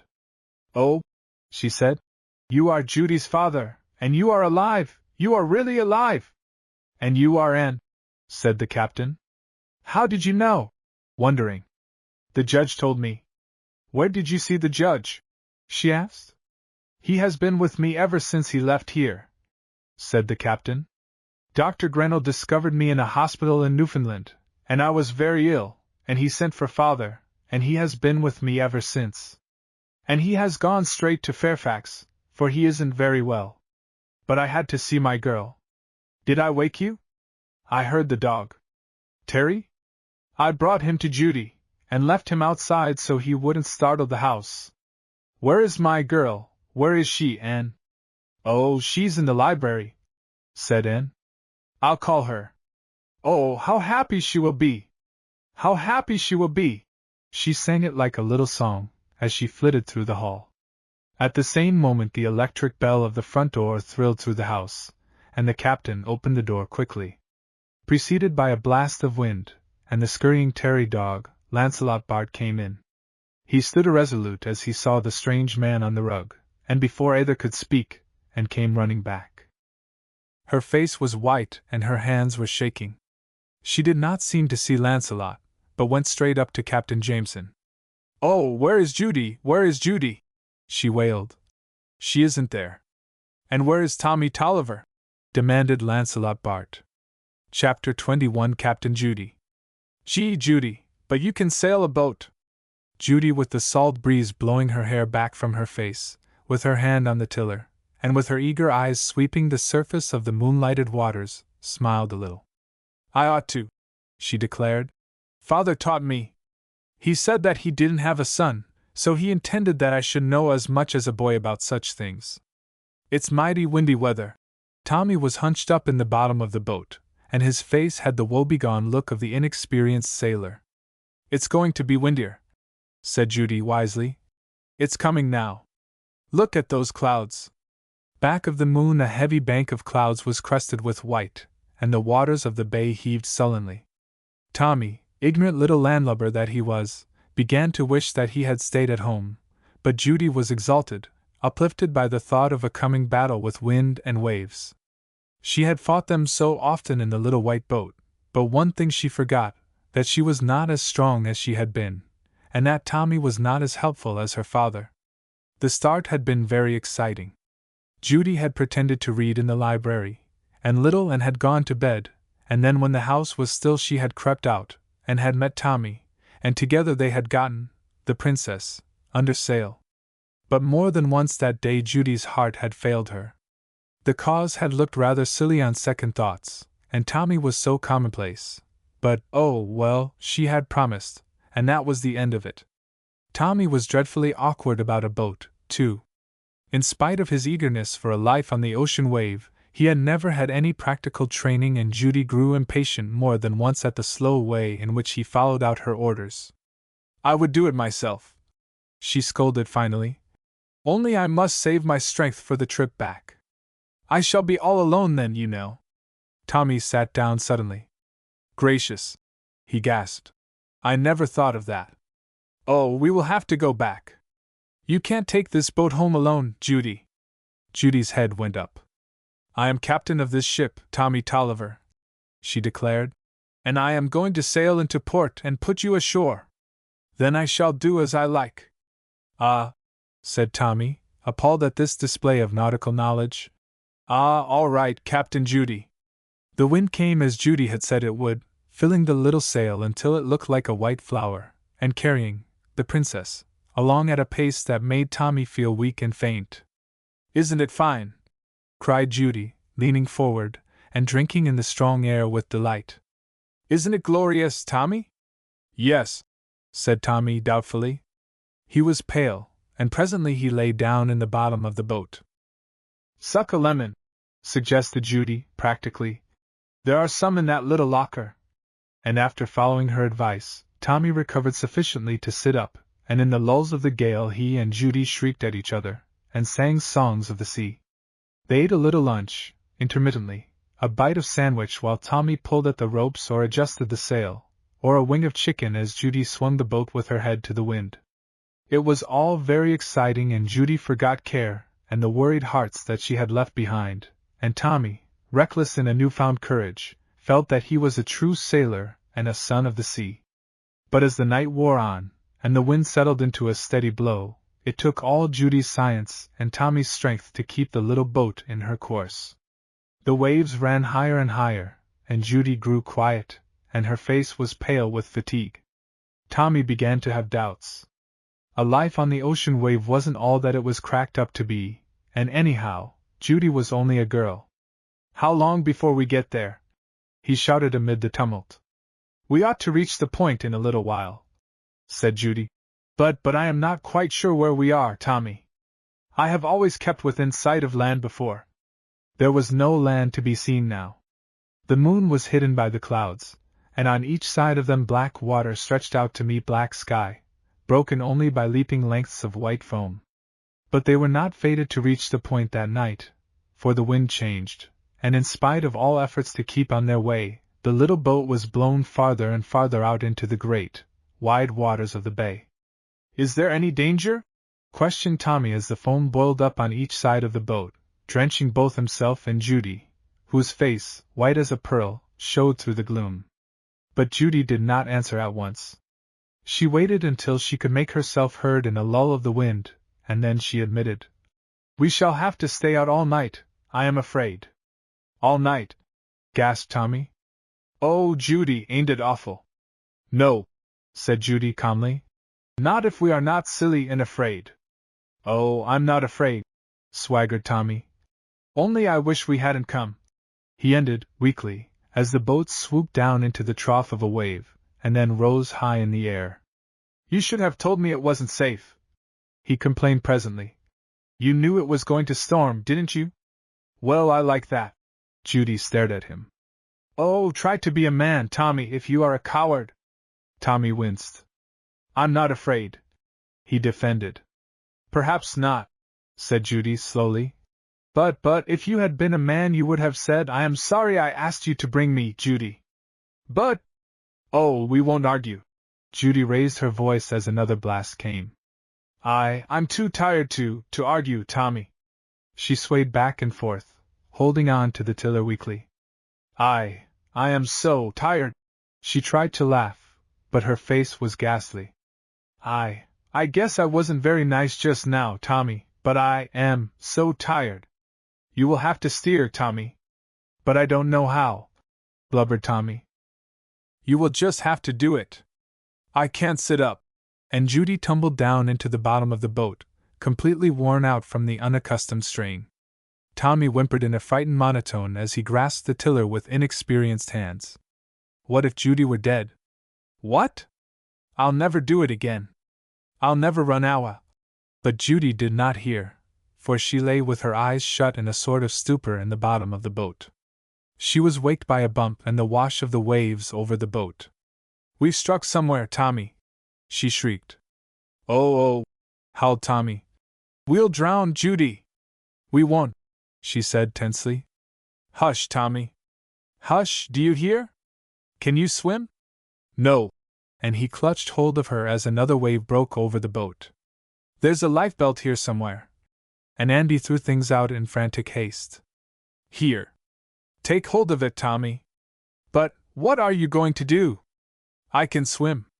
Don't mind about me, and if you keep quiet I will tow you in if we are near land." She said it quietly, but in her heart she wondered where she would tow him. "Don't take hold of me," she insisted, peremptorily, as she felt Tommy grab her arm. "Or we shall both go under, oh!" In that moment the boat keeled over, and when Judy came to the top of the water, she knew that between her and death in the green depths beneath, there was nothing but the strength of her frail limbs. "Tommy!" she called, as soon as she could get the salt water out of her mouth. "Here!" came shiveringly over the face of the waters. "Are you all right?" "No, no, it's horrid!" "Oh, I wish I was home, I wish I was home!" wailed Tommy, clinging to the belt for dear life. The clouds had parted and one little star showed in the blackness. In the dim light Judy could just see Tommy's eyes glowing from out of his pallid face. "He is afraid," she thought to herself, curiously. She was not afraid. She had never been afraid of the water, poor Tommy. She felt strangely weak, however, and all at once there came to her the knowledge that she could not keep up any longer. The strength of the old days was not hers, and she was tired, so tired. She caught hold of the lifebelt, and as she did so Tommy screamed. "Don't, Judy! It won't hold us both! Don't! He is afraid!" She thought again, pityingly. "And I am not, and we can't both hold on to that belt." Tommy babbled crazily, bemoaning his danger, sobbing now and then, but Judy was very still. "I can't keep up much longer. I mustn't try to hold on with Tommy. He is afraid, poor Tommy." She looked up at the little star. "And I'm not afraid, I love the sea," she thought dreamily. Then for one moment she came out of her trance. "Tommy, Tommy!" she cried sharply. "What?" "Don't let go of the belt. Hold on, no matter how tired you are. In the morning, someone will save you." "But you, what are you going to do, Judy?" "Oh, she laughed faintly. "Oh, I shall be all right, Tommy." And her voice died away in an awful silence. Chapter 22 The Castaways. "Judy!" shrieked Tommy, and suddenly the answer came in a choking cry of joy. "I can touch bottom, Tommy. I thought I was sinking, but it isn't over our heads at all. We must be near shore." Tommy put his feet down gingerly. He had hated to think of the untold fathoms beneath him, depths which in his imagination were strewn with shipwrecks and the bones of lost mariners. So when his feet came in contact with good firm sand, he giggled hysterically. "Gee, but it feels good," he said. "Are you all right, Judy?" But Judy had waded in and dropped exhausted on the beach. "I don't know," she said feebly. "I guess so." "Where are we?" asked Tommy, splashing his way to her side. He surveyed the land around them. In the moonlight it showed nothing but wide beach and back of that stiff rustling seagrass and mounds of sand like the graves of sailors dead and gone. Not a house was in sight, not a sign of life. "I don't know where we are." Judy raised her head for a second, then dropped it back. "But we are safe, Tommy Tolliver, and that's something to be thankful for. I knew the sea wouldn't hurt me," she went on, a little wildly, perhaps, which was excusable after the danger she had escaped. "I knew it wouldn't hurt me." "Oh, the sea," whined Tommy, disgustedly. "This isn't the ocean, and if just an old bay can act like this, why, I say give me land. No more water for me, thank you. I am going home and plow, yes I am going to plow, Judy Jameson, and take care of the cows, and weed the garden." Naming the thing he hated most as a climax. "And when I get to thinking things are hard, I will remember this night, when I was a shipwrecked mariner." In imagination he was reveling in the story he would tell at home, of the adventures that he would relate to the eager ears of the youth of Fairfax. Yes, indeed, I will remember the time when I was a shipwrecked mariner, he said with gusto, and lived on a desert island. Oh, Tommy! In spite of faintness and hunger and exhaustion, Judy laughed.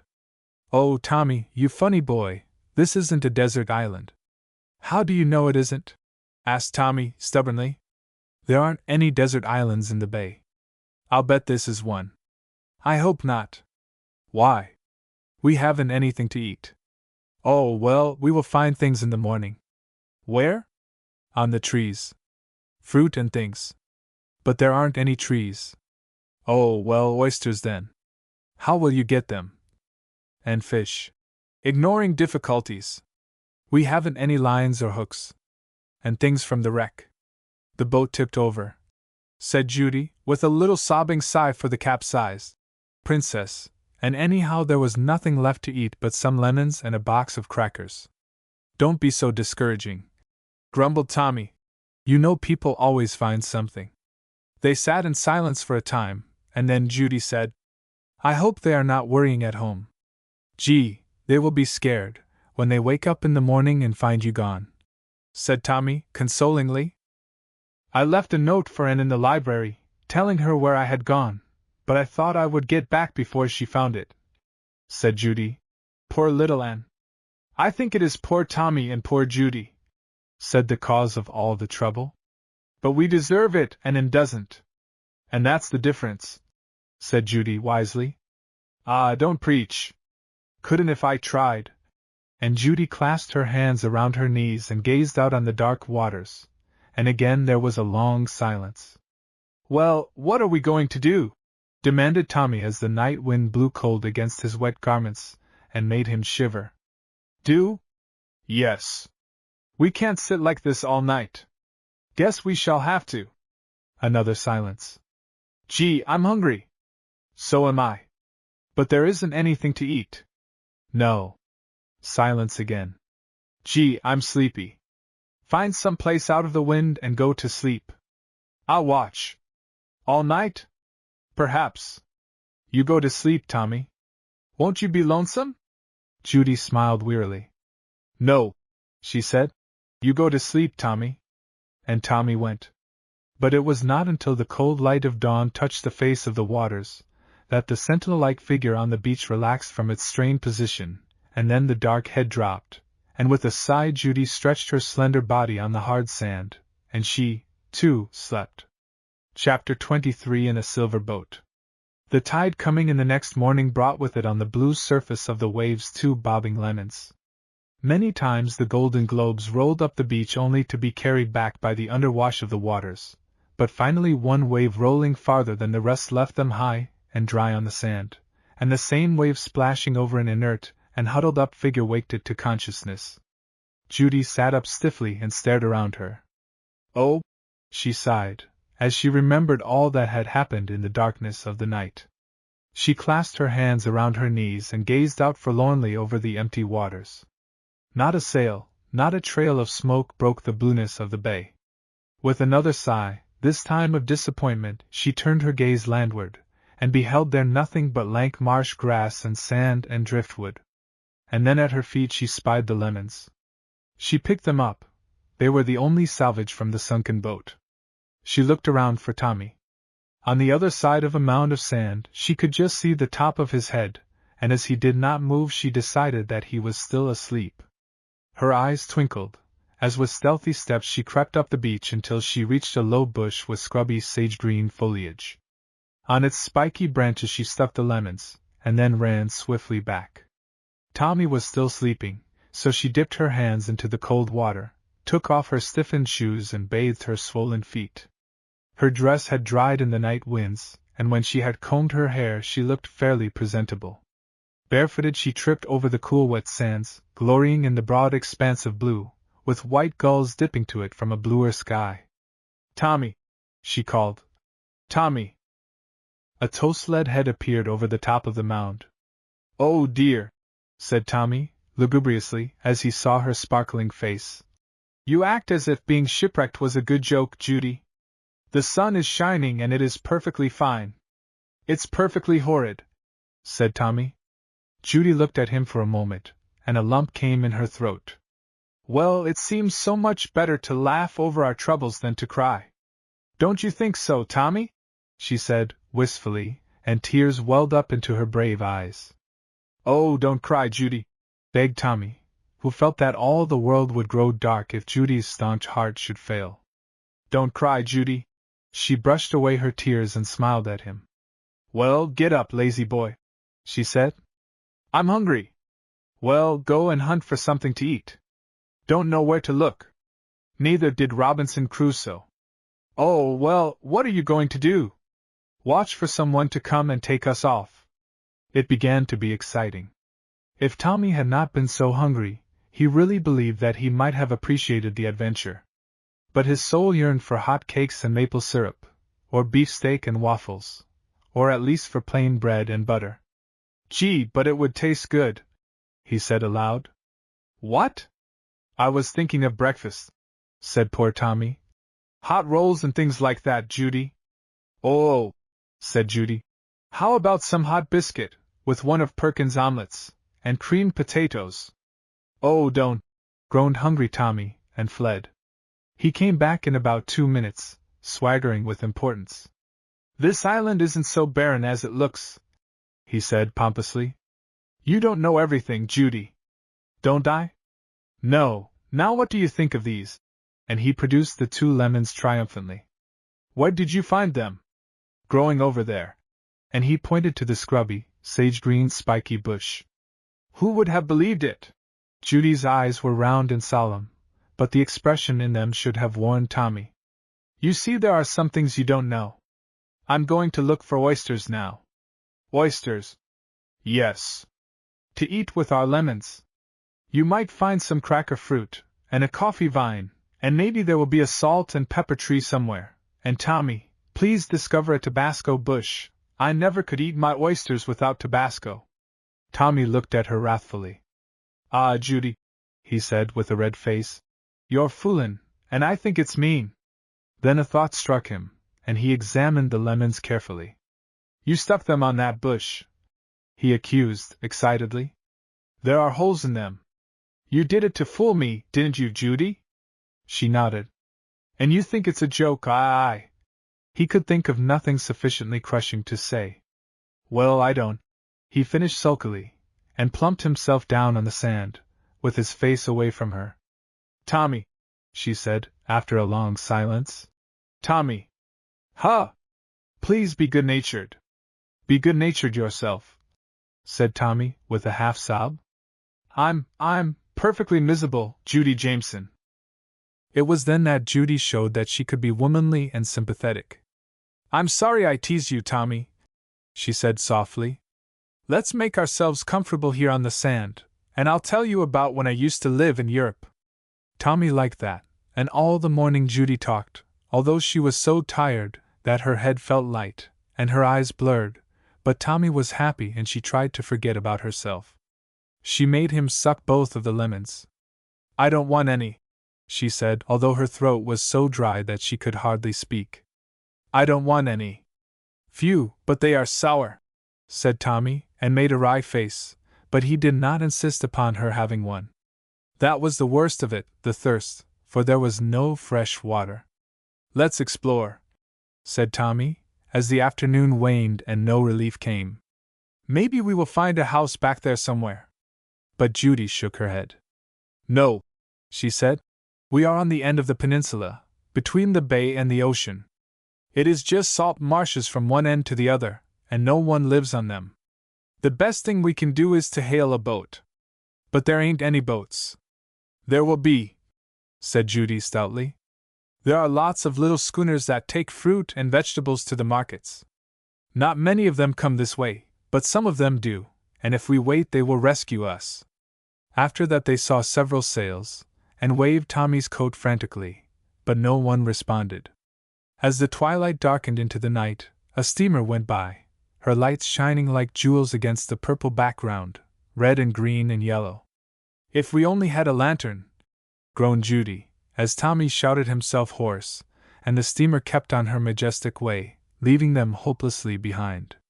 "Maybe someone will see us in the morning," Judy was trying to encourage Tommy, who had dropped down on the sand with his back to her, but not before she had seen his working face, and his knuckles rubbing his red eyes. "I'm going to sleep," he muttered, still with his face away from her, and with that he curled himself up against the big mound, as he had done the night before, and forgot his troubles. Judy lay on the sand watching the waves roll in, and thinking long thoughts. She thought of her father, living, perhaps, on some such lonely beach as this, but farther away from the haunts of men, alone, looking at the same stars, searching a vaster expanse for the ship that never came. She thought, too, of her mother, the gentle mother, whose guarding presence she seemed to feel in the wonderful stillness. She thought of their plans for her, that she might grow to gracious womanhood, following in the footsteps of the women of her race, and here she was, a runaway, reckless little girl, away from home at midnight, chaperoned only by the wind and the waves, and with no roof above her but the sky.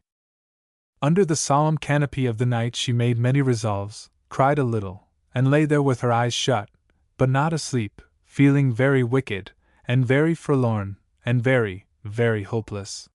When she opened her eyes again, the night was glorious. The moon had risen, and its light made a silver pathway across the darkness of the waters, and sailing straight towards her, its sails set to the fair winds of heaven, came a little boat, dark against the shining background. Someone stood in the bow, straight and strong and young, and as Judy watched in a half-dream, she remembered an opera she had seen once upon a time, where a knight in silver armor had come on the back of a silver swan to the lady he loved. She had hoped, mistily, that when she was old enough for such things, that love might come to her like that, over the sea in silver armor, and sail away with her in a silver boat to the end of the world. The boat came nearer, the boat with the silver sails. She stood up to watch, and as her slim figure was etched sharply against the background of white sand, there came to her upon the wings of the night the cry, "Judy!" Her hand went to her heart. Was it real? Where did he come from, that youth in the silver boat? But even as she wondered, the cry went back to him, an answering cry, joyous, welcoming. "Lancelot, oh Lancelot!" Chapter 24. Home is the sailor from the sea. Judy's cry did not wake Tommy, and still in a half-dream she went down to the edge of the water and stood ghost-like in the moonlight, waiting. There was another figure in the boat, half hidden by the shadowy sails, but it was Lancelot who, when the shallow water was reached, jumped out and waded to shore. "Judy, Judy," he said as he came up to her, "I knew I should find you." She looked at him with wide eyes. Where did you come from?" she whispered, while her white hands fluttered across his coat sleeve as if to see that he was real. There was sympathy and tenderness in his boyish face, but seeing her condition, he spoke cheerfully. "I came down to the breakers after Tommy. His mother was ill, and his father had to stay with her, so they sent me. And when I got there I found an He checked himself hurriedly. "I found an almost frantic because you had gone, and then when she found your note I started out, for I knew I should find you, Judy. I knew I should sail straight to you." For one little moment as they stood together in the moonlight, he looked down at her with the eyes of the lover he was to be, but as yet they were only boy and girl, and the moment passed. "Where's Tommy?" asked Lancelot, coming out of his dream. He was answered by a shout as Tommy came plunging over the sand. "Why didn't you wake me, Judy?" he complained bitterly, "when you first saw the boat?"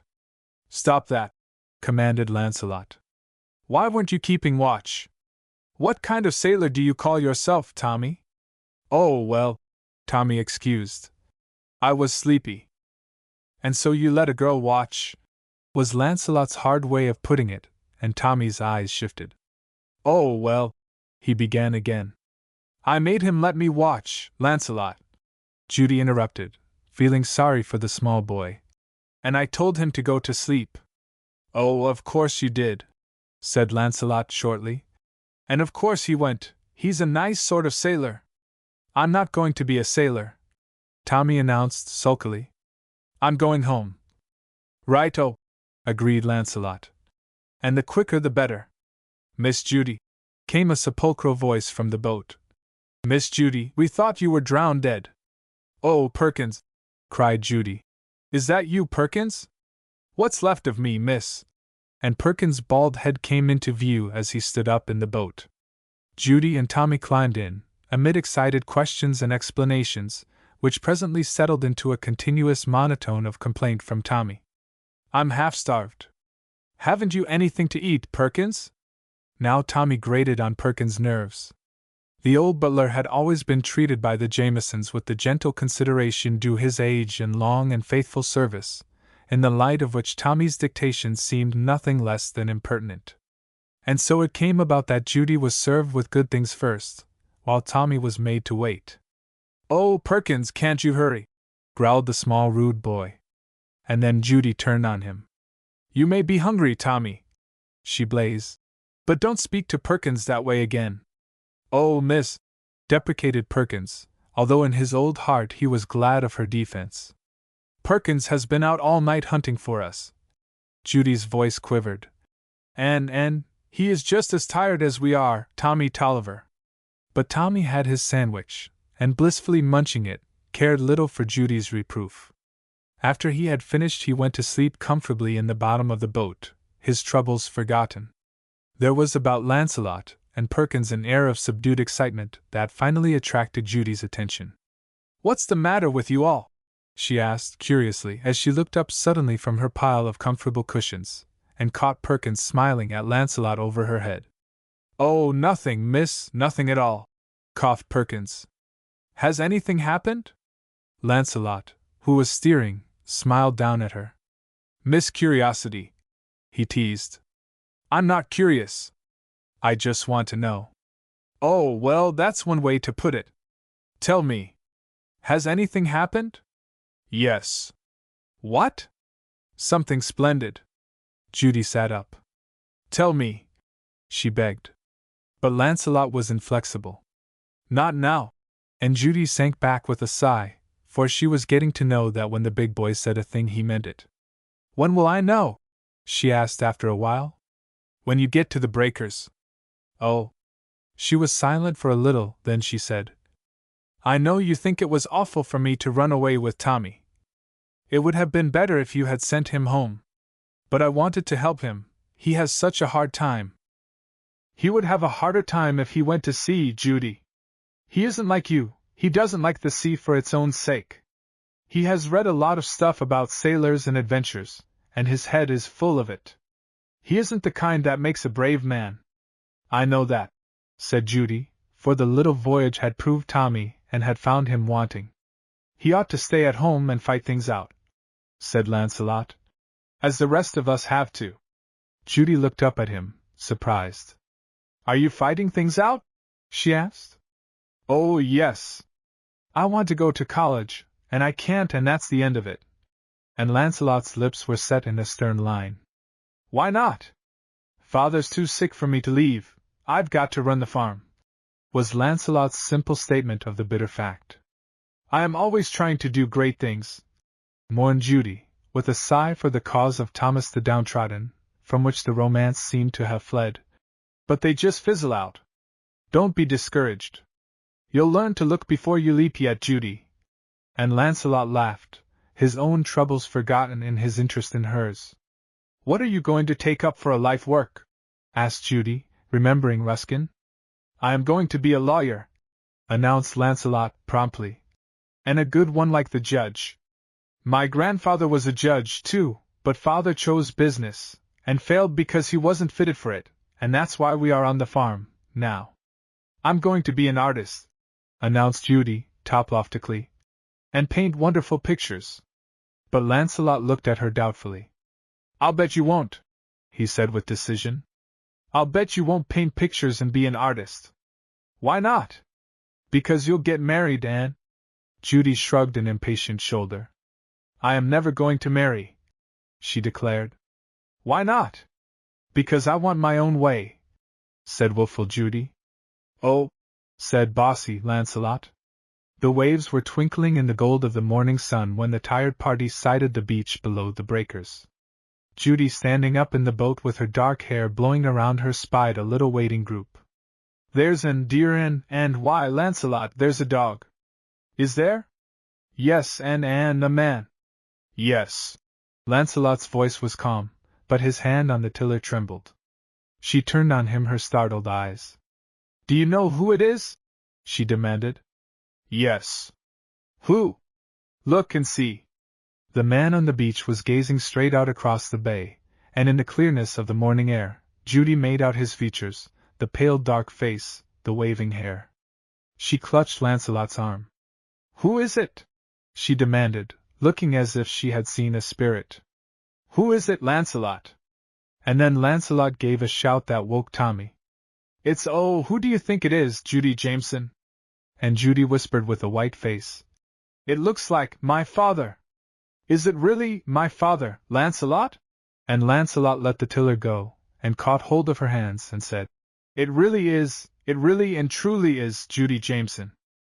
Judy never knew how the boat reached the wharf, nor how she came to be in her father's arms. But she knew that she should never be happier this side of heaven than she was when he held her close and murmured in her ear, My own daughter, my own dear little girl.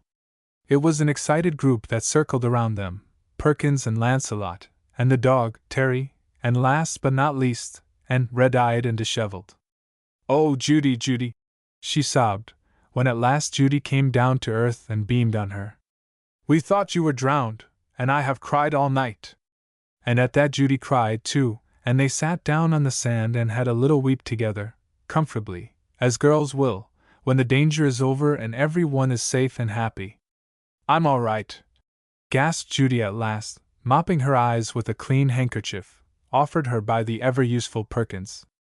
I'm all right, but, and was such a goosie, and I am so happy. And with that she dropped her head on Anne's shoulder again, and cried harder than ever. Dear heart, don't cry, begged the captain. She is tired to death, explained Lancelot. She needs her breakfast, sir, suggested Perkins. So do I, grumbled Tommy Tolliver, who stood in the background feeling very much left out. But even as they spoke, Judy slipped into her father's arms again, and lay there quietly, as she murmured, so that no one else heard. Home is the sailor from the sea. Oh, father, father, I knew you would come back to me. I knew you would come back some day. Chapter 25 Lancelot Buys a Cow. Never had Fairfax seen so many interesting arrivals as during that second week in August. On Monday came Dr. Grinnell, mysterious and smiling. On Tuesday, Judge Jameson, pale but radiant. On Wednesday, Tommy and Lancelot, bursting with important news. On Thursday, Captain Jameson, with a joyful dark maiden on one side of him, and a joyful fair maiden on the other. On Friday, Perkins, beaming with the baggage, and on Saturday, the Terry dog, resignedly, in a crate. And every one, except Terry, the dog, had a story to tell, and the story was one that was to become a classic in the annals of Fairfax. How Captain Jameson had been washed overboard in southern seas, how he had been rescued by natives and had lived among them, how he had been found by a party searching for gold, how he had started with them for home, had become ill as soon as they put to sea, and because of his illness had been the only one left when the ship caught on fire, how the fire had gone out, and he had floated on the deserted vessel until picked up by a fishing boat, and how he had been brought to Newfoundland, and how Dr. Grinnell had discovered him by means of the Spanish coins. But in the eyes of the children of Fairfax his adventures paled before those of Tommy Tolliver. To a gaping audience that small boy talked of the things he had done, of shipwrecks, of desert islands, of hunger and thirst until the little girls gazed at him with tears in their eyes, although the effect was somewhat spoiled by Jimmy Jones' artless remark. But you were only away 4 days, Tommy. All Fairfax rejoiced with the judge and Judy, but only little and knew what Judy really felt, for in the first moment that they were alone together after that eventful morning at the breakers, Judy, with her eyes shining like stars, had thrown her arms around the neck of her fair little friend, and had whispered, Oh, Anne, I don't deserve such happiness, but I am so thankful that I feel as if I should be good for the rest of my life. And no one but Anne knew why Judy put everything aside to be with her father, to anticipate every desire of his, to cheer every solitary minute. I must try to take Mother's place, she confided to her sympathetic listener in the watches of the night. He misses her so, and went back to the little gray house, where the plums were purple on the tree in the orchard, and where Becky on her lookout limb was hidden by the thickness of the foliage. The robins were gone, and so was Belinda's occupation, but she had more important things on hand, and after the first joy of greetings, the little grandmother led into a cozy corner of the little kitchen, where in a big basket, Belinda sang lullabies to 4 happy, sleepy balls of down as white as herself. "Oh, the dear little pussy cats!" gurgled Anne, as Belinda welcomed her with a gratified "Purr up, what does Becky think of them, grandmother?" "She takes care of them when Belinda goes out," said the little grandmother. "It's too funny to see them cuddle under her black wings. I wonder if she will make friends with Terry, Judy's dog," chatted Anne, as she cuddled the precious kittens. "He's the dearest thing, and he took to Judy right away, and follows her around all the time." The little grandmother sat down in an old rocker with a red cushion and took off her spectacles with trembling hands. "Belinda will have to get used to him, I guess," she said. "Of course," said Anne, not looking up. "Judy will bring him here when she comes." "I don't mean that," said the little grandmother. Something in the old voice made Anne look up. "What's the matter, little grandmother?" she asked, anxiously. "I mean that we are going to leave the little gray house, and you and I and Belinda and Becky." And with that the little grandmother put on her spectacles again, to see how, and took the news. And stared. "Leave the little gray house," she said slowly. "Why, what do you mean, grandmother?" "We are going to live at the judge's." And at that Anne's face changed from dismay to happiness, and she turned the kittens over to Belinda and flung her arms around the little old lady's neck. "Oh, am I really going to live with Judy?" she shrieked joyfully. "And you and Becky and Belinda, oh, it's too good to be true." "We really are," said Mrs. Batchelor. "The judge and I had a long talk together the day he came down, and he wants you to go away to school with Judy, and have me come and help Aunt Patterson to manage his house. He says she is too feeble for so much care and that it will be an accommodation to him." But Mrs. Batchelor did not tell how the judge had argued for hours to break down the barriers of pride which she had raised, and that he had finally won, because of his insistence that Anne must have the opportunities due one of her name and race. "You are to go to Mrs. French's school in Richmond, with Judy. She is a gentlewoman, a Southerner, and an old friend of the judge's and mine, and we think it will be exactly the place for you two for a time." "It will be lovely!" cried little Anne, as the plans for her future were unfolded, but late that evening when she was ready to say good night, she stood for a moment with her cheek against her grandmother's soft old one. "I shall miss you in the little gray house, grandmother," she whispered. "I was hungry for you at the breakers, although it was lovely there, and everyone was so kind." "I shall miss you too, dear heart," said the little grandmother, but she did not say how much, for she wanted Anne to go away happily, and she felt that she must not be selfish. It was wonderful the planning that went on after that. Anne spent many days at the big house in Fairfax, and each time she went it was a tenderer, dearer Judy that welcomed her. "Father will stay with grandfather this winter. I beg to stay too, but they both think the schools here are not what I need, and so I am to go away," she explained one morning as she and Anne were getting ready to go with a party of young people to pick goldenrod. "Yes," said Anne, putting her red reefer over her white dress, and admiring the effect. "I hate school," began Judy, sticking in a hatpin viciously, then she stopped and laughed. "No, I don't either. I don't hate anything since father came back." "Not even cats?" asked Anne demurely. "No, you know I love Belinda." "Nor picnics?" "Not Fairfax ones." "Nor books?" "I just love them, thanks to you." Nor boys?" mischievously. "Oh, do stop your questions," and Judy put her hands over her ears. But Anne persisted. "Nor boys, Judy? I like Lancelot Bart, and little Jimmy Jones, but I am not sure about Tommy Tolliver, and then they both laughed lightheartedly, and tripped downstairs to find Amelia and Nanny and Tommy waiting for them. "Lancelot couldn't come," explained Tommy. "He had to go to Upper Fairfax, and he said he was awfully sorry, but he didn't dare to take so much time away from the farm." "Poor fellow!" sighed tender-hearted little Anne. He is always so busy. I don't think he is to be pitied, said Judy, with a scornful glance at Tommy. He has work to do and he does it, which is more than most people do. There was gold in the sunshine, and gold in the changing leaves, and gold in the ripened grain in the fields, and gold in the goldenrod which they had come to pick. Tommy gathered great armfuls of the feathery bloom, and the girls made it into bunches, while Terry, who had come with them, woofed at the chipmunks on the gray fence rails. What do you want it for? Asked Tommy, sitting down beside the busy maidens and wiping his warm forehead. Tomorrow is Judy's birthday, said Anne, and we are going to decorate the house. Oh, is it? Asked Amelia and Nanny together. Yes, said Judy, and I want you to come to dinner and spend the evening with us. I am not going to have a party, because Father isn't feeling as if he wanted to join in any gay things yet, but we can have a nice time together, and it may be the last before Anne and I go away to school. Go where? Gasped Nanny and Amelia and Tommy. Judy explained. We leave the first week in September. She ended. Oh, cried the stricken three. What shall we do? All winter, and we can't have any fun, if Anne isn't here, nor you, Judy, and we had planned so many things. Will you really miss me?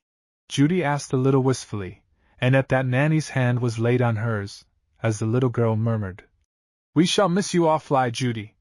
While Amelia sighed a great, gusty sigh, as she said, Oh dear, now everything's spoiled. Do you want me to come to your birthday dinner too? Asked Tommy anxiously, when the first shock of the coming separation was over. Or ain't you going to have any boys? Yes, I want you and Lancelot, said Judy, who had debated the question of being friendly with Tommy, for he hadn't seemed worth it, but Anne had pleaded for him.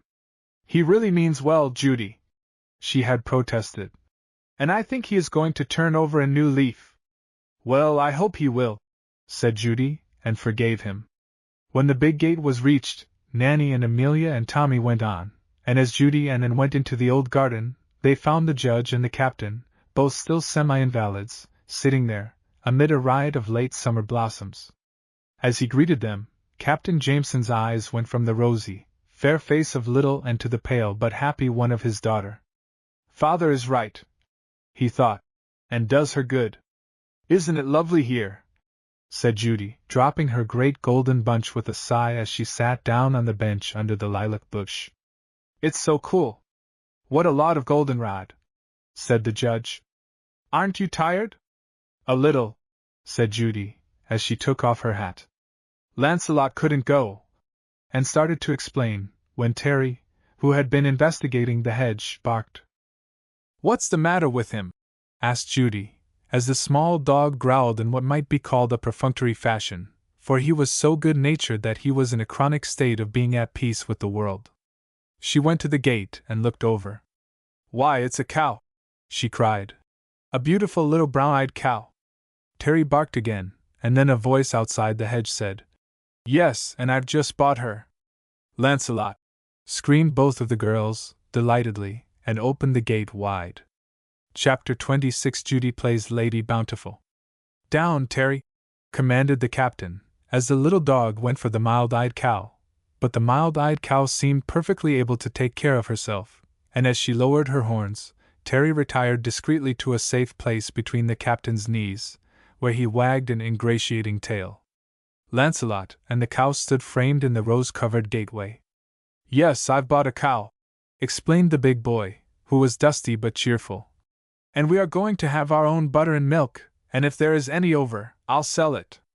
You have my order now, said the judge handsomely. Thank you, sir, said Lancelot, and Anne cried. Oh, Lancelot, make it in little pats stamped with a violet, and label it, From the Violet Farm. That's not a bad idea, commended the captain. Novelties like that take, and if the butter is good, you may get a market for more than you can make. Then I will get another cow and enlarge my hothouse, and between the butter and the violets I guess I can bring up my college fund. And Lancelot looked so hopeful that they all smiled in sympathy. Where did you get her? Asked Judy, as she patted the pretty creature on the head. I bought her a mile or so out in the country, and I tell you I hated to take her after I had paid the money." "Why?" asked Anne. "Oh, they were so poor, and the cow was the only thing they had. There's a widow, named Swiggins, with 6 children, and I guess they have had a pretty hard time, and now their taxes are due and the interest, and 2 of them have had the typhoid fever, and are just skin and bone, and they had to sell the cow, and they cried, and I felt like a thief when I carried her off." "Oh, poor things!" cried Judy, when Lancelot finished his breathless recital. "Poor things! I didn't want to take her, after I found out, but Mrs. Swiggins said that they needed the money awfully, and that I was doing them a favor, only it was hard, and then she cried and the children all cried too." "Why haven't they told someone before this?" asked the judge, wiping his eyes. "I guess the mother is too proud. They are from the South and they haven't been in this neighborhood long, and she don't know anyone." "What's the cow's name?" asked Anne, whose eyes were like dewy forget-me-nots. "Sweetheart. The biggest girl named her, and when I went out of the gate she just sat down on the step and looked after us, and her eyes hurt me, they were so sad." The little cow moved restlessly. "I guess I'll have to go," sighed Lancelot, standing like a peri outside the gates of paradise, and contrasting the coolness and quiet of the old garden with the heat and dust of the long white road. "I guess I'll have to take Sweetheart on."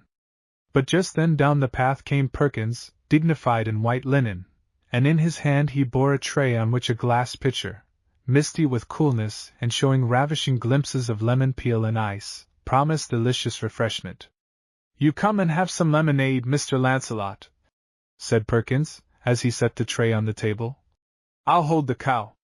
And, as they all insisted, Lancelot came in, and Perkins went without the gate. But, alas, Sweetheart was a cow of many moods, and as the gay little party in the garden sipped the cooling drink in the shade of the trees, the little cow, growing restive out there in the sun with the flies worrying her, suddenly ducked her head and ran. And after her, still holding the rope, went the immaculate Perkins, to be dragged hither and thither by her erratic movements, while he shouted desperately, "Whoa!" And after Perkins went the excited Terry dog, and after Terry went Lancelot, and after Lancelot went Judy, and then Anne, and then far in the rear the judge, while Captain Jameson, too weak to run, stood at the gate and watched. It was a brave race. Perkins had grit, and he would not let go of the rope, and Sweetheart wanted to go home and she would not stop running, and so the procession went up the dusty road and down a dusty hill, and then up another dusty hill, and down a cool green bank, where seeing ahead of her a murmuring limpid stream, Sweetheart dashed into it, stood still, and placidly drank in long sighing gulps. Perkins went in after her, and was rescued by Lancelot, while Judy and Anne stood on the bank and laughed until the tears ran down their cheeks. Perkins laughed, too, as he emerged wet and dripping, but beaming. "I didn't let her go," he chuckled, a little proud of his agility in his old age, and Lancelot said admiringly, "I didn't think you had it in you, Perkins," and at that Perkins chuckled more than ever. They went back in a triumphal procession, and then Lancelot took Sweetheart away with him, and the little girls went upstairs to dress. The captain and the judge were left alone, and presently the former said, "Why can't we put Lancelot through college, father? It's a shame he should have to work so hard." But the judge shook his head. "He is having something better than college, Philip," he said. "He is learning self-reliance, and he will get to college if he keeps on like this and be better for the struggle. I've told Gretel a half-dozen times that I would put up the money, for I like the boy, but there is one very good reason why we can't pay his way." "What's that?" asked the captain, with interest. "He won't take a cent from anybody," said the judge, "and I like his independence." "So do I," said the captain, heartily. "But we will keep an eye on him, father, and help him out when we can." An hour later, as the captain sat alone under the lilac bush, Judy came down with white ruffles a-flutter and with her brown locks beautifully combed, and sat beside him. "Tomorrow is my birthday," she said superfluously. "My big girl," smiled the captain. "You make me feel old, Judy mine." She smiled back abstractedly. Are you going to give me a present, father?" she stammered. It was a queer question, and the captain was not sure that he liked it. Birthday presents were not to be talked about beforehand. Of course I am, he said finally. Why? Will it cost as much as Lancelot's cow? Asked Judy, still blushing. As Lancelot's cow? He stared at her. Why do you want to know? He asked. Well, she patted his coat collar coaxingly. I want you to give me the money, and let me buy back them Swiggins cow. I'll buy it myself. But she shook her head. No, I want to give it myself. I feel so thankful, Father, for my happiness, that I want to do something for somebody else, who isn't happy. He put his hand under her chin and turned her face with its earnest eyes up to him. You are sure you would rather have that than any other birthday present, Judy mine? He asked, thinking how much she looked like her mother. I am very sure, Father. They sent for Lancelot that evening, and he entered into the plan with enthusiasm.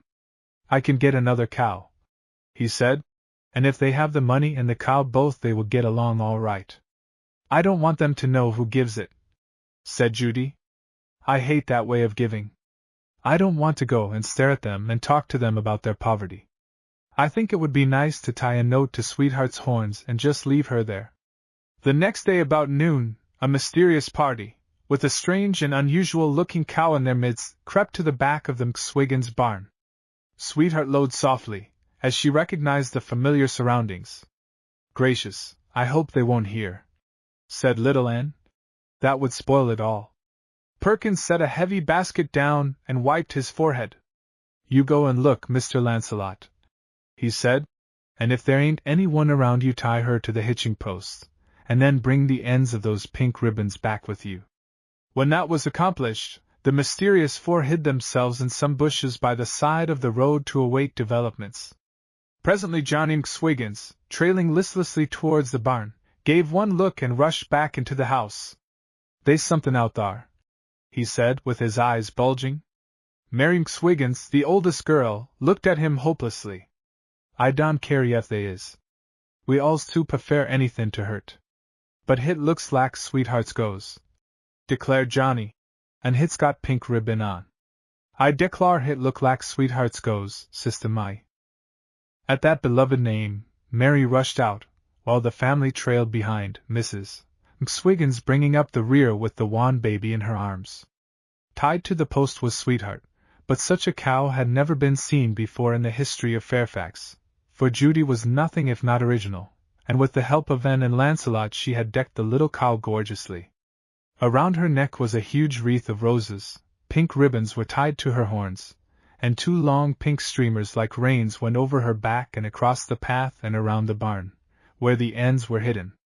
Gee, said Johnny Swiggins, but the rest of them were silent, gazing at this transformed and glorified Sweetheart, while Mary laid her head against the sleek neck and murmured love names to her dear little cow.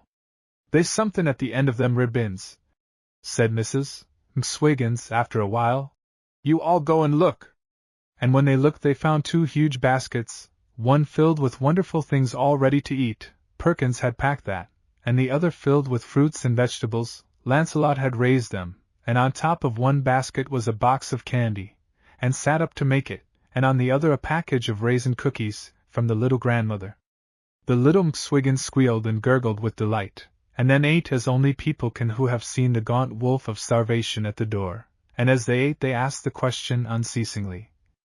Who sent it? They's a letter tied to her horn, volunteered Johnny Swiggins after he had devoured 2 cookies and 3 sandwiches and a chicken leg. I seen it. They found it under the roses, and when they opened it, there dropped out 2 yellow-backed bills, from the judge and the captain, and a note, and that was from Judy, and the note said, I waved my wand and commanded that Sweetheart be brought back to you. Also these other gifts. If you wish to keep them, and to keep my favor, you must never ask whence they came. Your guardian fairy, Juanlot.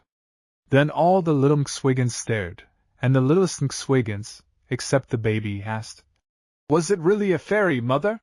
And Mrs. Swiggins wiped her eyes and sobbed. I reckon it was, honey. But Mary Swiggins, with her eyes shining as they had never shone before in her sad little life, said softly to her mother, I'll bet it was them girls and that Bart boy. I'll bet it was. What girls? asked Mrs. Mswiggins. Them girls down at the judge's in the big house. They wears white dresses, and one's got yaller hair and the other's got brown, and I was behind the fence yesterday when they was pickin' flowers, and that's how I found out they names, the dark one's Judy, and the light one's and the boy's named Lancelot. And that's how they got that fairy name, you look here. And she held up the note to her mother. Jew and Lot, it's just them names strung together.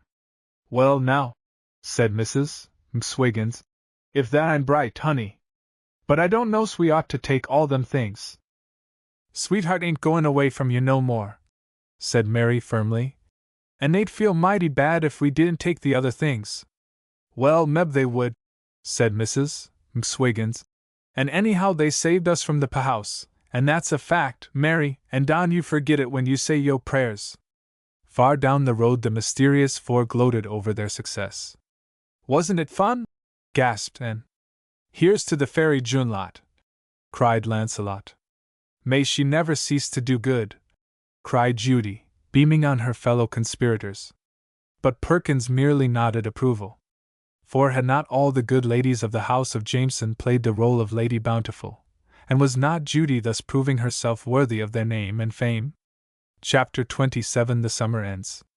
In the softened light of the candles, the big mirrors reflected that night four misty groups of happy people. A blur of pink down at one end was in rosy organdie, playing games with Tommy and Amelia and Nanny. A little fire flickered in the open grate, for the evening was cool, and one side of it sat the little grandmother and her old friend, the judge, and on the other Dr. Grinnell and Captain Jameson, engaged in an animated discussion, while in the window seat, Judy and Lancelot gazed out upon the old garden. I shall miss it awfully, said Judy, with a little sigh. Lancelot turned on her a startled glance. Why? He asked. Where are you going? Away to school, said Judy. Didn't Anne tell you?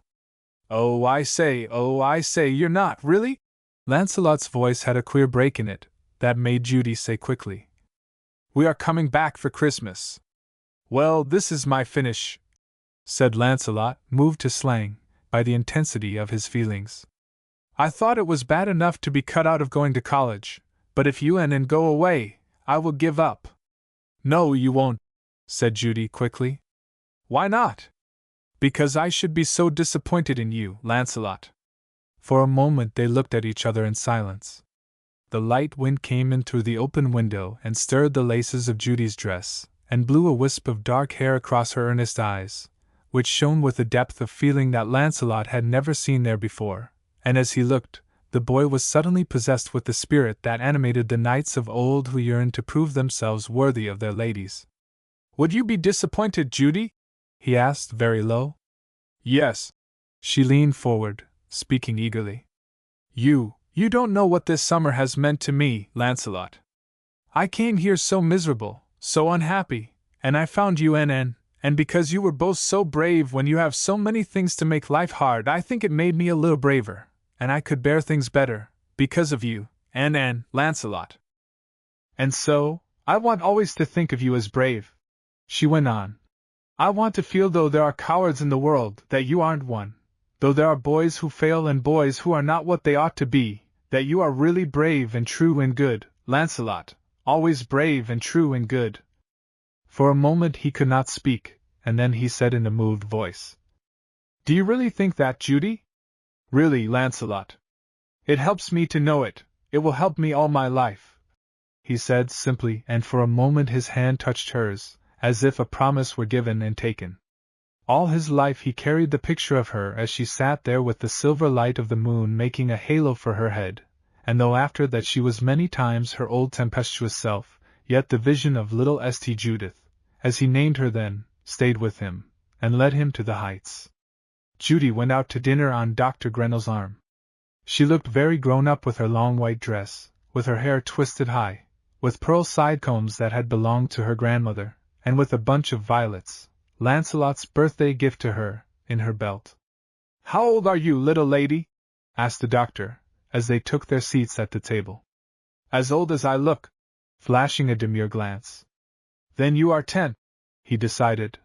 In spite of your hair on top of your head. Your eyes give you away. They are child eyes. I hope she will always keep child eyes, said the judge, who at the head of the table was serving the soup from an old-fashioned silver tureen, with Perkins at his elbow to pass the plates. I don't want her to grow up. I shall always be your little girl, grandfather. And Judy nodded happily to him from the foot of the table, where she was taking Aunt Patterson's place. Even when I am 40. Ah, 40, said Tommy Tolliver, unexpectedly. That's awful old. You'll be an old maid, Judy.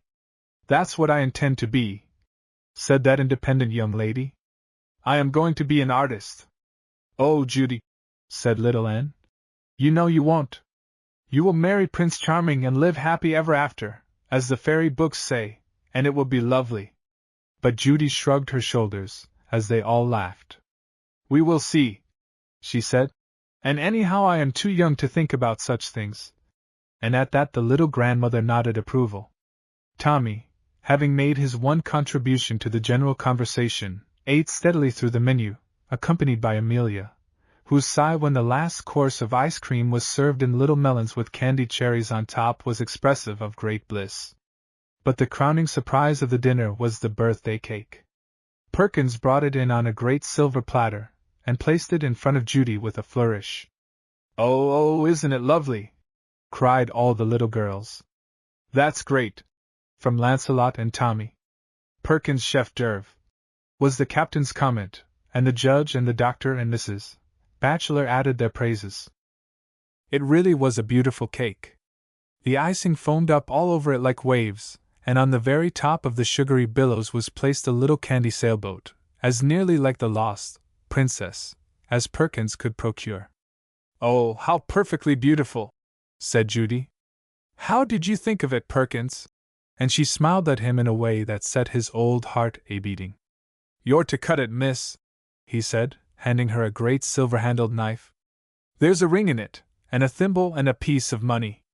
Oh, I hope I'll get the ring, said little and then blushed as Perkins said, That means you'll get married, miss. And the one who gets the thimble will work for a living, and the one who gets the money will be rich, isn't that it? Asked Judy, as she stuck the knife in. Oh, it seems a shame to cut it, Perkins. It is so pretty. Lancelot found the thimble in his slice, the money, a tiny gold dollar, was in Nanny's, while to Judy came the turquoise ring. You see you can't escape, said Lancelot softly, as she turned the blue hoop on her finger. Fate doesn't intend you for an artist. Well, I intend to be, whether fate does or not, she insisted. I guess I can do as I please. And you can have the thimble, said Lancelot, rolling it across the tablecloth to her. It was a beautiful little gold affair, and she loved to sew. I shouldn't mind being an old maid and working for a living, she said, surveying it contentedly, if I could have Becky and Belinda to live with me. I'm glad I am going to be rich, said Nanny. I shall travel and have a new dress every week. Huh, boasted Tommy. I am going to get rich, if I didn't find the money in the cake. Sailors don't get rich, said the captain. It's a poor profession. Ah, a sailor, stammered Tommy, getting very red. I'm not going to be a sailor. I'm going to learn typewriting, and go to the city in an office. And thus ended the cause of Thomas, the downtrodden. But Amelia's plans proved the most interesting. I'm going to write, she announced placidly. I wrote a poem for Judy's birthday. Read it, they demanded, and Amelia, feeling very important, delivered the following. Oh, candy, oh, sugar, oh, cake, and oh, pie, are not half so sweet as dear Judy. It brought down the house, and Amelia was overcome by the honors heaped upon her. It isn't very good poetry, she confessed modestly, but it means a lot. And then the captain made a little speech, in which he thanked Judy's friends for the happy summer she had spent among them. And then Lancelot made a speech and thanked Judy for the good times she had given them.